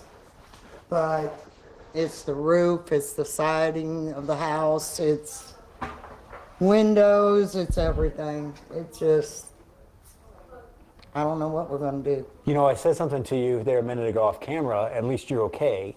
And you say, yeah, that's what they keep telling me. I think it's easy to say, yes, you're okay. Yes. But at the end of the day, this is your house. These are your Exactly. things. These are your possessions. You have dogs here. You have a life here.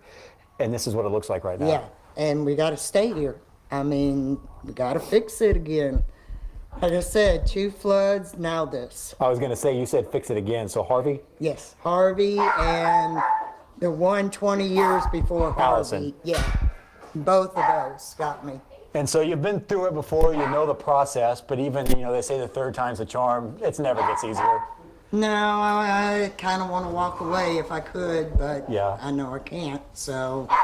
But we are all okay, so, and like so, you said. Walking through here, you are good, and so seeing just some of this damage, I mean, obviously it's very different from a Harvey or a flood. You've got water coming in from the ceiling. The whole over here's gone. The whole side of the house over here's gone. It's a very different type of damage from a flood. Right. Now instead of this, we got to do all the top, and I don't even know where to start. And so at this point, you know, you talked about being in the closet and kind of living through it. That's something we've been asking people about all day today, and they've all been saying this is not anything we've experienced before. Never. I've seen them from a distance, but I've never went through one. I don't want to again. Never again. What was it like in that closet?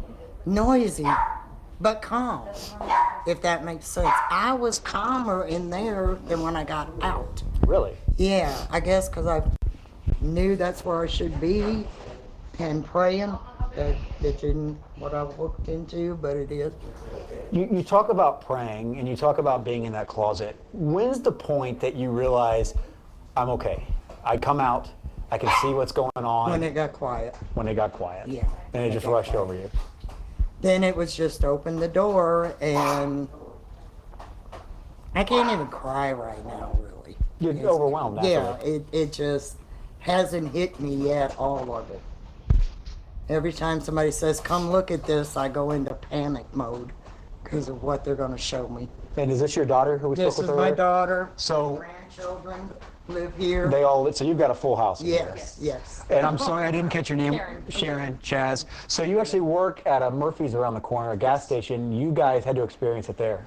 We got quite a bit of body damage on the outside, but otherwise everybody's okay. Pumps are okay, so My son, safety. grandson works at Ashley's, and they got hit real hard. Over by the belt. Yeah, right over here Uh-huh. by Walmart and that. Yeah, they got some damage too. So we're all affected some way. Yeah, it's crazy. And were you here the other times through Harvey, through some of the other folks here? Every one of them. This is the only one I missed. Like I said, I had just gotten off work, so I completely missed this. So you're away, you're at work, your mom's here. What is it? The moment you get home and you see that while the house is messed up, your mom's okay, the dogs are still here, I'd imagine that gave you some sense of peace.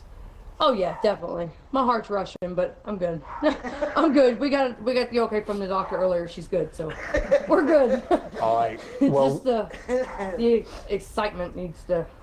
They were all worried more about me, I think, because I was here, but just being alone, I think, was what scared everybody. You know, wanted to know that I was okay.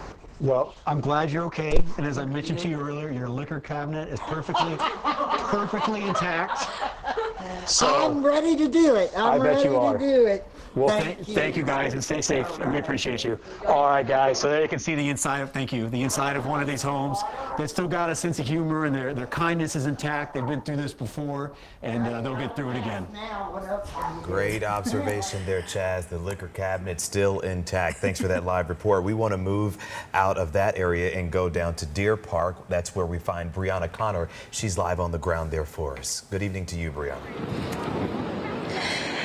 Hey, good evening, Chauncey. We actually just had to wire our shot into our truck, which is just behind me, because cell service out here is very bad. There are multiple power lines down in Deer Park. You take a look at behind me, you can see this is why. This is right near Phyllis and Luella, and we see major damage to people's homes.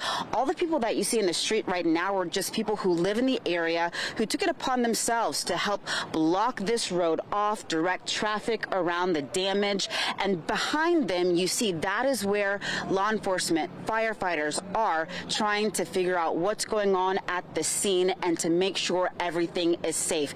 You're looking over here to the right now. You see this home is missing an entire back wall, maybe even a couple of walls. I'm told that the person who lived in that home just here had their dogs inside, but they were able to get out with their animals and everyone is safe. I am able to talk to a couple of people in the neighborhood who have told me they had kids who were in school. I've talked to this young girl before, and so I know her parents think it's okay if she speaks on television. Can you give me your name again? Addison. And Addison, you were just down the street at San Jacinto Elementary School when the weather came through, right? Yes, ma'am. What happened?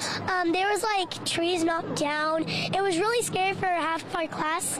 And when we were in gym, me and my friend Elena, we were doing tornado sounds, tornado siren sounds. So I don't know why it just happened. And you said your teachers made sure they got you to a safe location. What were your teachers telling y'all? We were playing a lot of games in the middle room, and we were just really scared, and half of our other class was crying in the middle room because they thought it would be really bad, but... Were you crying? No. I cried for a little bit because I have a blanket that's called Red Blankie. It's a big blanket that I had when I was 1 years old. So you had your big blankie on to keep you safe? Yes. And your teachers... But I didn't have it with me. I thought it would I thought our window would break and it would get wet, but I don't like it when it's wet. But Addison, did you see any damage at the school? There was a lot of damage. What can you tell us about you saw? Their power line was down. Their power line was down, and there was a lot of stuff on the ground. Trees? Trees, yes. Okay, so that's the situation. Thank you, Addison. Over just right down by the school. I can tell you on the way back here, we passed by at least 5 or 6 broken power poles. A lot of people in this area who don't have damage as significant as this part of Deer Park are dealing with tree damage, fence line damage, and you'll see things like this from out here from time to time. Animals running around. There are people who live on this side of Luella who are not able to get in touch with relatives who are on the other side of Luella because of the downed power lines. You're looking at a home that has severe roof damage over here now. Neighbors tell me there was an elderly man inside that house.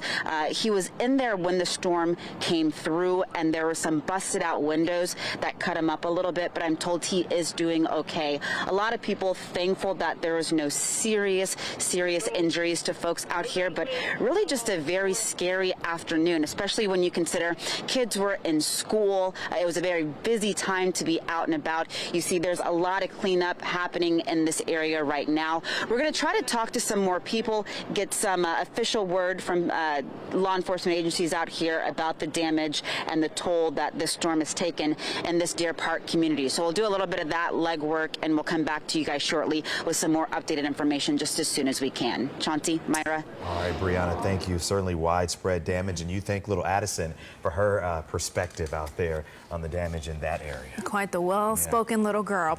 At this moment, we want to go to Tom Abrams. He is still out there in Baytown with the latest.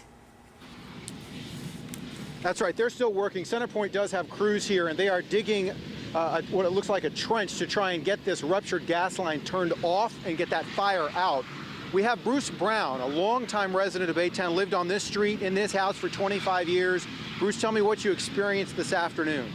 Well, I heard they gave me the tornado warnings, and I was watching the news, and all of a sudden there was a loud pop, and I moved to a different room in the house, and then there was a loud bang, and I just stayed in there for a while until all the emergency trucks started coming up and down the road. And then when I popped my head out, you see the gas burning, you see the roof of the neighbor's house or the garage or whatever in my backyard. You got trees down everywhere. And that's been burning for almost 2 hours. And when was the last time? You said you lived here 25 years. When was the last time you had damage like this? Last time we had a hurricane, I believe it was Ike. When I had 2008. Yeah, when I had both trees in my yard go back on one side and one in the front, and they fell over. That's the last time we had damage. But it was it wasn't as bad as this. And I don't even know where that tree came from. And you're without power. I'm without power. But your home is undamaged. My home is undamaged. But there is damage from other homes littering your yard. Yeah, that's. I think that's the roof to that shed that's got the gas. And you said the building that burned and where the gas line ruptured is an auto repair shop. Yeah, yeah. They're all the time building hot rods out of that shop. It's like a neighborhood little place. And how did your neighbors fare? The one behind us, she lost her carport. This one here looks like it's got a tree on the roof. Down here, you can see where that's bent. Yeah, where it's peeled back. Peeled back. And they got all the skirting gone from underneath their trailer. That's a brand new trailer. They just put all that stuff on there. But everybody, as far as you know, at least in this immediate area, is okay. As far as I know, everybody's okay. But they do have all the emergency stuff here just in case. Well, Bruce, I'm glad your house is okay. I'm glad your family's okay. Sorry you're without power, but I appreciate you taking the time to talk to us. And again, they're still working on this ruptured gas line at what Bruce tells us was an auto repair shop of some sort. And there are CenterPoint crews that are here, and you can see they've got that Kubota there digging a trench. We can imagine there's a point at which they're going to try and tap the line, shut off the gas, so that they can stop that burning fuel. We do know from talking to police that there is a lot of damage in terms of power lines, trees, and fence lines in the neighborhoods that border Bayway, which is a pretty large street that runs here through Baytown. That's the latest. We'll get you updated once they're able to get this off. As Bruce mentioned, it's been burning for a couple of hours now when the storm blew through here. But thankfully, he and his neighbors are okay. Good news. Myra? Yes. Thank you, Tom. We love hearing from everybody saying, you know, the damage can be replaced. We can fix everything as long as we are alive and okay. At this moment, we want to go back to our Maya Shea. She is still in the Pasadena area. Maya?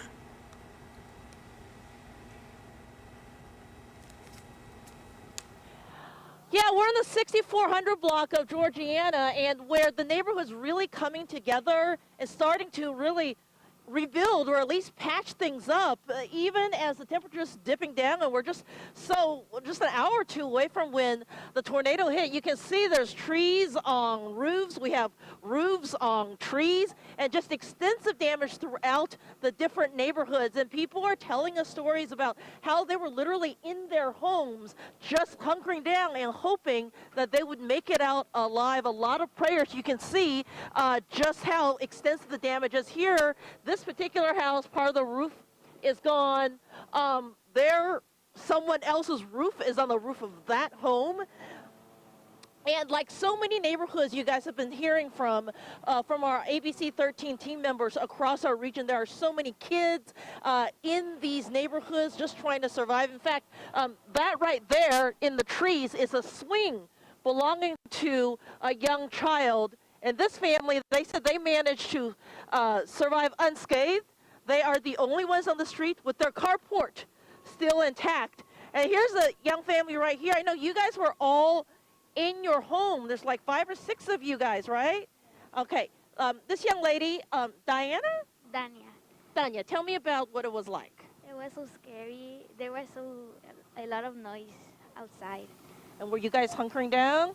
Yes. Yeah. Is your house okay? Yes. Yeah? This is Dad, right? No, this is Dad. Yeah. Okay. How is your house?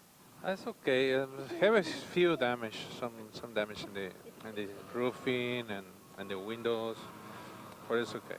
Have you ever been through anything like this? No, this is bad. Is it scary? Yeah, we pray. Pray. Yeah, I'm a pastor. You're a pastor. Well, it seems like prayer works. Is this Grandma? Yeah, my mom. Oh, you okay? Yeah, she looks very happy to be here Yeah. and be safe. So you had 3 generations in your house. Yes. What did you say? It's a bad day today, so I don't know. It's scary and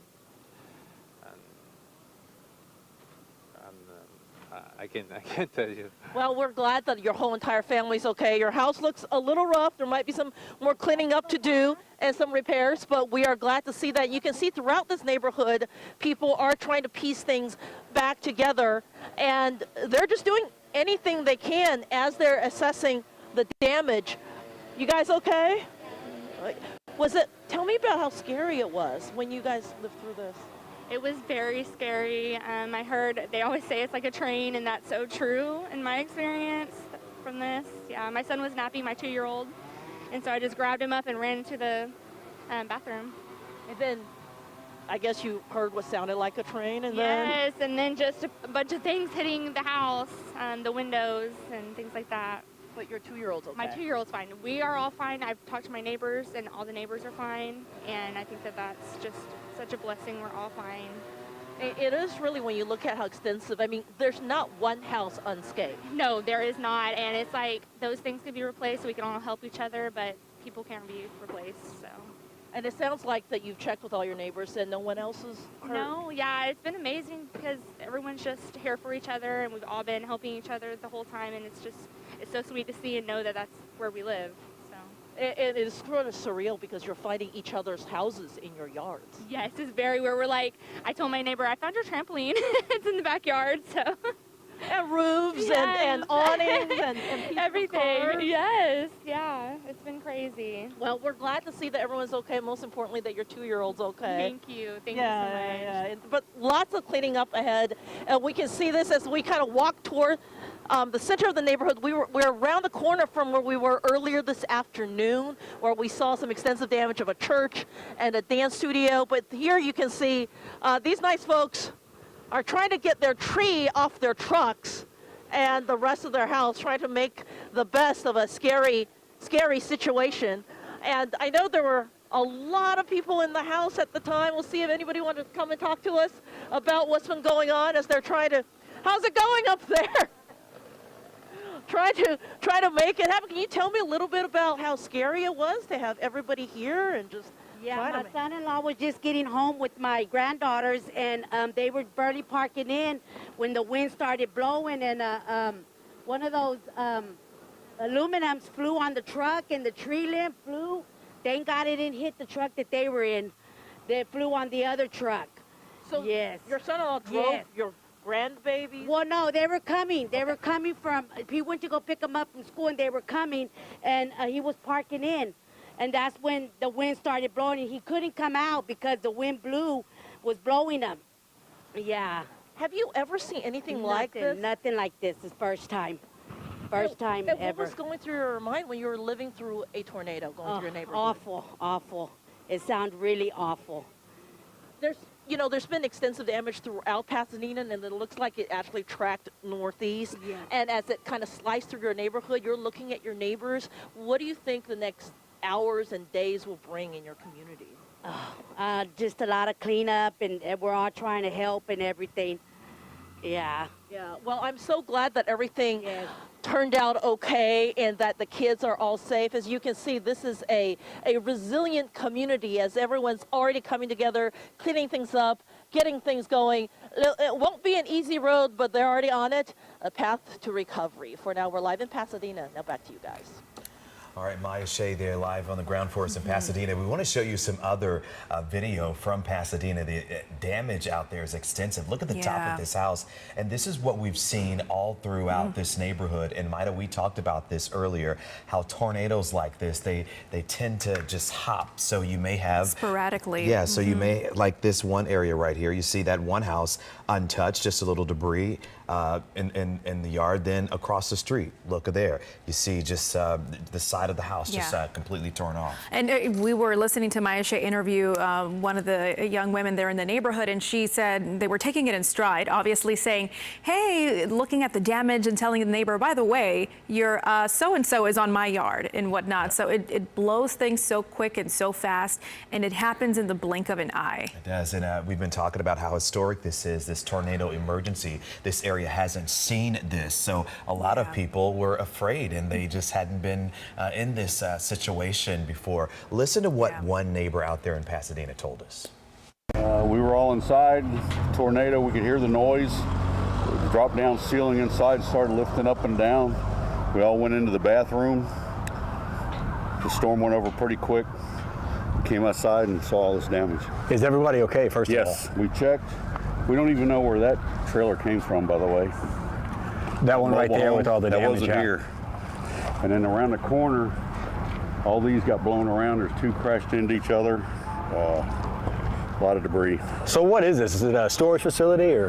Oh no, this is the Loyal Order of Moose Club. Okay. The benefits, anyway, Moose Heart, Moose Haven for Moose Haven's for elderly. Moose Heart is for kids that are Moose members that lost their parents. So we were here setting up for a shuffleboard tournament, actually. So you guys are out here doing good things in the community, and this happens. Yes. Oh. Yeah, a lot of neighbors out there left picking up the pieces. We want to go over to meteorologist Alan Shoemaker, who has been here with us since this morning. And we've been talking about the rainfall. Earlier, we were talking about, I think, 5 to 6 inches that fell in a short period of time. Yeah, that's right. And it's caused some flooding concerns around the area that will be ongoing through this evening. But the good news is the rain and storms are gone. So one more quick look at the radar. Basically, the whole Houston area and all of you watching are now in the clear. The thunderstorms that are severe are now way over, now east of Beaumont, headed into Louisiana, where there are still some warnings out there. But still, there is a flood advisory because of the heavy rain earlier. It's not raining anymore in these areas, as you see around Chambers County and southward past Galveston. But because there may still be some flooded roads, you want to be careful driving in those areas closer toward the coast. But again, the bigger storms are gone now, moving off to the east, passing by Beaumont and into Louisiana. So here's a look at those rainfall totals again, some of the heavier amounts we saw. And keep in mind, a lot of this fell in 2 or 3 hours. So the reddish areas and orangish areas from parts of Colorado County through northwestern Harris County and on into Liberty County is where we saw the stripe of heaviest rain. And some of those totals you see estimated up to 5 to 6 inches, even around 7.3 inches northwest of Katy. So again, that type of rain in one afternoon still going to cause some flooding that may still be there later tonight and tomorrow. And some of the gauges we have on the creeks did bump up and just overflow a little bit. So check out a couple of them quickly. You'll see that this, if you look at the numbers in the bottom corner there, the current level is only a few inches below going over the bank. So that's why you want to be careful driving near some of these creeks and areas that flood quickly, because some of that water is still draining in and will still drain downward into the reservoirs and through Houston this evening. So, and another one for you, this is Live Oak Creek. I think the last one, let me go back to the last one for you. That was Little Cypress Creek, the first one I showed you at Becker Road. Then the other one, this one I wanted to show you as well is coming up one more time. There it is, Live Oak Creek at Pennock Road. Again, this was very close to going over his banks as well. So that's why, again, even though the rain's done, still watch if you are headed out this evening. Still a lot of flooded roadways maybe around, and still some flooding near those creeks and bayous as well. So I'll get back to the forecast. I do want to show you right now, it is starting to clear out. Looks beautiful. Getting some sun break here as the clouds are moving away, the rain moving away. Temperatures are cooling off. We're at 51 degrees in Houston. As we go through this evening, the storm system that brought the rain is finally moving out quickly. So nothing but cool, dry air coming in tonight. Temperatures will be dropping into the 40s, maybe even upper 30s by morning. So it's going to be chilly when you're up tomorrow, but dry. That dry, cool weather will continue tomorrow. You see, we're starting in the morning in the upper 30s. May have some clouds around in some areas in the morning, but I think it turns out to be pretty sunny in the afternoon, but temperatures only in the 50s. And then we've been talking the last few days about it may stay a little bit chilly, so Wednesday night and Thursday morning you may have to deal with some temperatures in the 30s again. So if you are without power and you have some storm cleanup to do, we do have some chilly nights ahead the next few nights where it could dip easily into the 30s, at least the next 3 nights. All right, Alan Shoemaker, thank you. It's good to see that things are finally clearing up. So now is the time that folks out there will start to pick up the pieces and assess all the damage. But keep in mind, some people are now homeless after losing their home. So we do know the Red Cross is setting up in the Pasadena area near an animal shelter from what we saw in one of the camera shots. And I believe that is Karen Alvarez who is out there. Karen, do you have any more information on that? Well, I'm actually here at the Pasadena Animal Shelter, and I want you to take a look behind me at all the extensive damage. We were just in there. The mayor did give us a tour. He gave us a tour of a couple of animals are in there. They are moving some of the animals to a safe location. And I don't know if you can tell by right now the camera, but all the sheet metal, part of the roof was blown out of the shelter. They are moving animals to a safe location, I'm told, across so they can get the care that they need. We were just inside, and like I said, a lot of extensive damage, but crews have been out here at least helping these animals to safety. And you know what? I am losing a little bit of signal, so I'm going to toss it back to you. All right, Karen, thank you. Now we want to toss it over to Chaz Miller. He has been showing us some incredible pictures all day. We want to go out live to him where a UPS truck, you see there, is flipped on its side. Chaz? Yeah, Chauncey, we were driving around here just looking at things going on. This is at Spencer near Sinclair. As you can see, this 18-wheeler, this UPS truck, completely flipped on its side. You want to talk about the power of Mother Nature. That certainly shows just what a tornado can do at this point. All down Spencer, there's damage. They've got it closed. The police officer down at Sinclair said it was closed all the way down to Space Center, and you look at just some of the damage walking down the street here in Spencer. All these metal buildings over here, obviously pretty catastrophic damage. You look to our right, there's a Texas Chiropractic College up there on the other side of the Deadman intersection. Now the building's fine, but you see on top it looks like some air conditioning units and whatever that is up there has gotten pretty twisted up in that wind. But you go all down this street and it's the same scene that we've seen all over Pasadena, this part of Pasadena, near the Beltway. It's what we've seen all day long. People out, now the sun's starting to come out, and people just out here assessing this damage, seeing what's going on. All right, that was Chaz Miller reporting. We want to go back out now to Tom Abrams. Tom, what are you seeing now? Okay. Guys, sorry, so we just lost our live interview, but I'll give you essentially what he was going to tell you, and his assistant chief with Baytown. And what we now know about this is it's a 1-inch gas line that ruptured. And what happened was the gas meter came out of the ground. They don't know what sparked the fire, but they imagine the down power lines, the power poles, that may have sparked it. Contrary to what a neighbor told us, that this was what they believed might have been some sort of auto repair shop, the fire department is telling us that, in fact, this was a residence. We also know that there are 15 structures that were damaged in this area, and of those 15 structures, no injuries, which is pretty amazing given all of the damage here. Now again, we're hoping to get him live here in just a moment, but essentially what we've learned is that despite all the damage you see along Bayway here, which stretches, it's 4-lane road which stretches through Baytown, that there were no injuries and only 15 structures were damaged. But there are a lot of trees down. The power is out. CenterPoint right now is looking to crimp the line, is what we've been told.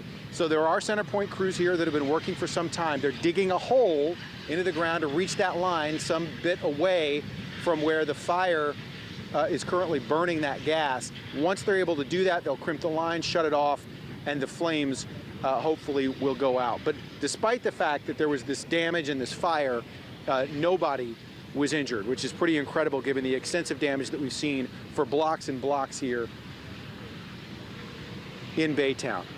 But we'll throw it back to you, and we will bring you that interview with Baytown Fire in a little bit. All right, Tom, we'll let you get that interview for us. In the meantime, we want to go over to our Jessica Willie, who is also assessing damage out there, I believe, in the Deer Park area. Jessica? Are in the heart of Deer Park right here on Center Street, not too far off of 225, and it looks like whatever came through, whether it was a tornado or straight line winds, I haven't been able to listen in to our meteorologists, it has caused quite a lot of damage. We talked to a lot of folks here. We've been here for some time, actually. We're just having a lot of connectivity issues. As you can imagine, there are a lot of power outages here in the area, lots of four-way stops, and you can see by the power poles tilting and a lot of power lines down that that's what's going on here. But let me just tell you, take you through to where we've been through. We've been to a wholesaler business across the street, Wes, where the folks there told us that they were standing inside. All of a sudden, they heard the loud noise, that freight train noise that everybody talks about, and then the windows just shattered into them, and they went into the interior of the building. It was here and gone within seconds. Nobody was hurt in that business. You can see all of the debris here. The workers already out on the street. They've been here for quite some time trying to shovel this through. This is a main artery here in the Deer Park area, so they got to get this cleared up as soon as possible. Across the street here, Wes, you can see this Little Caesars, and then there's a doctor's office right next door. We talked to patients who were sitting inside that doctor's office when this came through, and I mean, they had almost no warning, and all of a sudden the windows shattered in, things flew, and they all ran to the back of the building right next door at that Little Caesars. A man working there told us that they all rushed to the walk-in cooler. That's protocol, he said, according to the company, and they all got inside that walk-in as this went through, and thankfully everybody was safe. But as you can imagine, when they walked out, that's the damage you can see, and it's quite impressive. Things hanging from the ceiling. A lot of the roofs are missing, if you can see the top of buildings, but peeled back from the high winds that came through here earlier around 2:30, folks are telling us. And then just beyond some of these buildings here, there is an apartment building, there's a home, and we talked to a family there who said that they got into the bathroom along with their small daughter and their cat, and they just huddled down until it passed through. So some scary moments here. We haven't heard of any major injuries. A woman showed us some glass had pierced her, and she was okay, but quite frightening moments as this came through. And a lot of cleanup here to be done, and folks are still kind of coming out and looking around. Jessica Willey there in the Deer Park area, seeing a lot of damage as well. At this point, we want to sort of chime in Al Payton. He is the VP of Safety and Technical Training over at Centerpoint. Al, can you hear us? I can. Thank you very much for your time and the opportunity this afternoon to speak to your viewers. Al, Maida Moreno and Chauncey Glover here. We want to just talk to you as we look at the extensive damage in Pasadena, and we're seeing these shots and a lot of down power lines. What is the #1 piece of advice right now that people need to know as they are maneuvering through to try to start to pick up some of the pieces out there and get rid of some of the damage? So we definitely want everyone to understand that power lines can still be energized when they're down. So we need them to stay away at least 35 feet and call us immediately. They can notify us at 713-207-2222. And also be reminded that in some of these cases, the lines aren't down, but they're damaged. So they may be touching a structure, such as a fence, which means that fence could also be energized. So we need them to make sure that they stay away and make sure they report those things to us. There's also potential because some customers have personal generation at their homes.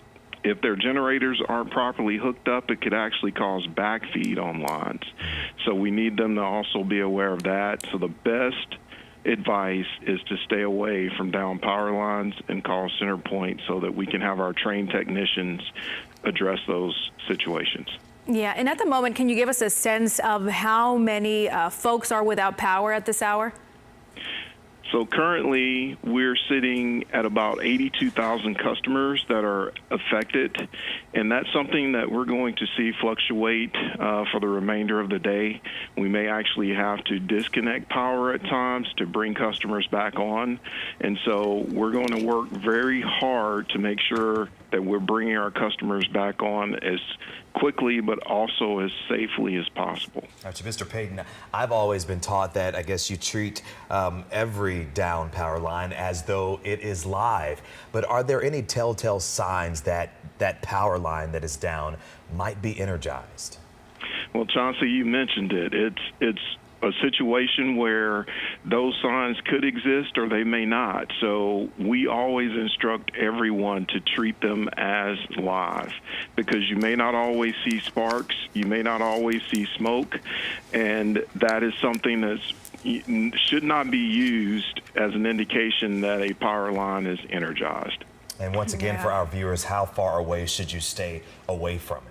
At least 35 feet away from any down power line or any damaged electrical utility equipment. If I may also, we're talking about electricity, but it's also important to note, and you all have been covering a natural gas fire. Natural gas is also something that is important for our customers to be aware of with damage to residences and businesses.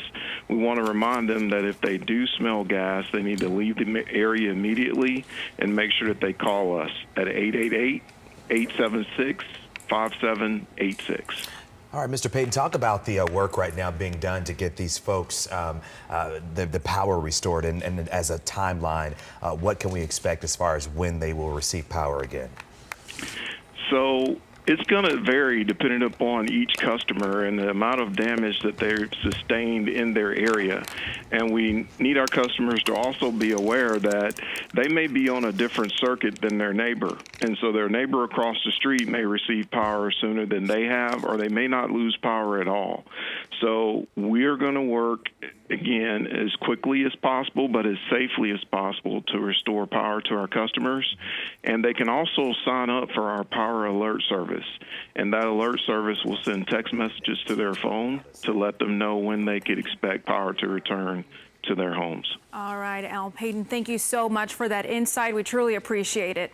And now we want to go out live to Derek Lewis to show us some more damage out there. Derek, where are you? I see that home behind you with extensive damage out there. Yeah, we're seeing a lot of that right now. We're in South Park Gate here in Pasadena. I want to show you the damage we're seeing.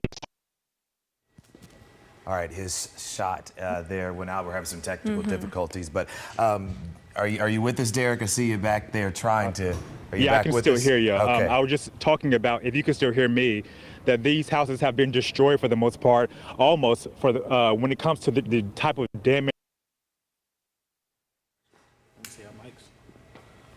I'll show you now what's happening as you see so many people actually cleaning up here. There's a cleanup process that has to happen now after this tornado that has come through here. Hi, do you live in this house here? Yeah, so it's You all were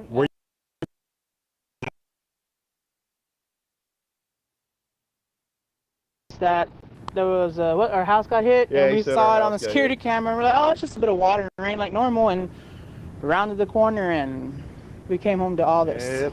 When you got here and saw this, what were you thinking? I lost my shit. Yeah, she composure and obviously was upset and crying. I told her it's the main thing, we weren't in it and kids were safe, and stuff can be replaced. We can always rebuild a house or buy more stuff, and we can't buy a life. And Our so dogs were alive. our dogs, yeah, we had 3 dogs. Dogs were okay. How long have y'all lived here? 8 years. 8 years. 8 years. Wow. Have you talked to anybody yet about like what happens next, or the type of amount of damage that's been done?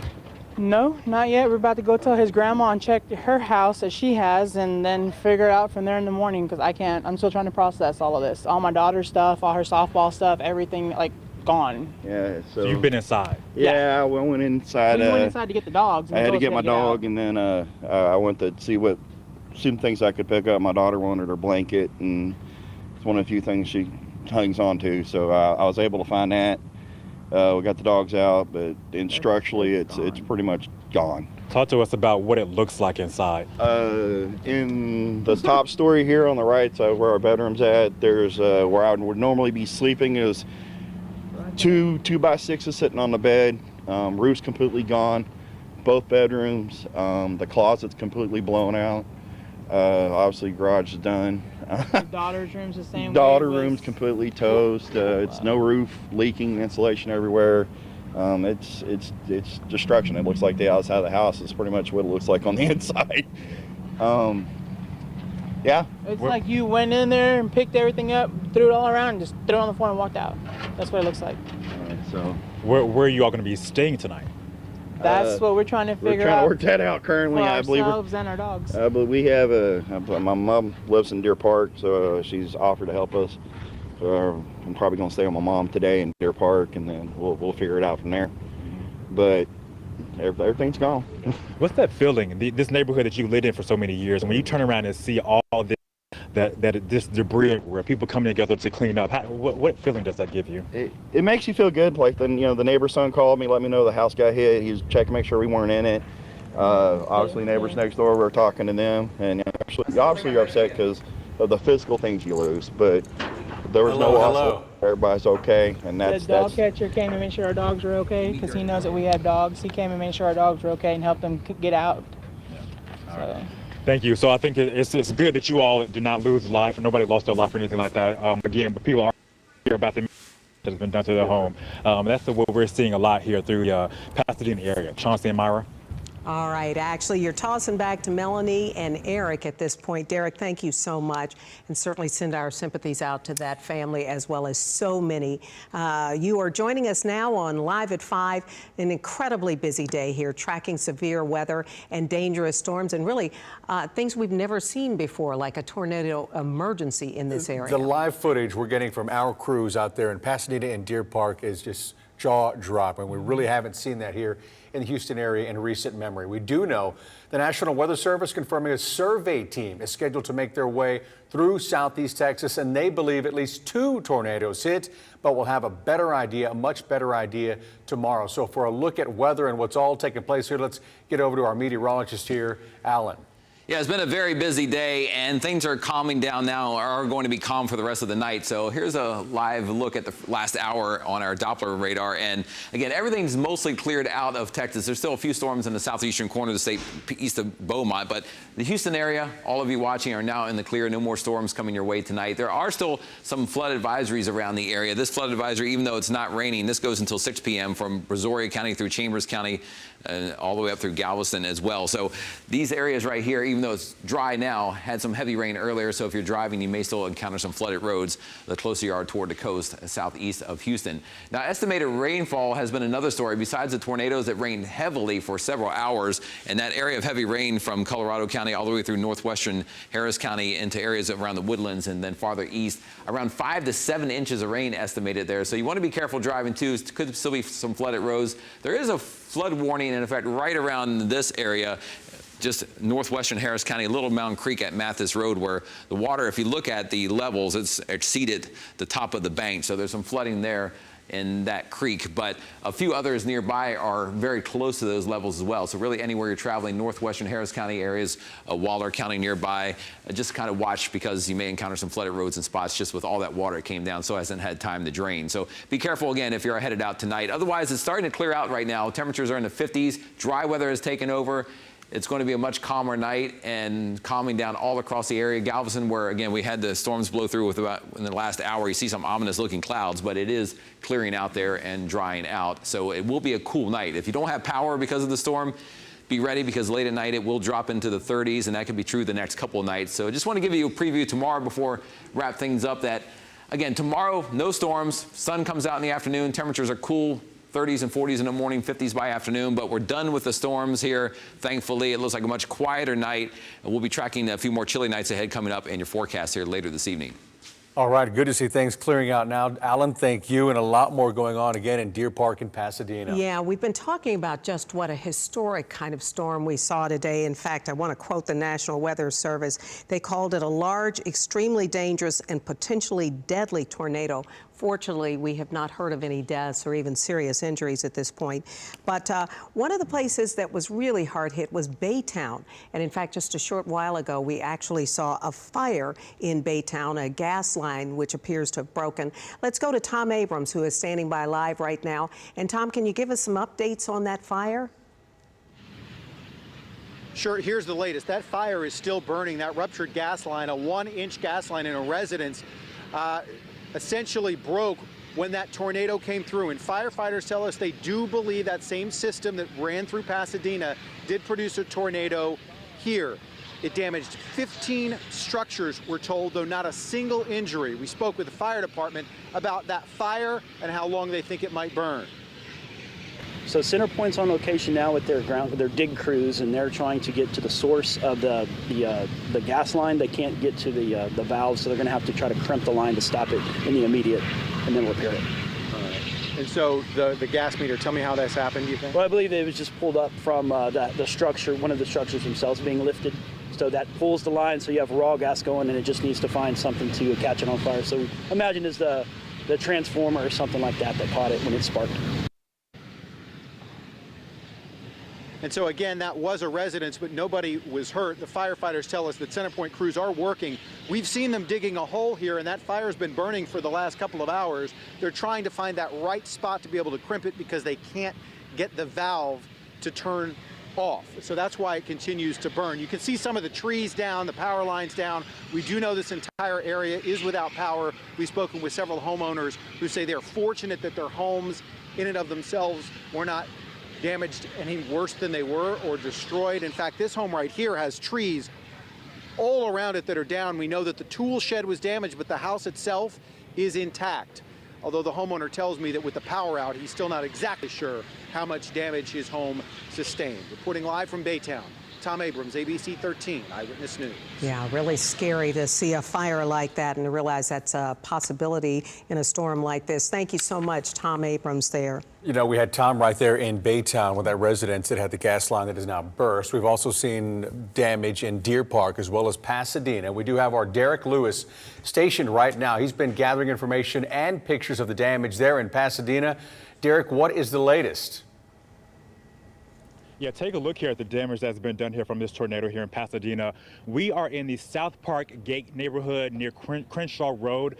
People out here right now are just doing a lot of cleaning up. That's what they've been doing right now for some time when it comes to making sure that there's some type of order in this neighborhood. Producers asked us earlier today, where are you exactly? And it's hard to see because this is what you notice. So many street signs have been toppled over in terms of, as well as stop signs, as well as so much other damage here. I want to see if we can grab one person right here quickly to talk to. Hey, we're live right now on ABC 13. We see you all are cleaning up right now. Do you live here in this neighborhood, in this area? My parents do, but I just came over to help because I knew that people needed help. Yeah. What do you make of all this that's happening right now when you see all this? I mean, it's sad. It's people's houses and their livelihoods.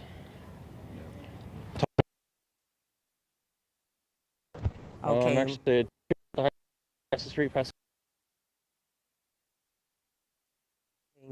We appear to be having some problems with Derek's live shot, as you might imagine, under conditions like this. All kinds of gremlins out there affecting our live coverage, but we'll try to get back to him as quickly as we can. I know we've heard from Brianna Connor already that they're having severe cell phone problems right now. You can only imagine with some of the damage, 80,000+ people without power right now, but we can also imagine cell service right there with probably some damaged cell towers going to be an issue. Let's get over to Courtney Carpenter right now. She's also in the Pasadena area off of Red Bluff right now. And Courtney, can you tell us a little bit about, are you inside or outside the Beltway at this point?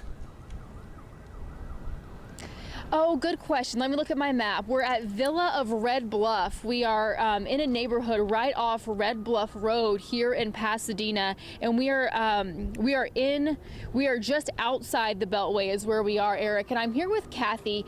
You were home when all this happened. Yeah. Tell me kind of what you heard, what you felt. Well, I was upstairs. I was in the restroom, and you could just feel the townhouse shake, and it was scary. I mean, I've been here in Pasadena 52 years. My son's a Pasadena police officer. Hi, John. Anyway, they're busy right now, but you could feel everything shake, and then you just wind. I had the window cracked. I guess I shouldn't have, and my blinds just hit up to the ceiling of my room. Oh, wow. But you couldn't open the doors. The pressure was way too high. So once the wind gusts went down, I opened the front door and the back door and tried to see what kind of damage we had going on. Behind us, they've lost all the siding to their house. All the fences are down. My friend, his car, his fender is here in the front yard, and this part of the house came off the back. Yeah, really, we pulled into this neighborhood because we noticed billboards right outside of the neighborhood. Yeah.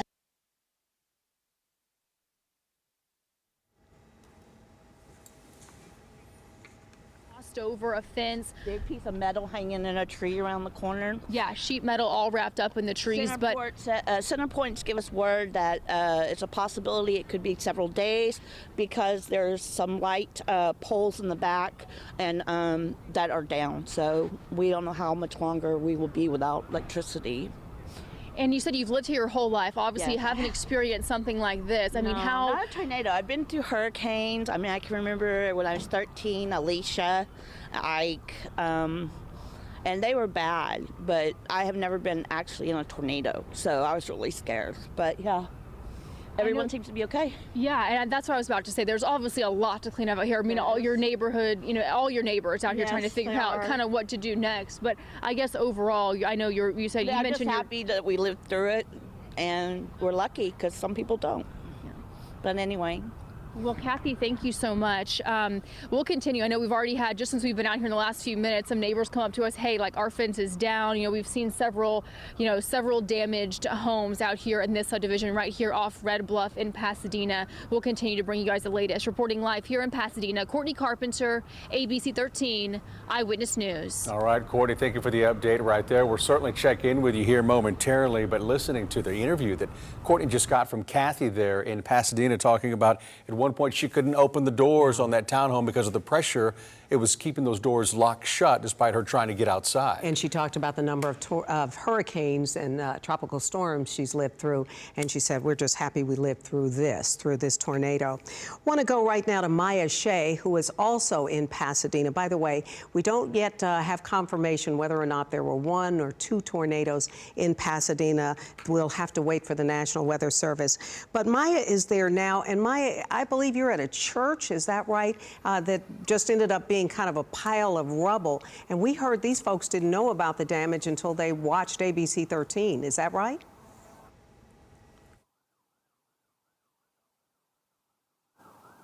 Yeah, you pretty much got it right there. I mean, look behind me. This is what's left of the church, and frankly, there's not much. I mean. All right, again, Wow. cell service is going to be an issue throughout that area, as we told you at the top of the broadcast Damage. here. And we're here joined by Let's get back to Elder Maya. Brandon Gaston and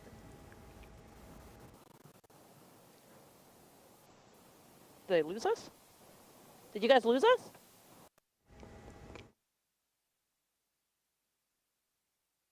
Right, All it right. looks as though we're going to have to try it again fairly what shortly. happened?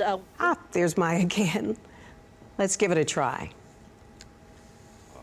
We don't stay too far from here. Stay up in the Humble area. And we were watching Channel 13, and we happened to see that there was a tornado that hit Pasadena area, and we seen that it was off of Randolph, and we seen the structure over here that was right across the street from the church, and we're like, wait, that's near the church. And then after that, we got a phone call from one of the members that lives behind the church in the trailer, and said that a tornado hit, and so we held an emergency meeting with the church. Our pastor called an emergency meeting, and so we did an emergency go-to meeting, Zoom meeting, and trying to see who's nearby to go, check on the church. And so I was one of the closest that can get here the fastest, and so I came over to, assess the damage, and I wasn't expecting, something like this. I was expecting.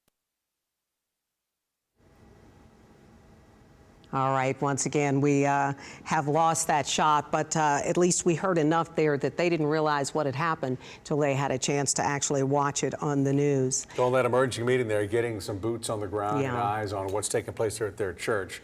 We heard from Al Payton, the vice president of Centerpoint, talking about the power lines that are down all across the areas of Pasadena, Deer Park, even in Baytown as well. We've also got reports of some on 45 as well. Traffic anchor Elisa Rivas has been tracking that. What's the latest, Elisa? Right. Thankfully, a lot of our flooded interstates and frontage roads have basically cleared out, but we are left with one major problem. This is I-45, the Gulf Freeway, southbound at Monroe. A lot of the TransStar cameras are out in that area because of the severe weather that blew through, but this is the backup behind what's going on southbound at Fuquay right now. Let me give you a closer look at what's happening. So all of this red is the backup caused by what's going on. It's downed power lines across 3 southbound frontage roads as well as some main lanes. So traffic just creeping by, and also this area, a lot of things just happening in this area because of all the severe weather that blew through. So be aware, this entire portion of town is a little off kilter right now, and certainly this is the major backup, I-45, the Gulf Freeway, southbound at Fuquay, which is basically right at Beltway 8 due to downed power lines. The frontage road will not do you any good. The power lines are across that as well. Seek an alternate route and expect delays. All right, thanks so much, Elisa. We appreciate it. Want to go now to our Rosie Wynn, and Rosie is live in South Bend, Ellington area of town, and I believe that's southeast Houston. Rosie, can you kind of tell us where you are and what you're seeing? A lot of damage behind you.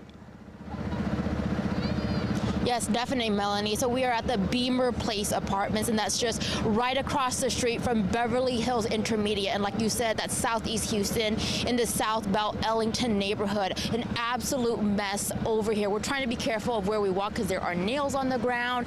There's roofing. There's insulation just exploded all over these cars. Let's show you the scene right now because literally this location speaks for itself. If you look at the roof, parts of this apartment complex is just completely destroyed. Some of these residents haven't even been able to get back into their units. We see broken pipes. Residents here tell us that the power is out.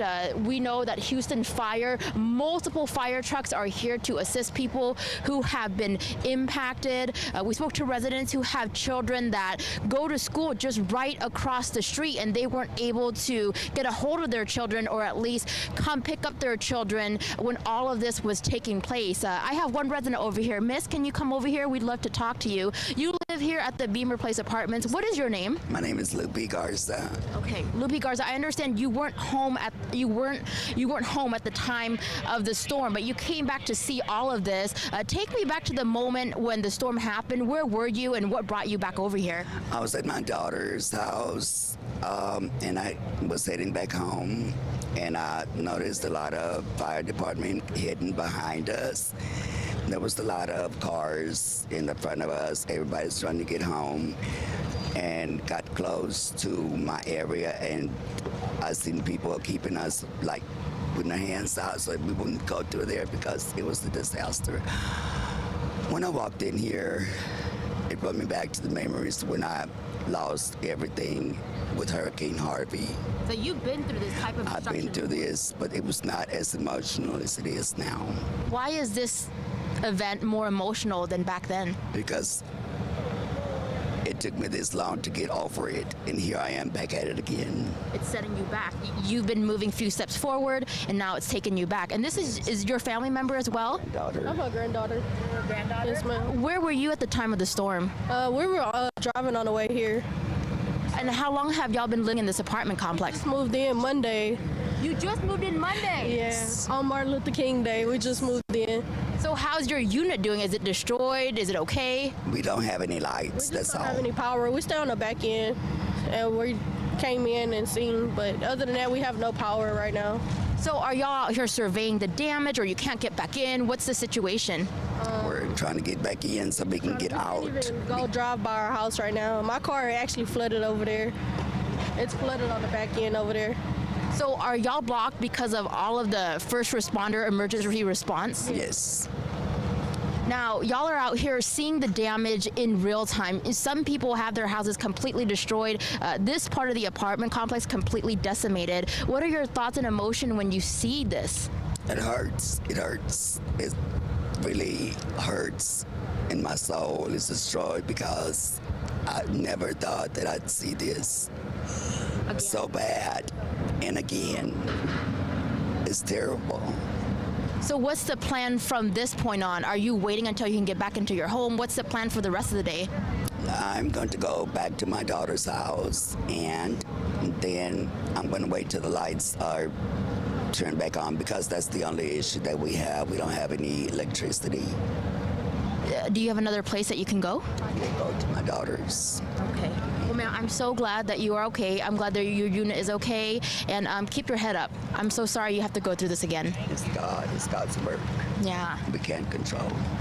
So right now, Melanie, it looks like they're doing damage control. First responders, particularly firefighters, are here to help people who may be trying to get stuff out of their house. They're trying to evacuate, find another place to go. We see residents just walking out here with their kids. Next door at the church, the lawn is just completely littered. Like Raul, our photojournalist, if you can just show them the ground. You have to be careful of where you walk because there is just damage left over everywhere. And the church next door, the lawn is just completely littered. And so right now, they're just beginning the process of surveying the area. And so we'll continue monitoring this particular location, and we'll bring you updates during our next live shot. So Mel, I'm going to send it back to you. Well, Rosie, we're so glad you're giving us that pan. We could see a lot of damage behind you. It looks as though in the very back of you that part of the roof has been taken off, at least one part of this apartment complex. Are you seeing a lot of that? That's a good question, Melanie. So this part of the apartment complex seems to be affected the most. This apartment complex has multiple buildings, and it looks like this was the side that was hit the most. Residents are telling me that they heard confirmed reports that a tornado did hit this particular part of the complex. And when we look at the other side, not so much damage. Raul, I don't know if you can pan over to the other side just so they can see, but if you look on the other side of the complex where the sun is shining through, it looks a lot better than over at this side. So yeah, it looks like not the entire apartment complex was impacted. Yeah, and Rosie, I can't believe what it's probably like for you all and the residents there, because just the images that you're bringing back here into the studio and out to the rest of Houston are just unbelievable. Now, I know that you and Raul had shown us momentarily some first responders there with gurneys. Are you hearing of any injuries at all there on scene? So I personally have not seen first responders take any patients on gurneys, but when I talked to residents, I asked them about injuries, and they said that they saw someone being brought into an ambulance with stretchers. So right now we're not hearing of any injuries yet, and so that's just what we know. Just incredible, especially even looking at cars where the windows appear to have been blown out. Thank you so much, Rosie and Raul, for giving us that up-close look at some of the damage there in the southeast part of town. Yeah, all right, Rosie, thank you. We'll check back in momentarily. Let's get back over to Baytown, where we've seen Tom Abrams showing us a fire here off in the distance. And what we were really surprised about, Tom, when you first brought us your live report, is that some people thought this was just a gas line running alongside the road. You're telling us this was a residence. Yes, so we have an update on several fronts for you as we give you a closer look. We initially reported that it was a business. Then we were told it was a residence. Well, now we've got an update. It was both. It was both a residence and a trailer and a small business all in this location. And we've now learned that it was not a 1-inch gas line, but a 4-inch steel gas line that is burning. And firefighters tell us that it's actually good that it's burning, because if it were not on fire, then that gas would just disperse, and then any sort of ignition could cause it to explode. So the fact that it's burning means it's contained. As to why it's still burning, CenterPoint is now telling Baytown Fire that they need specialized equipment that they're bringing in from Houston to do what's called a hot tap. And essentially what that will do is turn off the gas at that location, but will allow everybody else in the area to keep their gas. It causes additional problems if they were to just cut it off and then essentially deny gas service to all the people living along here. So it's going to be burning for a little while they get that specialized equipment to be able to turn off that line at that location only, which we've learned was a residence and also a business. So it's still an active scene here as that ruptured gas line continues to burn in the wake of what firefighters believe was a tornado that tore through here as it did in Pasadena. We know of 15 structures that were damaged, but no injuries to report at this point. That's the latest from Baytown. Tom Abrams, ABC 13, Eyewitness News. Well, that is great news to hear, Tom, as we watch that fire continue to burn. But we appreciate the fact that so far we haven't heard any reports of injuries there in Baytown.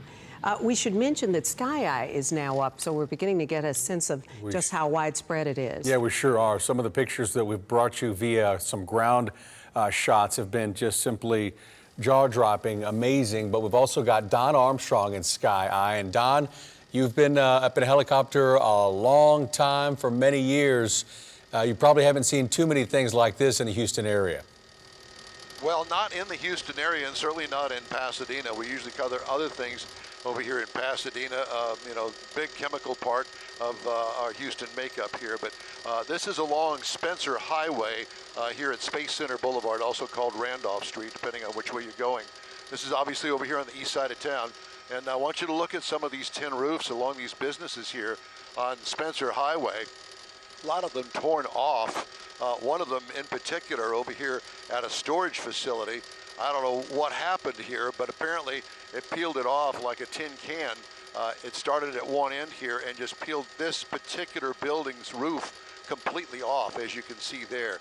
All of the other buildings on this property, some damaged, but at least they have the roofs intact. Look at this storage area here. All of the roof is gone, as well as many of the walls here in Pasadena along Spencer Highway. We just got up just a little while ago. Winds prevented us from actually getting up a little bit earlier, plus the cloud cover and all. But as you can see, damage is quite extensive here, and needless to say, the power is out here, so traffic is an absolute mess no matter which way you go over in this area. So obviously the best way to handle this is not get out and stay home and watch the news, and we'll bring you all the latest coverage here. A lot of debris from all of this wind damage here out into this retention pond. As you can see, it is quite a mess. It's going to take quite a while for cleanup over here in Pasadena. Tonight is not the night to go out on a date.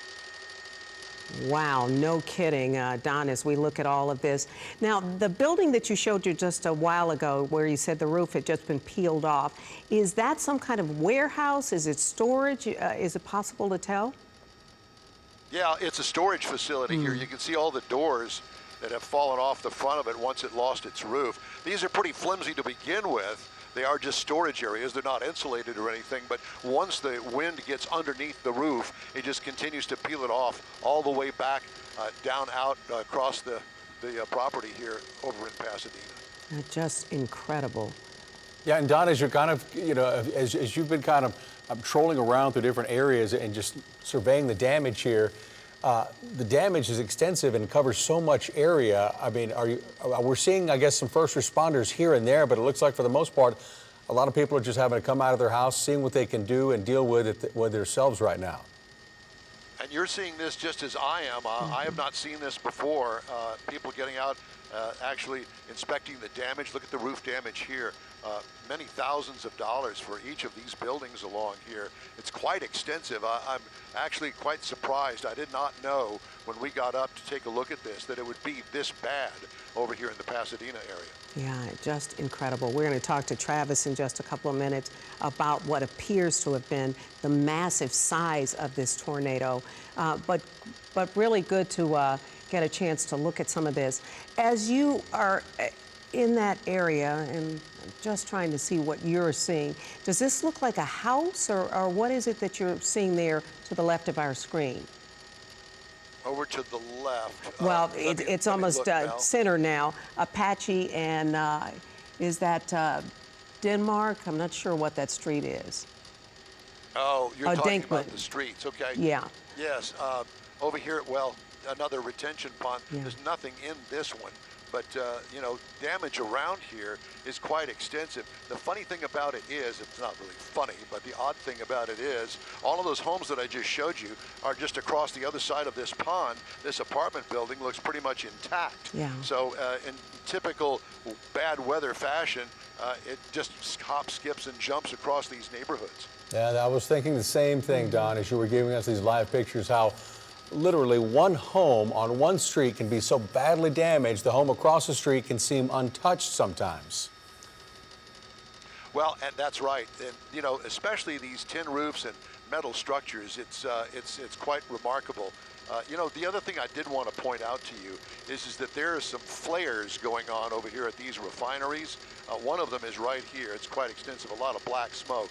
Nothing to get alarmed about. That means that the power has gone out to some portion of the plant here, and they're burning off the excess.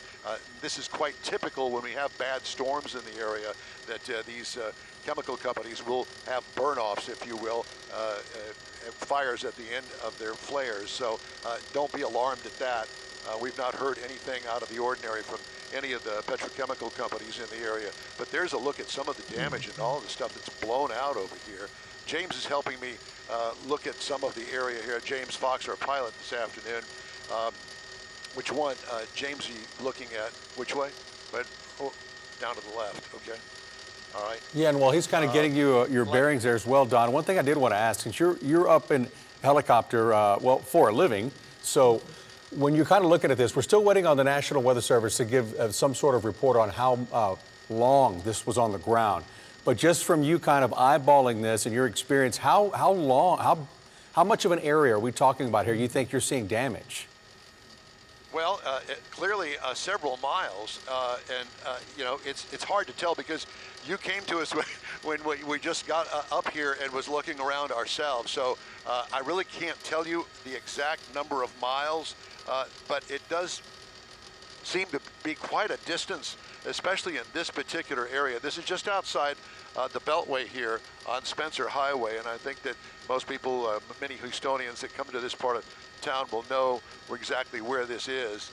This was one of the first things we noticed, a UPS truck that obviously had been turned over by the high winds. They have got that uprighted now, but it's blocking Spencer Highway down here by the Beltway. There's some more damage in this particular area as well. I mean, it's widespread. It's not terrible. I mean, I don't see houses knocked down or anything, but big gaps in the roof, a lot of roofing misplaced here, blown off in some of the areas, especially over in the areas where there are storage sheds, that sort of stuff.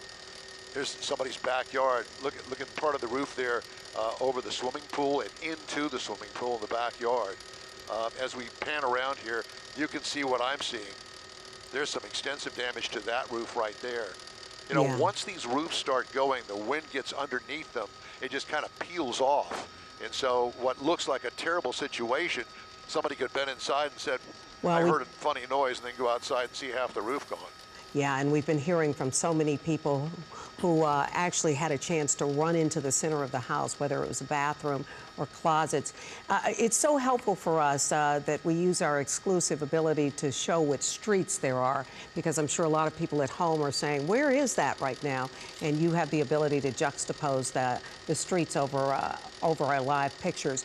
But Don, Travis is here right now, Travis Herzog. He's obviously been watching this all day long. Travis, we know it's going to be at least a day or so before we find out where this tornado was. Was there more than one? But at this point, it just looks like it was massive. How much ground would you figure it covered? Yeah, so the National Weather Service will put boots on the ground tomorrow, and they will have their field crews survey all the damage reports that are coming in. They'll determine the exact path this took, how wide it got, the extent of the damage, how long it was on the ground. What I can tell you is we started tracking the circulation when it first touched down in Fort Bend County as it was approaching Thompson's and Siena. For an hour and 15 minutes, we were tracking it all the way to Mont Belvieu, which is about 50 miles away. Was there a tornado on the ground the whole time? Probably not. But Don, I want you to keep following that damage path off to the northeast. I believe when you get into Deer Park and you cross over the Beltway, you're going to find even worse damage than what you've observed so far. And we want to make sure you can get there before it gets too dark. But I do believe that we're going to find potentially some worse damage in Deer Park based on the debris that we were seeing on radar. That debris popped up, that debris ball popped up right around Sagemont, so southeast corner of the Beltway, and then kept tracking northeastward, and it got really large as it crossed through Pasadena and even bigger as it went right over Deer Park, and then we lost it once it moved over the ship channel. So the circulation may have gone up at that time and it dropped its debris on the ground. So I do think that as he continues to follow that damage path, that aerial view before it gets dark, by the time we get to Deer Park, we're probably going to be seeing more damage than what he's observed so far. Yeah, just unbelievable. And we continue to sort of watch these different areas because, Don, you're actually seeing much of this for the first time as well. Well, I am. You're looking at it as well as I am. I've got the news desk talking to me in one ear, and I got my pilot talking to me in another ear over here. So we're trying to get as much as we can to you. Where are you talking about, James? Straight down? Oh my. Well, yeah, that's a plastic fence. Yeah, it looks like it was just blown out. Fences are really easy to come by in high winds. And as you know, if your fence is a couple of years old, the stress is already there because it's been outside weathering for a couple of years, and you see those go first. And Travis, what are you really looking at here as he moves across Pasadena and towards Deer Park? Well, what are you seeing? If I'm thinking in terms of damage, I'm looking to see what kind of damage there is to structures to determine how strong this was. And based on what I've seen from our reporters on the ground, who are doing a phenomenal job under a stressful situation with all the damage around, the power lines down, it looks to me, and I've been talking with Dan Riley at the National Weather Service, who does these field surveys. He'll be out there tomorrow. What we're seeing so far that we've been able to see is at least EF2 damage. Okay, so we're in the low to mid 100s on our range of wind speeds. I wouldn't be surprised if we find some pockets of EF3 damage, okay? And usually most of our tornadoes are zeros and ones, so we're less than 100 miles per hour on most of the speeds of our tornadoes in terms of how strong those winds get.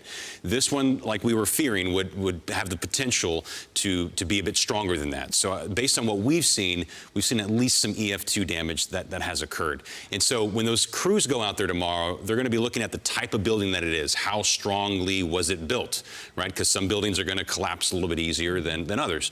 And so they have all of the data. As I sample those data points, they're going to be able to figure out just how strong this thing was and just how wide it was too. I can tell based on the descriptions that were given to us in the tornado warnings that they declared a tornado emergency. This said this is an extremely large and dangerous tornado. It wouldn't surprise me if we find out that at its peak, the width of that tornado at some point approached half a mile wide. Wow. Maybe even a little bit larger, okay? Most of our tornadoes are about less than 100 feet wide, to give you perspective. So this was very large at one point, likely as it was tracking through Pasadena and tracking through Deer Park, which is why we're seeing such extensive damage. Now, that doesn't mean all of the damage was at 130 mile per hour winds, but we're seeing a large damage field in width and in length. I do believe this was likely on the ground, at least from the southeast corner of the Beltway all the way up to the ship channel, which would be about 10 miles that it was on the ground continuously. But the survey teams, they're going to be the ones that really get the nitty-gritty details on that to figure out just how much. And the thing is, the way tornadoes are is that you'll have one house that's completely untouched. Yeah. And then just a few houses down, you've got the roof gone, a wall gone, those kinds of things.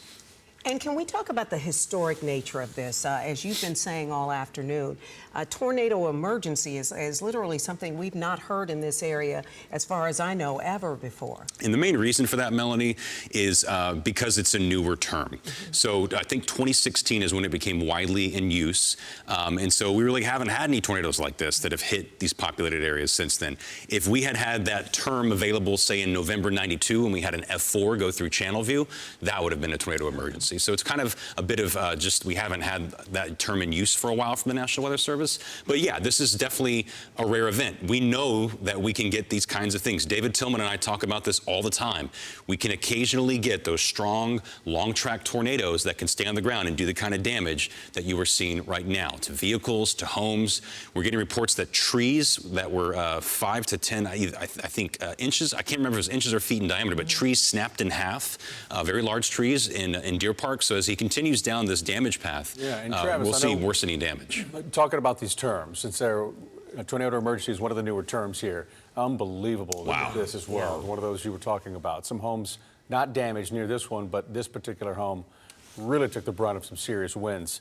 But yeah, Travis, for all of us here, especially for the viewers here, we're familiar with tornado warning, tornado watch and warning, but a tornado emergency now is also part of the mix. Right, and this new terminology was birthed out of storms like what hit Moore, Oklahoma, these F5s. It's reserved for the most extreme tornadoes when there is confirmation that we've got something on the ground, it is large, it's destructive, and it's life-threatening and could potentially cause major destruction.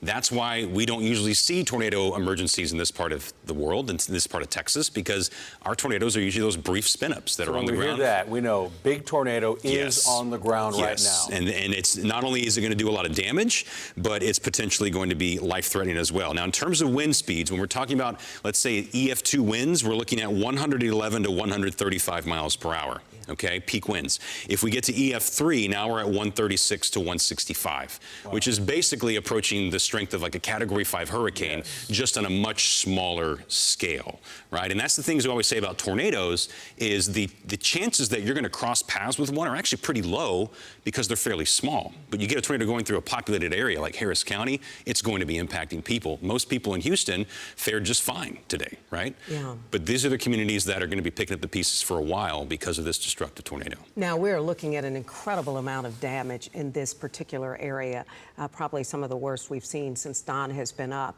Don, where are you exactly? Is this still Pasadena, or have you moved into Deer Park? No, we were only a mile and a half away from this area that I was showing you in our last chat that we had. And look at the destruction of this house. Oh my gosh. It took the entire roof off of it. Look at the outside wall around the fireplace there, leaning in. Major damage to this house here. A lot of people are outside now examining all of this, walking up and down the street. CenterPoint Energy is on site. We're getting these pictures as quick as we can because we're obviously working against the clock here because there's no power in this area. So once the sun goes down, we have no way to light the actual scene down below us. Well, and what's amazing is, as you've been talking about, that house is completely decimated, and then the house next to it looks untouched. We saw the side wall of the home next to it, adjacent to it. It looked like it didn't even have a scratch on it. Yeah. It's just unbelievable how some of these homes just severely get damaged, and then feet away, the next home is okay. Yeah, and what a clear example right here. And that home right there looks like the roof is blown off, okay? And usually when a tornado comes through, there's such an extreme pressure difference that the roof is going to pop if anything is breached. A window, sometimes the garage door is the first thing to go, and as soon as that happens, this pressure differential is created, and the house literally explodes, and the roof just pops off, insulation comes flying out.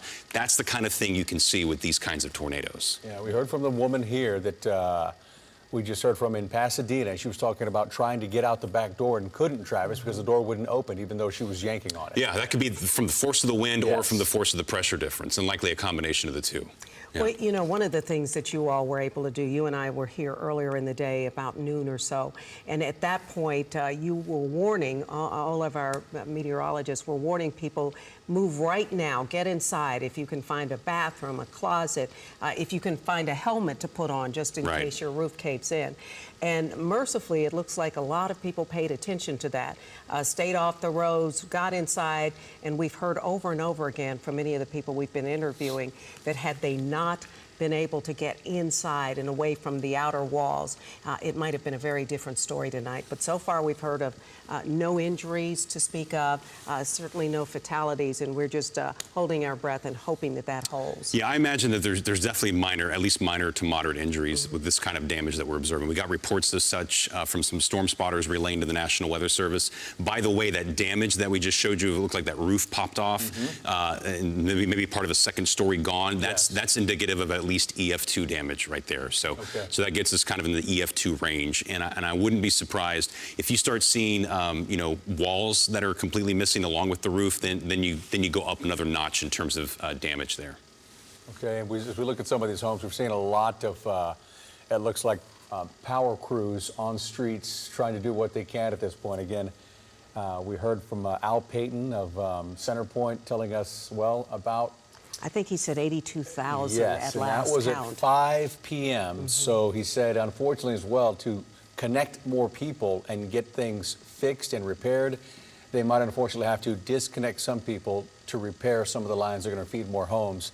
And he said, don't be surprised if you don't have power, but your neighbor across the street does. It just works that kind of weird way, the way the grid is set up. But they are on top of it right now with extra crews deployed, as we've already seen there on streets of Pasadena. So it's going to take some time, but do know that CenterPoint crews are out in the streets as we speak right now trying to fix this. And our producer, Chanel, just said that it is down to 78,000, which is certainly hopeful. But for all of those folks who are without power at this hour and it's about to get dark, I'm sure that, you know, they're just hoping they're in the next group to be turned back on as we look at all of these emergency vehicles in the Pasadena area. Looks like this is going to be a staging area of some sort right here. We see some official vehicles from Harris County, possibly some I think I saw from even from Pasadena, but look at the damage to the building right here.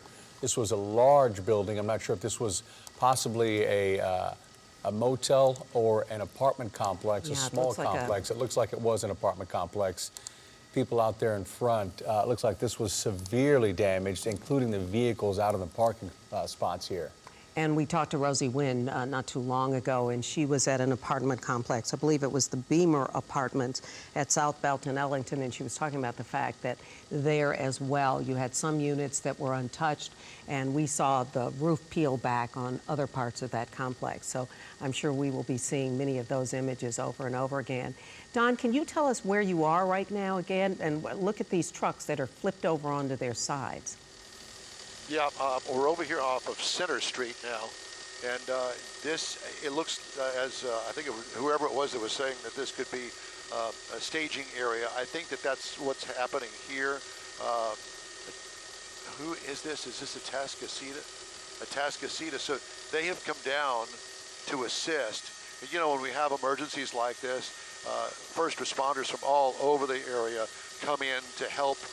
You know, Pasadena certainly has their own, but this is too widespread for one first responder group to be able to take care of. There's Deer Park Fire Department that is here. You know, I hate to even bring it up, but could this possibly be some sort of a nursing facility, a doctor's office? It has that kind of shape to it. I'm not sure, but the sign is missing out front, and I really can't tell you. It's something that I guess that we'll need to look into from the news desk because there are people standing by, and there's also ambulances here. So I'm not trying to speculate on what this is, but yeah, I think that it may be more than, hopefully it's not, that we think that it may be. Now, Don, are you in Deer Park now? As you mentioned, you saw a Deer Park Fire Department truck there, but are you in Deer Park or are you still in Pasadena? Well, I think that we're kind of on the border, Center Street, Pasadena Boulevard. Like I said, we're only a couple of miles away from where we were just a minute ago. And, you know, these cities over here are all back to back to back to back. And I'm not that familiar with exactly where we are, but we're between the two. Yeah, safe to say it's all hands on deck because, as Don noted, and he's completely right, Pasadena and Deer Park, neighboring communities there, sharing so many different borders and streets as well. So the damage here as well, it looks like this was one of those types of buildings that Don was just talking about. Is it a church there? Could be a church. Yeah, that's what Travis is saying. Yeah, there you can see the cross there at the top of the steeple there. Oh, my. That's, well, the roof is completely okay, and we're hearing from our producer James now that at the corner of Center and P Street, is that what you said? And the name of the church is? Yes. Yeah, so this St. Hyacinth Catholic Church, he's saying. Yeah, so we're now in the Deer Park proper, but you can see there on the front of the church, it looks like an image of Jesus there, I'm assuming as much. But again, okay, and not very far from Deer Park Elementary School, I'm being told by James. So perhaps that helps people who live in that area get a real sense of where we are at this moment. But you can see just the damage to the church, so many of the homes there, and then as we've said repeatedly, and so many others that appear untouched. Now this looks as though the roof was just peeled off. It almost looks like a dollhouse as you're looking from above down into those different units. But all the different classrooms here in this church. Yeah, and is this part of the church as far as you can tell? That may be. That looks like the roof peeled off in the courtyard there. And, okay, that may be it. But yeah, you can see straight down into all of those rooms at this point as we continue to look at just these jaw-dropping images from all over Pasadena, Deer Park. And Travis, at this point, we still don't know, and obviously we won't know until they do a survey, whether we're talking about one or possibly two tornadoes. Yeah, based on what we saw on radar, this was all from one tornado. We don't know exactly where it touched down or if this circulation that we tracked the whole way, if the tornado went up and down a few times, but we believe it was probably on the ground based on what we saw on radar, at least from the Sagemont region, just inside the Beltway, up through Pasadena and Deer Park until it reached the Houston Ship Channel. That put it at about 10 miles on the ground. We tracked the circulation for about 50 miles when it formed west of Thompson's and Sienna, and then it came through Pearland, and then it kind of cut northeast from there, and eventually a form of that circulation crossed northwest side of Baytown all the way towards Mont Belvieu. But based on what we saw on radar, we were expecting that Pasadena and Deer Park would have the most damage because that's where we saw the most significant debris signature on the radar. With the radar technology we have today, the radar, as it looks inside that storm, it not only just sees raindrops and hailstones and shows us which way that's moving, it can spot birds, insects, and it can also spot objects that it doesn't recognize because it's debris. Yeah. And so those debris balls can pop up. And so there was a time, because keep in mind, this was happening happening during very heavy rain.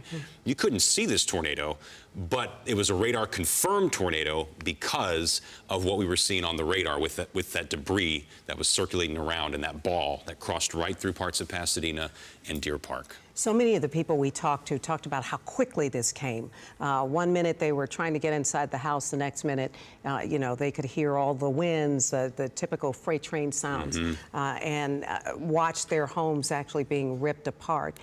Is there a lesson here for so many people that they heard it and heeded right away? Absolutely. I mean, when we issue these weather alert days, we're telling you, when this day comes, you need to pay attention and have ways to receive warnings and be ready to take action if you do go under a warning. And we were all doing our best to get that message out across Houston media, across the National Weather Service and emergency management spectrum. And hopefully the message got out in enough time for people to take that action. That doesn't mean it's going to stop the tornado from damaging your home or your place of work. But if you're in the right spot, most of our tornadoes are highly survivable. Very rarely do we get those really intense ones that are difficult to survive even in a well-built structure. So kudos to everyone that took action, that took heed of the warnings. You know, there's parts of town that were untouched, but then there's parts where you're seeing the kind of damage that we are seeing now. And, you know, it's basically a hurricane on a small scale that came through this part of Harris County. So for some folks that are out of the damage path in the same neighborhood, they're going to go on it life as normal until the power, when the power comes back. But there's other spots where it's going to be weeks, if not months, before they can get life back to normal again. So our neighbors are going to need us to love on each other and help one another out as we recover from this tornado. This home, one of the worst we've seen right here. I mean, we've seen some bad homes. This damage right here is top of the list from what we've seen so far. Well, and Don Armstrong is above it right now. And just at this point, Don, what are you seeing? Is this a single house, or are we talking about several houses? Yeah, well, it's so incredible to see this because right across the street here, these homes are intact, no damage. Then across the street, you wind up with this, complete destruction. It truly is amazing to see. They've got this street blocked off because of all of the debris. Look at all of the debris. And it looks like there's a debris field that goes from this house off to the upper right of your screen here. Can you see what I'm talking about? Oh, very clearly, Don. Very clearly. This way. Yeah. Look at the roof on this house. Yeah. It's all caved in. Yeah, so that's the tornado path. Clearly lost some sort of, it's clearly, you know, lost a center support and down it went. And not all the roofs are blown off. Some of them are blown down. And that's interesting too, right? Yeah, that's what. Because I know we've got Travis here as well. Travis, so many of us think of a tornado spinning things around and yanking things up into the air. And then we see this home with the roof pushed down. Yeah, not sure what happened there. Maybe an object got flung into it. You know, there could have been a car flying around that got thrown into there. You know, and I don't see any sign of that, but you know, it's interesting to see the kind of damage patterns that materialize in tornadoes. And one of the things that the crews always look for is which way is all the damage going? Is it all pointed in one direction, or is it more showing a circular pattern down a line?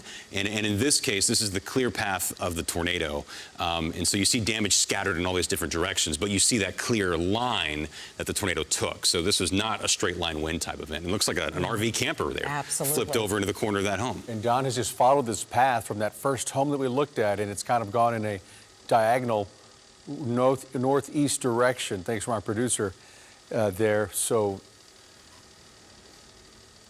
and we're moving into Deer Park and he was United saying Methodist moving Church. towards Deer Park United Methodist Church there. So we are continuing to watch this path here and to just marvel at the extent. Okay, San Jacinto Elementary School we're hearing, and in fact there was an adorable little girl who was talking to our Brianna Connor not so long ago about that elementary school and how the kids were all gathered up and told to go inside of the school. Yeah, but Don was he was following the path, and it looks like at that point, you know, from our untrained eyes here, that I guess at some point it might have come up because you don't see the debris field that he was following at that point anymore. It kind of just ended after about a quarter of a mile at this spot anyway. right there. Yeah, look at that. Kind of goes across the street right there and just keeps continuing to that southeast corner. There's another one. Yeah, and it just, in a case like this, does it literally hop over houses at this point, Travis, and hit the next one? So Right. I don't know if that means it touches down and then comes back up. Right, the circulation relative to the ground can be going up and down at times, and so you can almost, this gives us the appearance that it's skipped over. The circulation just pulled up a little bit and went over the top. And some homes are built to different codes and standards as well. But seeing that damage with those roofs gone, that is definitely at least EF2 damage that we're seeing right there in this part of Deer Park. That one house where you just saw everything strewn out, if there's some signs that some walls collapsed as well and they determined that it was built to a certain standard, that might be enough to push us into EF3 territory when it comes to the damage. But again, most of our tornadoes are EF0s, EF1s. The damage is done. It doesn't matter if it's EF2, EF3 at this point for the folks that have been impacted by it. But this just goes to show you the significance of this type of tornado, that, you know, this is what we usually see in Dallas, in Oklahoma City, off to the east, in Louisiana, Mississippi, Alabama. We usually don't get these kinds of tornadoes here in southeast Texas. Yeah, this is the road that Don was talking about blocked off here. Our producer is also saying that we were just looking at this debris path on Luella right here for those watching from home, trying to figure out exactly what streets these are. If you're familiar with this area, maybe you have loved ones or you're in this area as well and you finally got power back on. But we were looking at along East X Street and 13th Street in between with Luella Avenue here.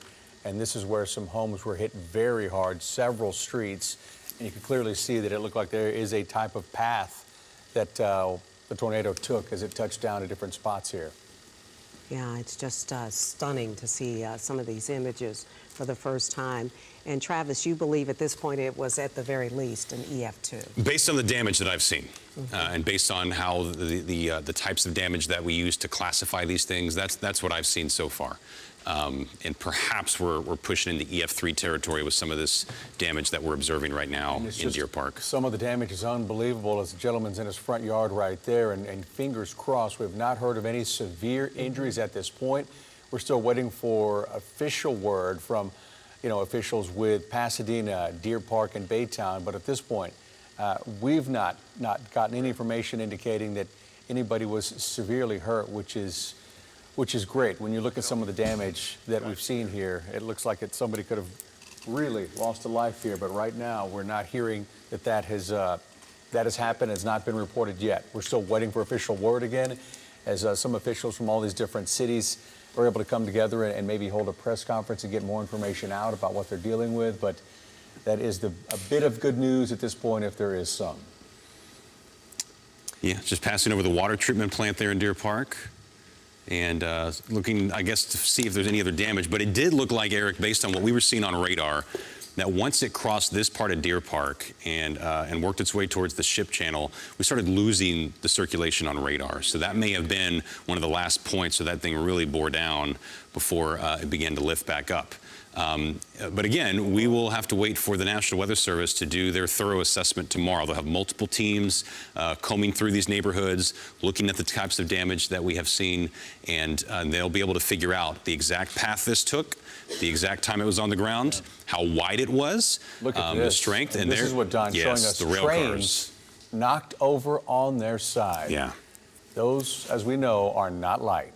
Yeah, whether they're filled or not, right? That's pretty significant. Just goes to show you how strong those winds were to be able to blow those onto their side. I believe this is right around 225, right there in Deer Park. It certainly is. All right. Yeah. Well, for all of you just joining us, welcome to Eyewitness News at 6 o'clock here. Eric Barajas along with Gina Gaston, Chief Meteorologist Travis Herzog. We've got Don Armstrong up in Sky Eye HD right now, just giving us a bird's eye view, helping us survey damage along with people at home and even first responders.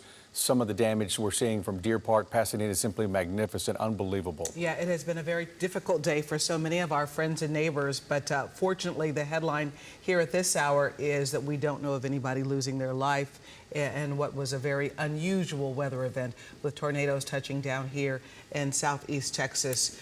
Again, as Eric was just mentioning, we're surveying the damage from overhead, trying to bring you as many pictures as we can before we lose the benefit of sunlight, because obviously so many of our neighbors are still without power. I think at last count, CenterPoint said 78,000 homes. You figure most homes house several people. So a lot of people still being affected by this really horrible and dramatic weather event. Looks like Sky Eye was showing just another 18-wheeler that had been knocked on its side. A wrecker there uprighting that one as well. We've seen that multiple times throughout different parts of Baytown, Deer Park, and Pasadena as well. As Sky Eye keeps just trolling around for us along 225 here and just showing different damage as well. Yeah, 225 and Independence Parkway. You know, if we weren't looking at homes that had been destroyed and train cars on their side and 18-wheelers upended, the skies look perfectly calm and lovely right now, because this weather event is over for the evening. So those of you who are, you know, biting your nails and gripping your hands, hoping that you've seen the worst of it. Yes, you have seen the worst of it. And right now it's just a matter of surveying the damage and trying to make sure that people who have lost their homes have a safe place to stay tonight, and in fact, that they're okay. Again, the word at this hour is that nobody was severely injured and nobody lost their life. Again, along 225 at Independence Parkway right here, often known as Refinery Road there in the Pasadena Deer Park area.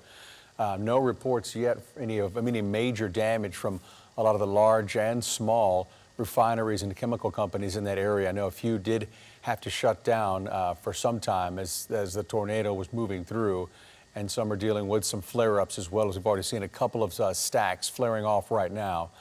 No word yet on exactly what that is as we continue to move here along 225, but it looks like a frontage road shut down right there. Yeah, I was driving around myself in the city of Houston over toward NRG and found earlier today that a lot of the underpasses particularly were flooded by heavy rain. So some of our traffic venues, some of our roads, our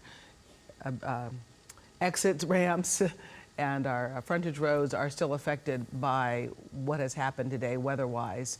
But as we said, for the most part, no severe issue in terms of that. That almost looks like a slick, some slick debris there on top of that water, but I can't say for sure. But certainly that warehouse looks like it took it pretty hard there by the tornadic winds. We're still waiting to find out exactly how bad those winds were. Travis saying, you know, perhaps as high as a level 3, but we're still waiting for confirmation, and that might take hours or even days to come before we know that. I remember Travis was mentioning one of the ways they do that assessment is by taking a look at some of the buildings that were damaged and what level they had to be built to in order to pass inspection by the community, the city that they're in. And so that's one of the ways that they do the research to find out exactly how high the winds were. I hear the helicopter engine. I don't know if we are able to talk to Dawn at this hour. Dawn, are you able to hear us? Okay, I guess not. I think Dawn's still trolling around, but again, if you're just joining us this evening, if you were at work and are just kind of tuning into what's happened, might have heard, but now you're actually able to see the pictures live here for the first time. According to the National Weather Service, it was just before 3 p.m.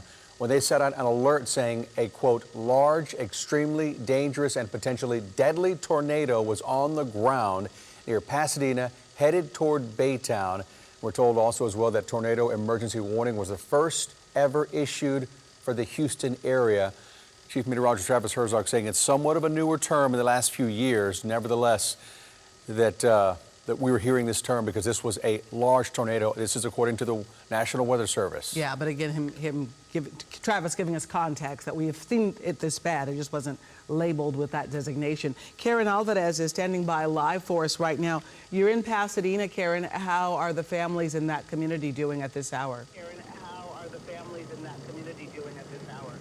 Yeah, that's right. Well, this is a neighborhood about a mile away from the Pasadena Animal Shelter. This is the Park Ridge Estates, and I want you to walk over me and kind of look at all the damage in this neighborhood. You can see some of the damaged home. You can see some fallen trees out there, residents cleaning up after the afterstorm of the math. And the neighbors here tell me they're just a little shocked, a little frazzled, surveying all the damage. But what I can tell you is that I've seen a lot of neighbors just checking up on neighbors, helping each other out. And I want you to, if the photo can pan this way to some of that damage in that room. That's the most damage that I've seen. This house behind me, where the roof was just blown away. Now, I did talk to the homeowners who live there. They were a little shocked, but right now they are cleaning up after the mess, and for the most part, they are okay. Now, we will continue here in this neighborhood surveying the damage. I'm going to toss it back to you. Thank you, Karen. We appreciate that update. And we want to go now to Rosie Wynn. She is also in Pasadena. Yes, at last check, let's go back to Rosie. She was at the southbound Ellington neighborhood where an apartment complex there had suffered some severe damage. What's the latest, Rosie? Hi, Eric. I just want to let you know that I'm having a little bit of trouble hearing you. It may be because of our cell signal out here, but we're back here out live at the Beamer Place Apartments. That's in the South Bell and Ellington neighborhood, just right across the street from the Beverly Hills Intermediate School. I'm wanting to show you another angle of this apartment complex. Here now we have Houston Police, Houston Fire, as well as the Office of Emergency Management. If Raul could show you just some of the cars in the parking lot. Some of them have been severely damaged from that tornado that touched down here just hours ago. We see windows smashed in, some of the cars just completely dented. Residents tell me that their cars, the people who own this, that their cars are not drivable anymore. So some of these people who can't stay home, they While her signal, we hope that it'll friends or family to come pick up. Gina, can you hear me? Back on now. Thank you. Okay, yeah, no problem. As I was saying, some of these residents were telling us that their cars have been severely damaged, so those who have been displaced, they can't even drive themselves out of this complex. They've had to call people for rides. Houston Fire did come to us and wanted us to relay a message to our viewers. If you are displaced from this apartment complex and you have nowhere to go, there has been an emergency shelter that has been set up at the AMC Theater. Let's show you here some of the damage that you can see here at the apartment complex. There's a lot of this pink goop is the best way that I could describe it. This pink goop that you're seeing, that's insulation from all of the apartments that were impacted by the tornado. We actually have been instructed to watch where we walk because there's nails everywhere on the floor. We were talking to a few residents earlier who were willing to talk on camera, but police have advised residents to clear the area. All afternoon, we've been seeing residents go back in when it's been safe. They've been coming out with laundry baskets, with suitcases full of belongings, anything that they can take. The power is also completely out here. So residents who have nowhere to go that are able to go back to their units, they can't charge their phones. Tonight, if it gets really cold, they have no way to heat themselves. So people here have been talking to each other. They've been talking to first responders to try to figure out what their plan is for the night. It might be too dangerous to stay here. And so right now we're continuing to survey the area. We have to find another place to go live from because police told us we are able to do this live shot and then we need to find another place because they're trying to clear the area. So I'm going to send it back to you in the studio, Eric and Gina. You got it, Rosie. You feel for residents out there seeing the damage, and then also you really driving it home that some of them can't leave because their vehicles are completely demolished. But you were talking about an emergency cell shelter set up at an AMC theater. Can you elaborate on that once again for anybody needing that information?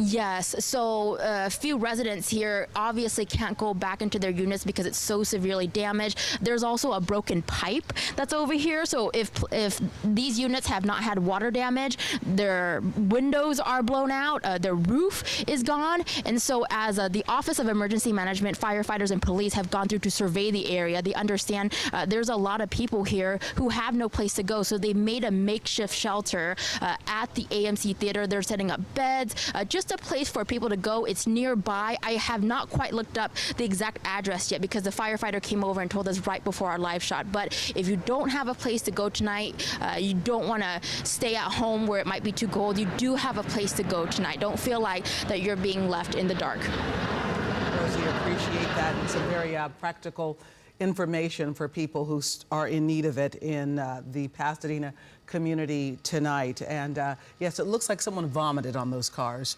All of the insulation there, so wet. Don, you're above some damage that we're looking at right now on our screen. What is that? It looks like something was thrown into a body of water. Well, let me just show you this. First, one of our reporters is talking about having bad cell phone service. This may be the reason why.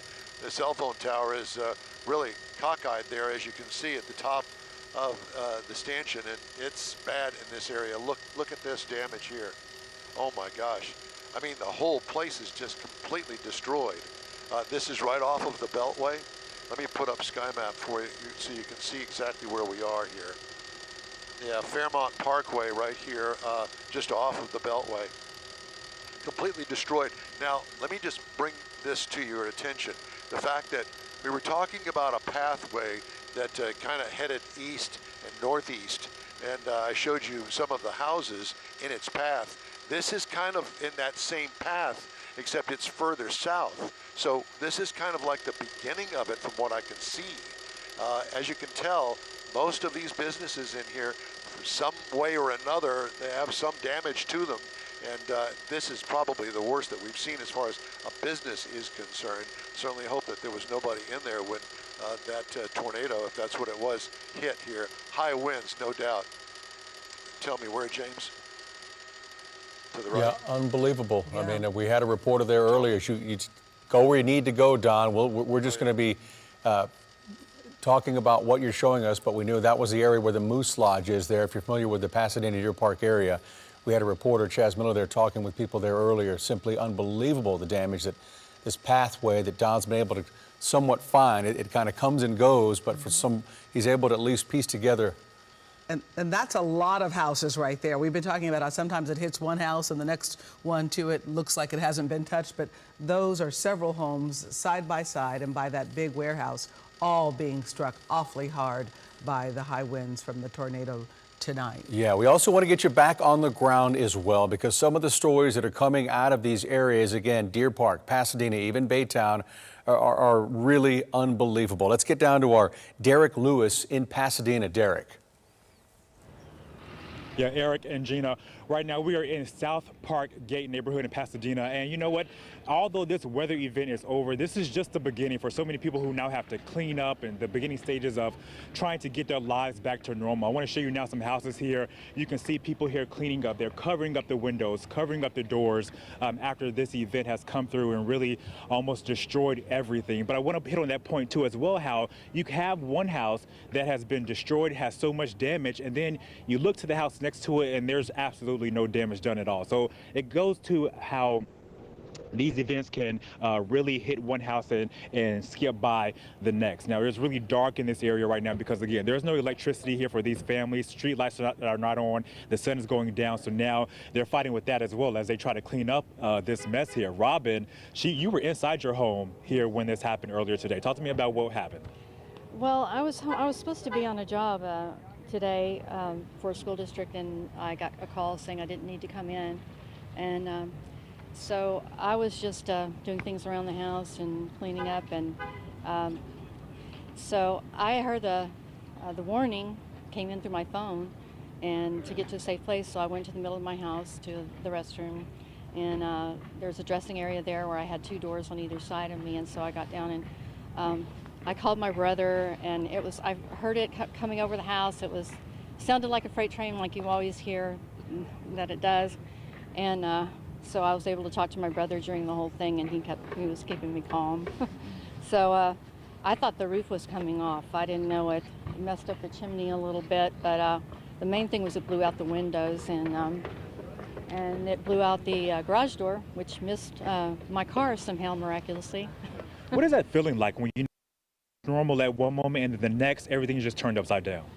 It was scary, but you know, I know that I had the Lord on my side. I was praying. I knew that He was there with me, and I was really comforted by that. And I was able to text some friends, and they would text me back and say, you know, that they're praying for me. And so I was able to be calm through. It was in the beginning. It was scary, but I was able to get calm after that. Yeah. Can you talk to us about the damage that's been done to your house?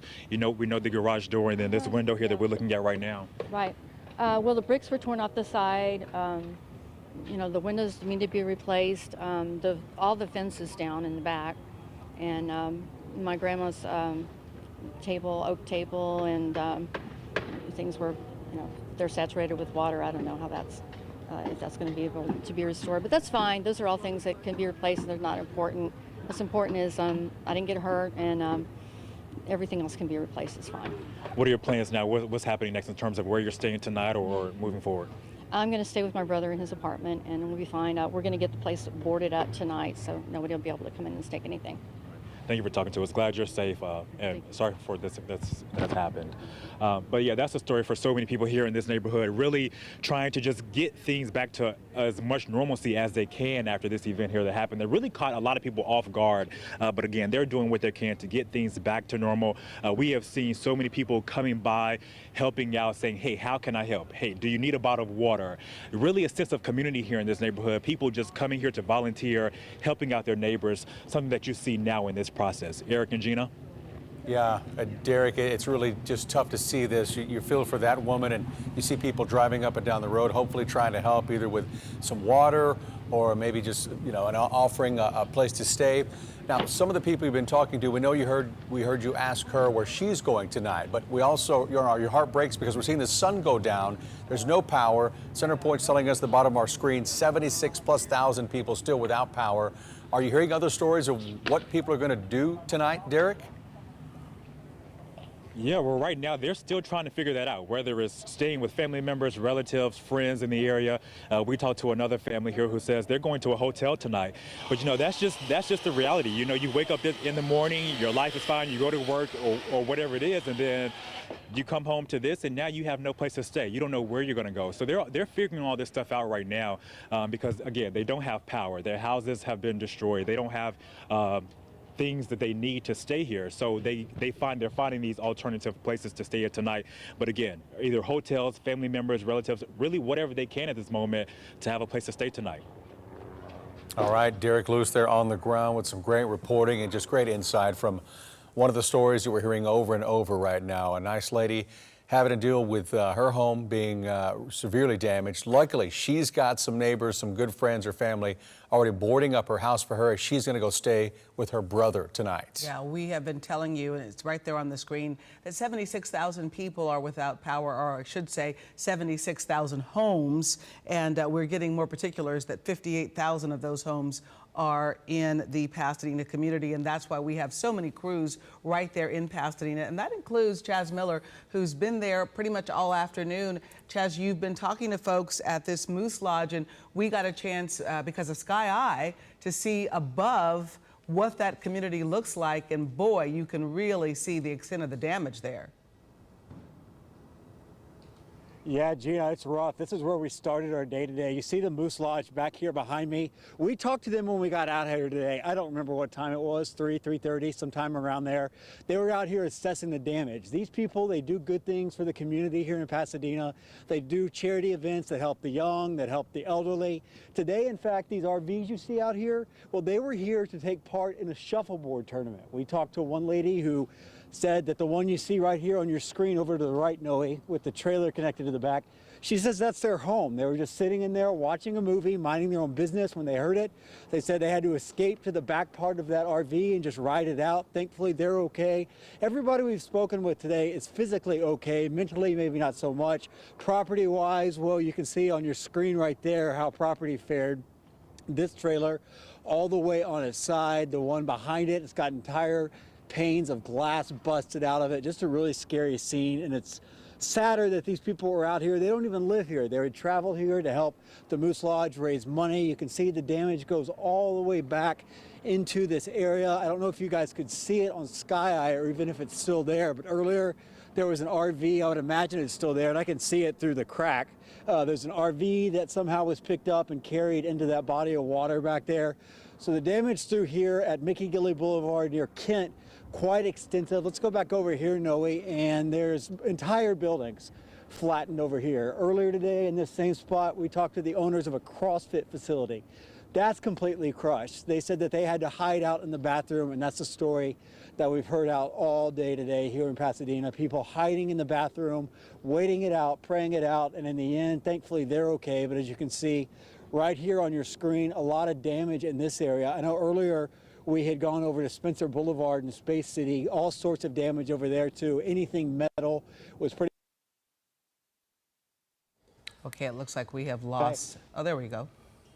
Pasadena is just, yeah, this entire part of Pasadena, as you can see, there's going to be a lot of cleanup and a lot of things to clean up, but people tell us that they feel thankful to be alive. They feel happy that they were able to survive this. And a lot of these people, guys, they said they've survived Allison in this neighborhood, that they had flooded areas then. It flooded during Harvey, but they say they've never seen anything like this. So for a lot of these people, we talked to a woman named Janice earlier who said this is the third time she's gone through this. Unfortunately, she knows exactly what she has to do to get through it again. But she said she's struggling with it. She said she's still in a state of shock, as I would imagine so many of these people are, because so many of them told us they'd never lived through anything like this. Chaz, in the last hour, have you seen that exodus as the sun's going down of people clearing out, either by virtue of a friend coming to help them, because as we see there, everyone can't drive out, but have you seen people leaving the neighborhood to try and get some place for the evening? The neighborhood's definitely gotten quieter. When we got out here right after this had hit, you know, obviously people were incredibly shaken up. We talked to a guy from New Orleans. He said he's lived through hurricanes, lived through storms, but had never seen anything quite like what he experienced today. Now, a lot of those people were out and about all day, cleaning up tree limbs, cleaning up debris. I can't tell you how many things like bicycles and kids' toys and play equipment that were out just in people's yards. Here's that CrossFit studio you can see up here. To your left, Noe, as we try to navigate our way through power lines. That's been another issue that we've dealt with all day, which I know you guys have covered extensively, talking to people from the energy company about how they're going to get these things cleaned up and ways to stay safe. But yes, as you can still see, there are people out and about right now, but in terms of compared to earlier when we first got here, yeah, people are starting to come in for the night. All right, Chaz Miller, again, some great reporting and just unbelievable pictures you're able to deliver to us and, of course, the viewers as well. And good news here at the bottom of your screen, Salvation Army setting up a relief station at Burke and Yellowstone. A lot of people are going to need some help. Hardworking people living in Deer Park, Pasadena, and Baytown. And right now, they're the ones that could use a helping hand. So anybody that can help them out in any way can definitely do it. And also the Salvation Army. Right there that we're showing, I just want to mention on that, it was on the split screen, but now it's the full screen. That's Burke, so hopefully people know how to get there. We were telling you earlier as well, Gina, I know you were saying 58,000 homes in Pasadena without power. We were also told 7,000 homes at least are without power in Baytown. But we're going to stay in Pasadena right now because we've got Brooke Taylor. She's been talking to neighbors, dealing with a lot of the same situation. And we have to remember here, this according to the National Weather Service, this tornado hit just around 3 p.m. just before. So we're only 3.5 hours into this as people are getting their bearings and the sun's going down here. We've got our Brooke Taylor. What's the latest, Brooke? Yeah, as you mentioned, none of these people have power. It's dark out, but it is really cleanup efforts over here. We were driving around before, and everyone right now, they've been just outside trying to clean up what they can. We've been outside this family's home for a little while. They're taking everything inside. They're putting it in this truck right now, this woman's father. They're going to stay there for a little bit while they can, clearing out all the chairs, the tables, the furniture. And we've kind of been watching all your family come by, a lot of hugging we've seen. This is emotional. You've lived here for years. Tell me about that. It was really scary. We were in the living room and we saw that we knew the weather was going to be bad today, and we heard the wind pick up. My husband looked out the window and we noticed the fence was down, and that's when we saw just everything changed and it got really, really dark. And then you heard like a whistling sound. We hadn't even got the tornado warning yet, and I told him, I said, that's a tornado. We need to go shelter in place right now. So we ran into the closet, and that's when we heard like windows busting, and you could hear the house shaking. And I was afraid for my life and my son's life. And I had a son that was in school. He was at school at the time down the street, and we could never have imagined that it would be this bad. And I'm just thankful that everybody's safe. Absolutely. And right now the sun has set. Everyone, you kind of drive around and you see people we see right next door to you. This home, they're cleaning up. It seems like everyone's just trying to get everything out of their homes, get everything sorted right now. Yeah.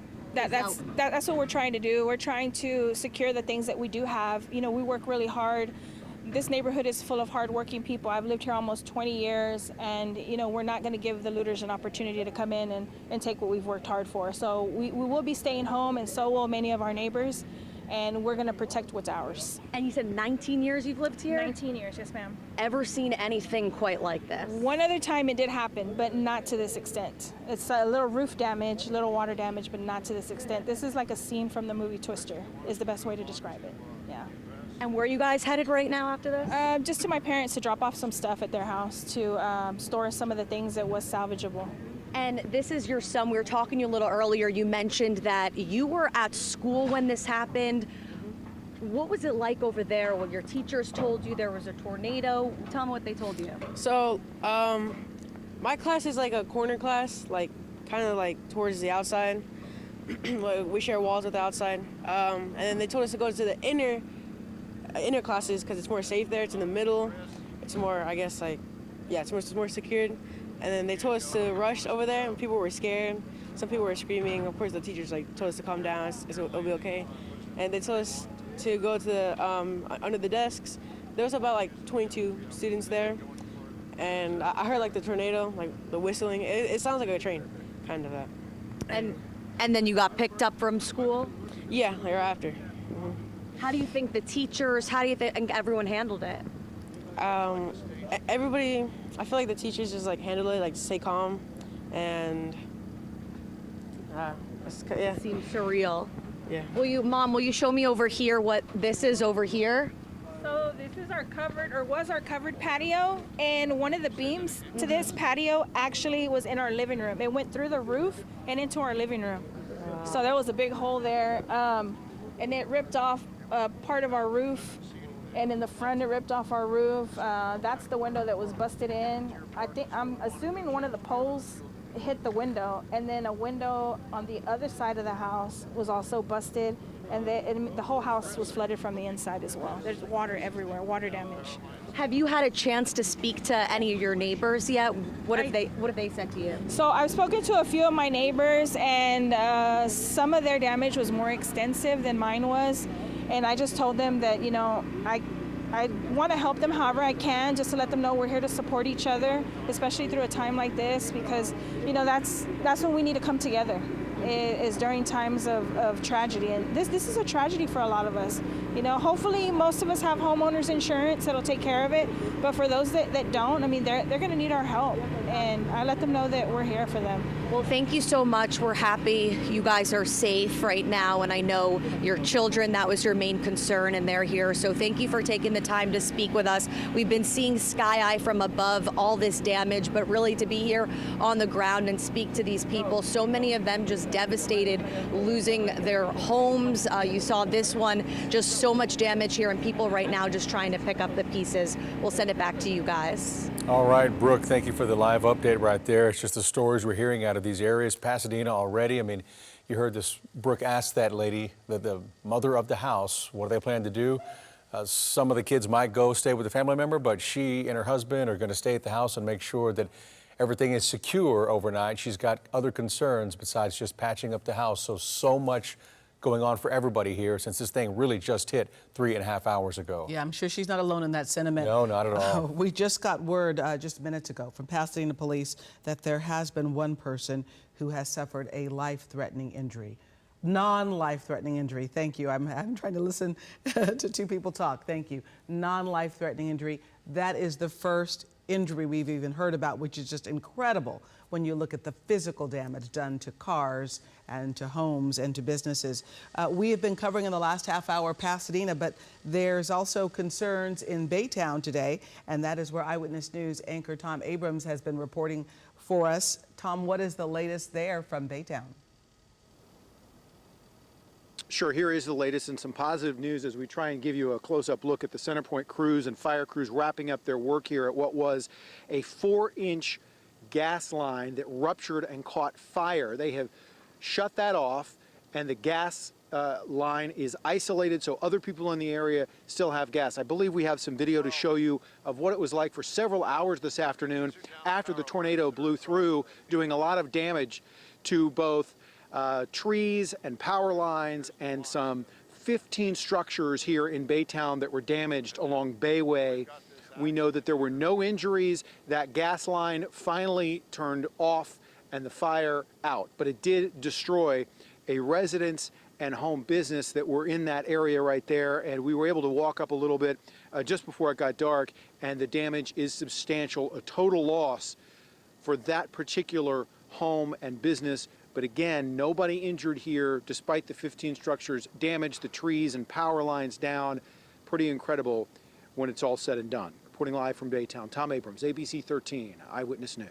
Tom, thank you for that live report. Now here on Eyewitness News at 6:30, Chauncey Glover and myself. So it has been a pretty long day, Chauncey. And as Gina was mentioning, it is incredible seeing all the damage and just getting a scope of everything that people seem to be okay. Yeah, and we heard them talking about that one injury reported. Yes. And it is certainly good news, but surprising when we look at the amount of damage and the people we've talked to and what they've described, that we've only had one report of an injury so far. And it seems like the good news is, from all the interviews that our crews are out there getting, people knew what to do and they did it quickly. Yep. And that makes a huge difference when it comes to saving your life and the life of your loved ones, because you have to quickly get into a place where it's either a bathroom or a closet and always away from windows. The time now is 6:30. And a lot of people still on the roads. We want to go over to Elisa Rivas with how they're looking right now. There is so much news to get to you right now. I've been patiently waiting to bring you this story, though. The Gulf Freeway southbound right now shut down due to what is happening with downed power lines southbound at Fuquay. If we have the sky eye images, we are just now getting to the scene to show you what's happening. The southbound frontage road, if you are familiar with this location at Beck and Maston right there, all the southbound frontage road lanes are closed down. Southbound main lanes, see just that one lane getting by. So I've been hearing from you on social media. Yes, we hear you. I-45 southbound, the Gulf Freeway between the Loop and Beltway 8 is quite literally a traffic nightmare. I saw one person on social media said they've been sitting in it for 3 hours. Highway 3 is available to you, but it is also very busy right now. And keep in mind, with power outages there in the southeast corner of our community, yes, traffic is just not moving as well as it should, even on the side streets. So this is the view we're getting from Don Armstrong right now. Traffic stopped, yes, basically stopped on I-45, the Gulf Freeway, southbound at Fuquay, but this really backs up all the way to the Loop right now. So I just want to get that message out to you. I know we have so many stories to share right now, and we're waiting to hear from Deer Park officials about the latest there as night falls and they try to handle the damage and assess the situation in Deer Park and Pasadena. But if you are driving, hitting the road, trying to get to loved ones that are out in this area and may need you, be aware the Gulf Freeway is not a good route for you. Check your route before you go. With everything that has happened, we forget that this is rush hour right now. So we are seeing that huge pileup of vehicles there on I-45. Don Armstrong, you have been monitoring this for a while just after you showed us some of the damage from other areas. What can you tell us about this specifically now? Well, yes, the power outage continues here in this area right here at Beck and Maston. And as you can see, there are crews out here on the feeder because this power pole has fallen down and took the lines with it, as you can imagine. And I don't know whether it itself caused the accident. I know that some of the power lines were up on the freeway, but this van here that you see in the middle of your screen, that was overturned and the car behind it was up underneath it. So that is the problem on the main lanes right now. And once they get that out of there, I have a feeling that they're going to open up the main lanes. But boy, I'll tell you what, I've showed you this before. You got to see it again. This is a major, major backup. Major problem heading southbound on 45, the Gulf Freeway this evening. And as you can see, the feeder is just as bad as the main lanes. Again, if you can, use Highway 3, Old Galveston Highway, or you can jump over to 225 and get around it that way from the East Loop. Major problems all over town this afternoon. And don't forget those power outages. They're scattered throughout the city, and some of the four-way intersections that you go through when you're getting home, those could be affected as well. Back to you guys. All right, Don, thank you. And speaking of power outages, according to CenterPoint, more than 74,000 people without power here tonight. We want to continue to show you the damage that our area has seen today in the aftermath of this storm. We want to go out live now to Rosie Wynn. She's live in Southeast Houston. Rosie? Chauncey. It's funny that you're talking about power outages because this specific apartment complex that we've been going live at for the past few hours has been going through a power outage, and actually CenterPoint Energy is here trying to restore their power. To give you an idea of where we are, this is the Beamer Place Apartments, and that's on Beamer Road, right across the street from Beverly Hills Intermediate School, and that's in the South Bell Ellington neighborhood.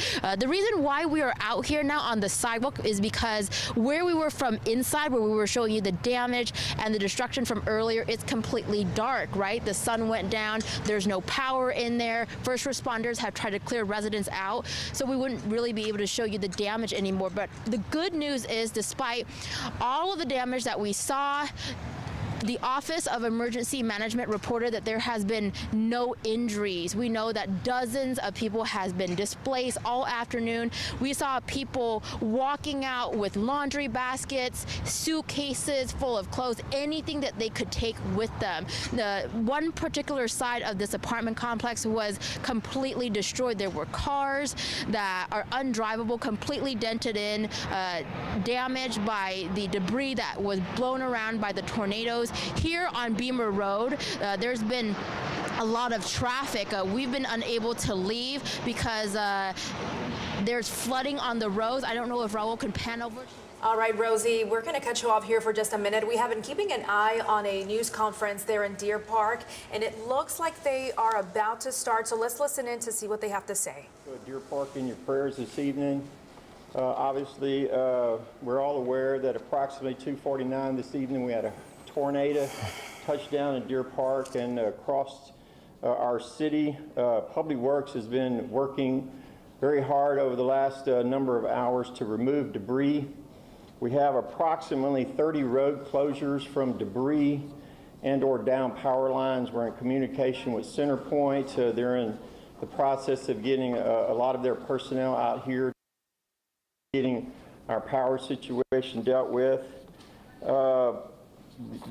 Probably the biggest scenario right now is San Jacinto Manor, an assisted living center, had some significant damage. We have reports of approximately 3 patients that's been transported to hospital. 4 patients have gone with families, and the remaining constituents, residents, are being transported to 4 other facilities in the region. There's approximately 62 residents that are impacted in that facility. As of right now, we have no injuries that we're aware of from the tornado or any casualties, so we're grateful for that. We've had a lot of calls in regards to parents and their students because this hit approximately in the time frame when school was letting out. I can say from the school district that all students have been accounted for, and if they've not been arrived at home yet, they are all being transported. And at the latest report of just a few minutes ago, the Deer Park ISD will be closed tomorrow. Deer Park ISD will be closed tomorrow. So for the next 24 hours, it'll be imperative as CenterPoint moves in that most of the constituents locally will stay off of the roads in regards to the areas that are going to be barricaded, as our Public Works and our police department will be working with CenterPoint to get in. We have a lot of down power lines across the area. There's obviously a handful of facilities. We have approximately 25 to 30 that we are aware of that had significant damage, and most of y'all are showing on the news here those that are right around the area. So that's the latest that we have now. This is a very fluid situation, but as we get into the night and the evening rush hour gets over, we'll be able to get CenterPoint in to assess the situation, and I would say the power will be the biggest issue over the next 24 hours of getting that addressed and getting that turned back on. Can you clarify the people at the assisted living center that were taken to hospitals? Was that for minor injuries, or are they just keeping them at the facility? It's an assisted facility, so I'm not for sure the exact extent, but there was no recorded injuries that we're aware of from the tornado, but they were just transported for various scenarios pertaining to their health. And at that facility, everyone is accounted for? All Yes, patients? yes. When you see the damage on your streets and you're able to stand here and say no casualties, no injuries, you surprised by that?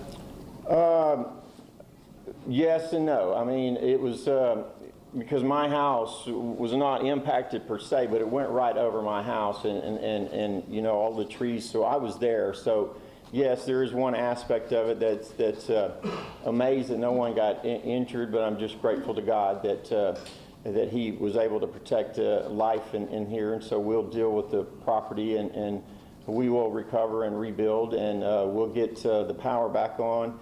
I ask for patience over the next 24 hours in regards to the power situation. I would highly recommend if you're in Deer Park without power, it might be a few hours before that gets addressed. I know I've been in communication with CenterPoint, so that is being addressed as rapidly as possible. Is it your understanding that CenterPoint crews will be working overnight, or are they going to start back again under daylight? I can't answer that directly. I have been in communication with them, and they are gearing up to get personnel. I know we have seen crews in Deer Park already, so I'm not sure the exact status. I'm waiting for some updates and reports from that. Any aspect of communication, you can email me at mayor@deerparktexas.org, and we'll start sending out reports as we get them over the next number of hours through the evening. There's tons of tree damage out there too. We already almost immediately saw crews from the city out to help people get rid of that. Anything that people can do to kind of assist you guys in that process? You know, we've had people, business owners, residents, everybody taking ownership, which it doesn't surprise me because that's Deer Park. Within a few minutes, I walked out of my own house, and the neighbors were walking up and down, checking on each other, removing debris from the street. You know, that's Deer Park. So I was really pleased that before I could even get here to assess the scenarios, I went by at least the 3 or 4 crews from Public Works that were already addressing that. But that's Deer Park at its finest, responding in a time of need. And you talk about the resources available. It's a very chilly night. There's no power. I mean, what kind of resources are available for you to provide that extra assistance? Well, short term, as you know, it takes a little while to gear up. I've been in communication from the governor's office all the way through the state and the county level. So I'm sure by in the morning there'll be a lot more of the situation assessed, so we'll have a better idea. I would highly recommend, if you're in Deer Park and you're without power, you should take the necessary steps to either you know, go with some family members or somewhere outside of the city, because I'm sure it'll take most of the night into tomorrow to assess all that. Do you have any percentage numbers on like how many people have actually lost power?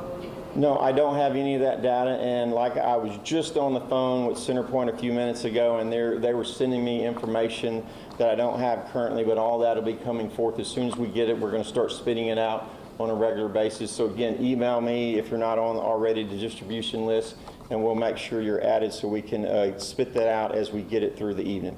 Are there any centers open for the residents right now? There's not any right now that we're aware of, and it'll most probably be a last resort. We would prefer, with the scenario of the power outages and all the damage, that if you need some kind of assistance and shelter, to find it outside of Deer Park. Of the structures with significant damage, are you aware of any school district buildings that have structural damage? I have heard of some minors from the high school just on the roofs, but I don't think there's any significant. I think their biggest issue, talking with the school district, is just the power outages. So I'm sure, like we are assessing, several of our city facilities have minor roof damage around it. I don't know if it'll impact the totality of how we'll be able to provide city services over the next few days. But as we get into tomorrow, when the sun comes up, we'll most probably have a much better count on the data on all this kind of stuff moving in tomorrow, and we'll be working with the school district to make sure we provide all that. Tell them about security tonight at Deer Park. We're business as usual. I don't see us doing anything outside the norm. Obviously, we'll have patrols out. Chief, is that an accurate statement? Do we have anything that you see that we'll need to do differently than what we normally do? We've gone to 12-hour shifts, so we will have more people out. Several other agencies are here. Any other questions? Well, thank you for coming out. Did Channel 2 ever make it? Okay. All right. Thank you, guys.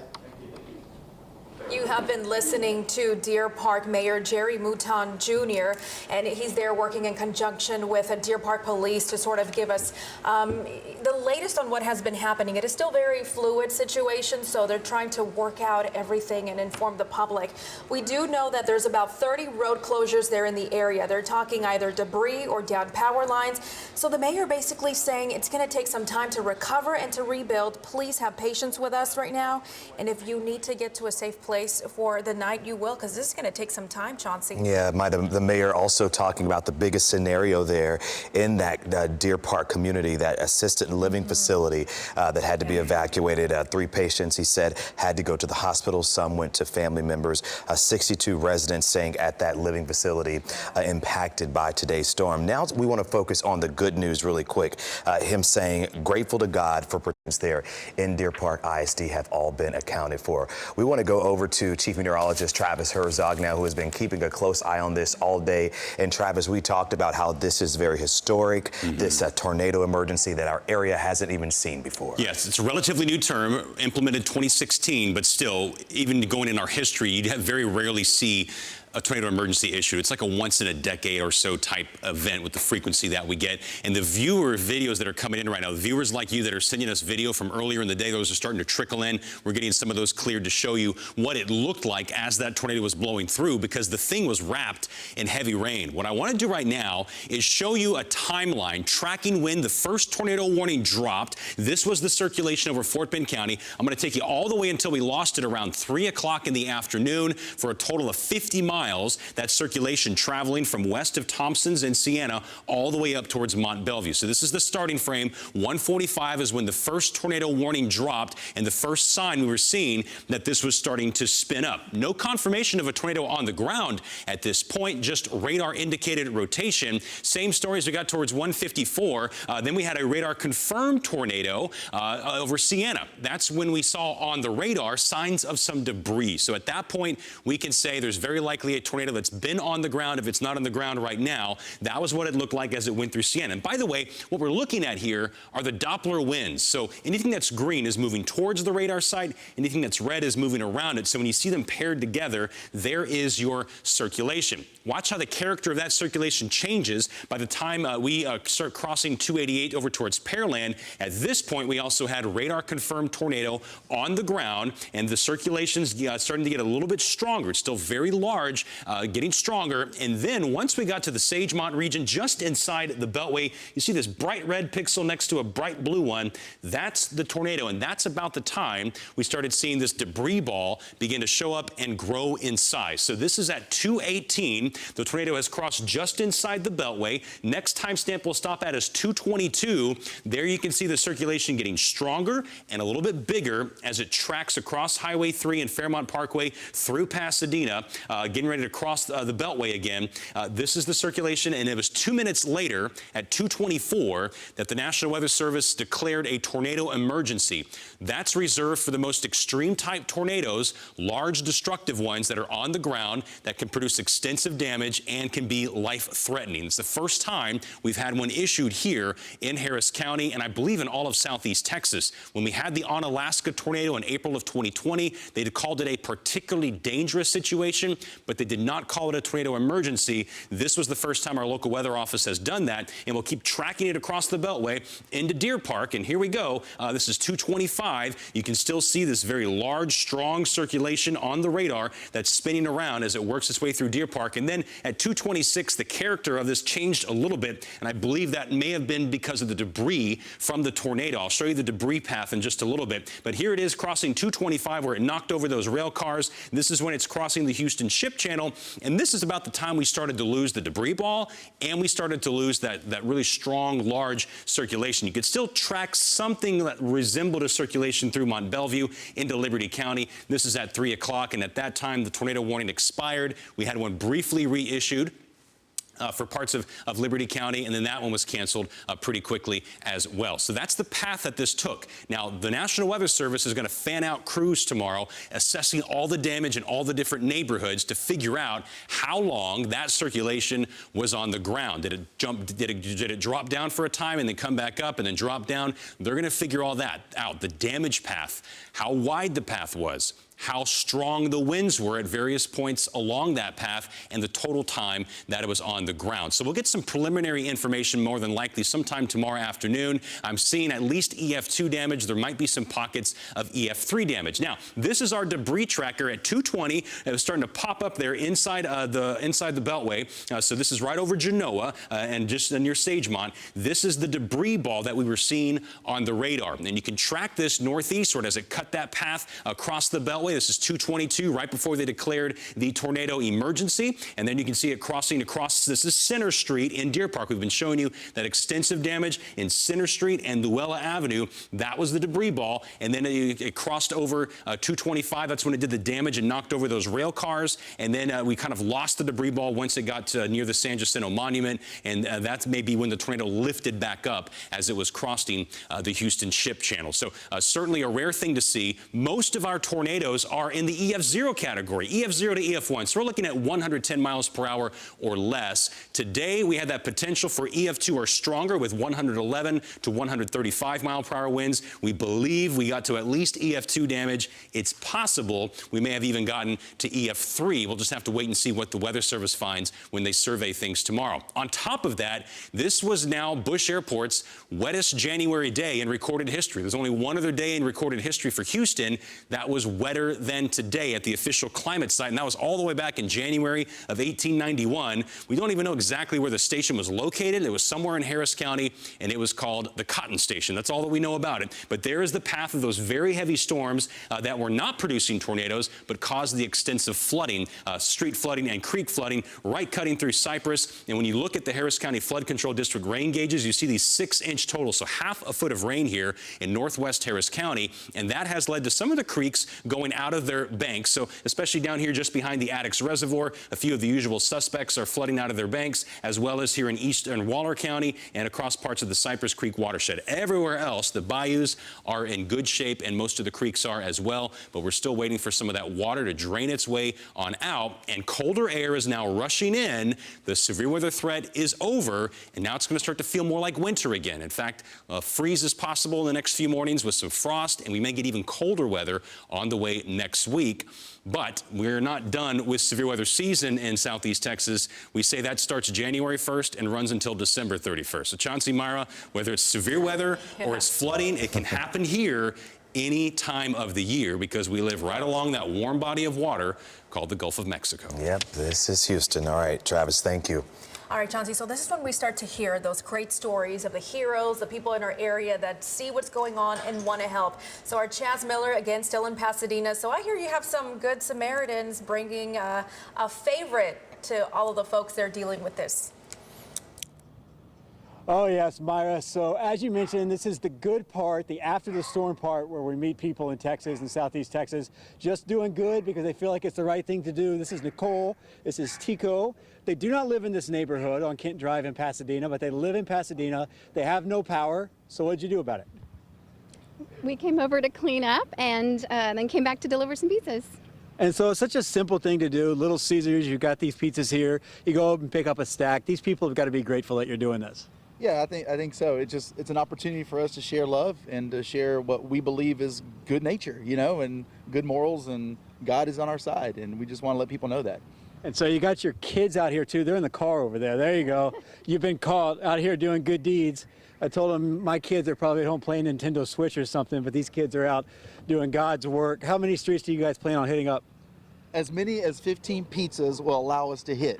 All right, well, we do not want to make them any colder, so thank you all. You're welcome. You guys have a good night. Thanks for what you're doing down here. Guys, this is Kent Drive once again in Pasadena. We've been out here all day. Thanks, guys. And this was the first street we really realized how bad the damage was. While there aren't any houses completely torn up and there's no roofs down, you do see lots of things like this. You see this tree snapped in half pretty good here on Kent Drive. See, it looks like some of this damage through here, they've already started up and down the street to try to get it out of the way. Next step is the cleanup, and there's going to be a lot of it here in Pasadena. Here's another common thing we've seen today: kids' toys just thrown out in the yard. It's sad to see that kids have had to live through this. It's been scary for everybody, but certainly for kids, you'd have to imagine living through this. You see a seesaw or something in the yard over here. And so, yeah, obviously the storm has passed. It's a lot colder out here than it was when we got here today. And now it's just a cleanup. But, you know, you keep saying it. People are safe. People are okay. Nobody we talked to today have been injured. I did talk to one person at a building on Spencer who said they heard of somebody getting cut up a little bit by some flying glass, but nothing that can't be healed up. And so that's really the scene at this point, is the pickup and people. This is one of the worser damaged homes we've seen today. You see most of that roof is taken off, the siding of the house falling down. This is on Kent Drive, and lots of things out in the yard. Not sure if that came from inside the house or if it was out here to begin with, but obviously a lot of damage, not just to fences and to trees, but to homes too. Thankfully, though, everybody we've talked to has been fine today. And as I keep saying, it's just a matter of picking up the pieces and starting the cleanup process. Guys? Yeah, Chaz, and let me tell you, if I'm dealing with something like that, I think seeing someone with a box of pizza Right. is my savior. Yeah. So it's so glad to see those people out there helping everyone else going through this. And Chaz, thank you for your live reports and showing us exactly the scope of the damage out there in Pasadena all day long. Final words with our chief meteorologist here, Travis Herzog. And I just hate to hear those people who seem to be caught off guard, because you all were calling this last week. Right. We've been saying for days, tornadoes possible. We had the warnings out. The information was out there. And that's the good news. We live in a world where it's at our fingertips. Yep. You can get the information, and we hope that the efforts that all of us made across the Houston media landscape help save lives today. And so far, it sounds like that's the case, and that's a great thing. Yeah. We can rebuild. And in these situations, these tornadoes we're talking about, you know, they come fast and they move, and it's a matter of seconds, as we heard from people, whether to get to safety or those few seconds of what to do. So hopefully they will download the ABC 13 News app and follow you, Travis, and continue to watch ABC 13 as we guide you through events like this. Yeah, and that's why we always have weather alert days. That's right. Let folks know what's to come. We want to thank you so much for joining us here on our coverage. We are here for you, Houston, and surrounding areas. Thanks for being here with us tonight and all day long. Be careful out there, friends. Have a great evening and be safe.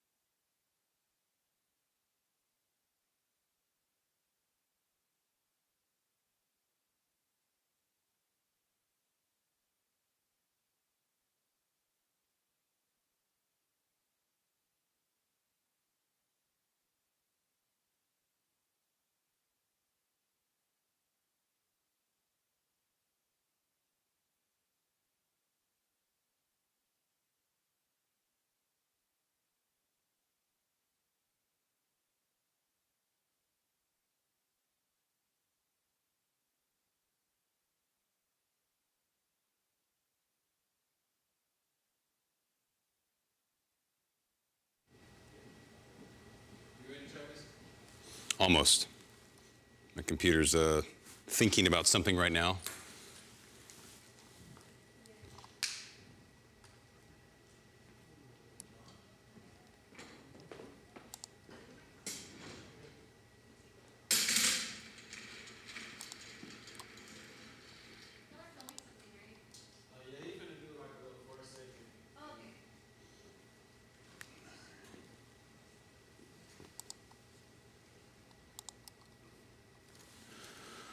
Okay, almost ready.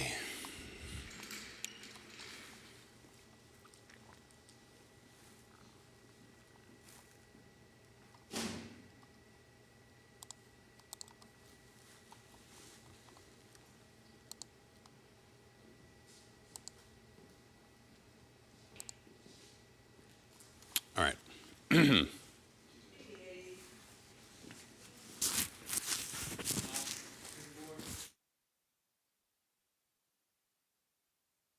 Revisiting today's tornado emergency tonight at, no, sorry, let me do it again.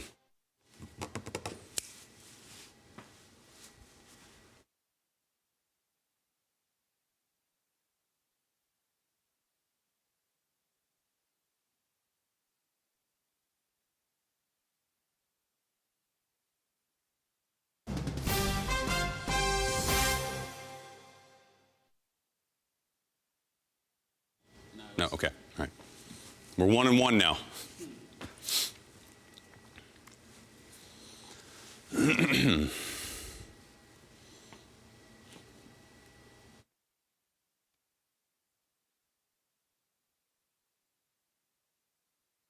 What's next after today's historic tornado emergency tonight at 10?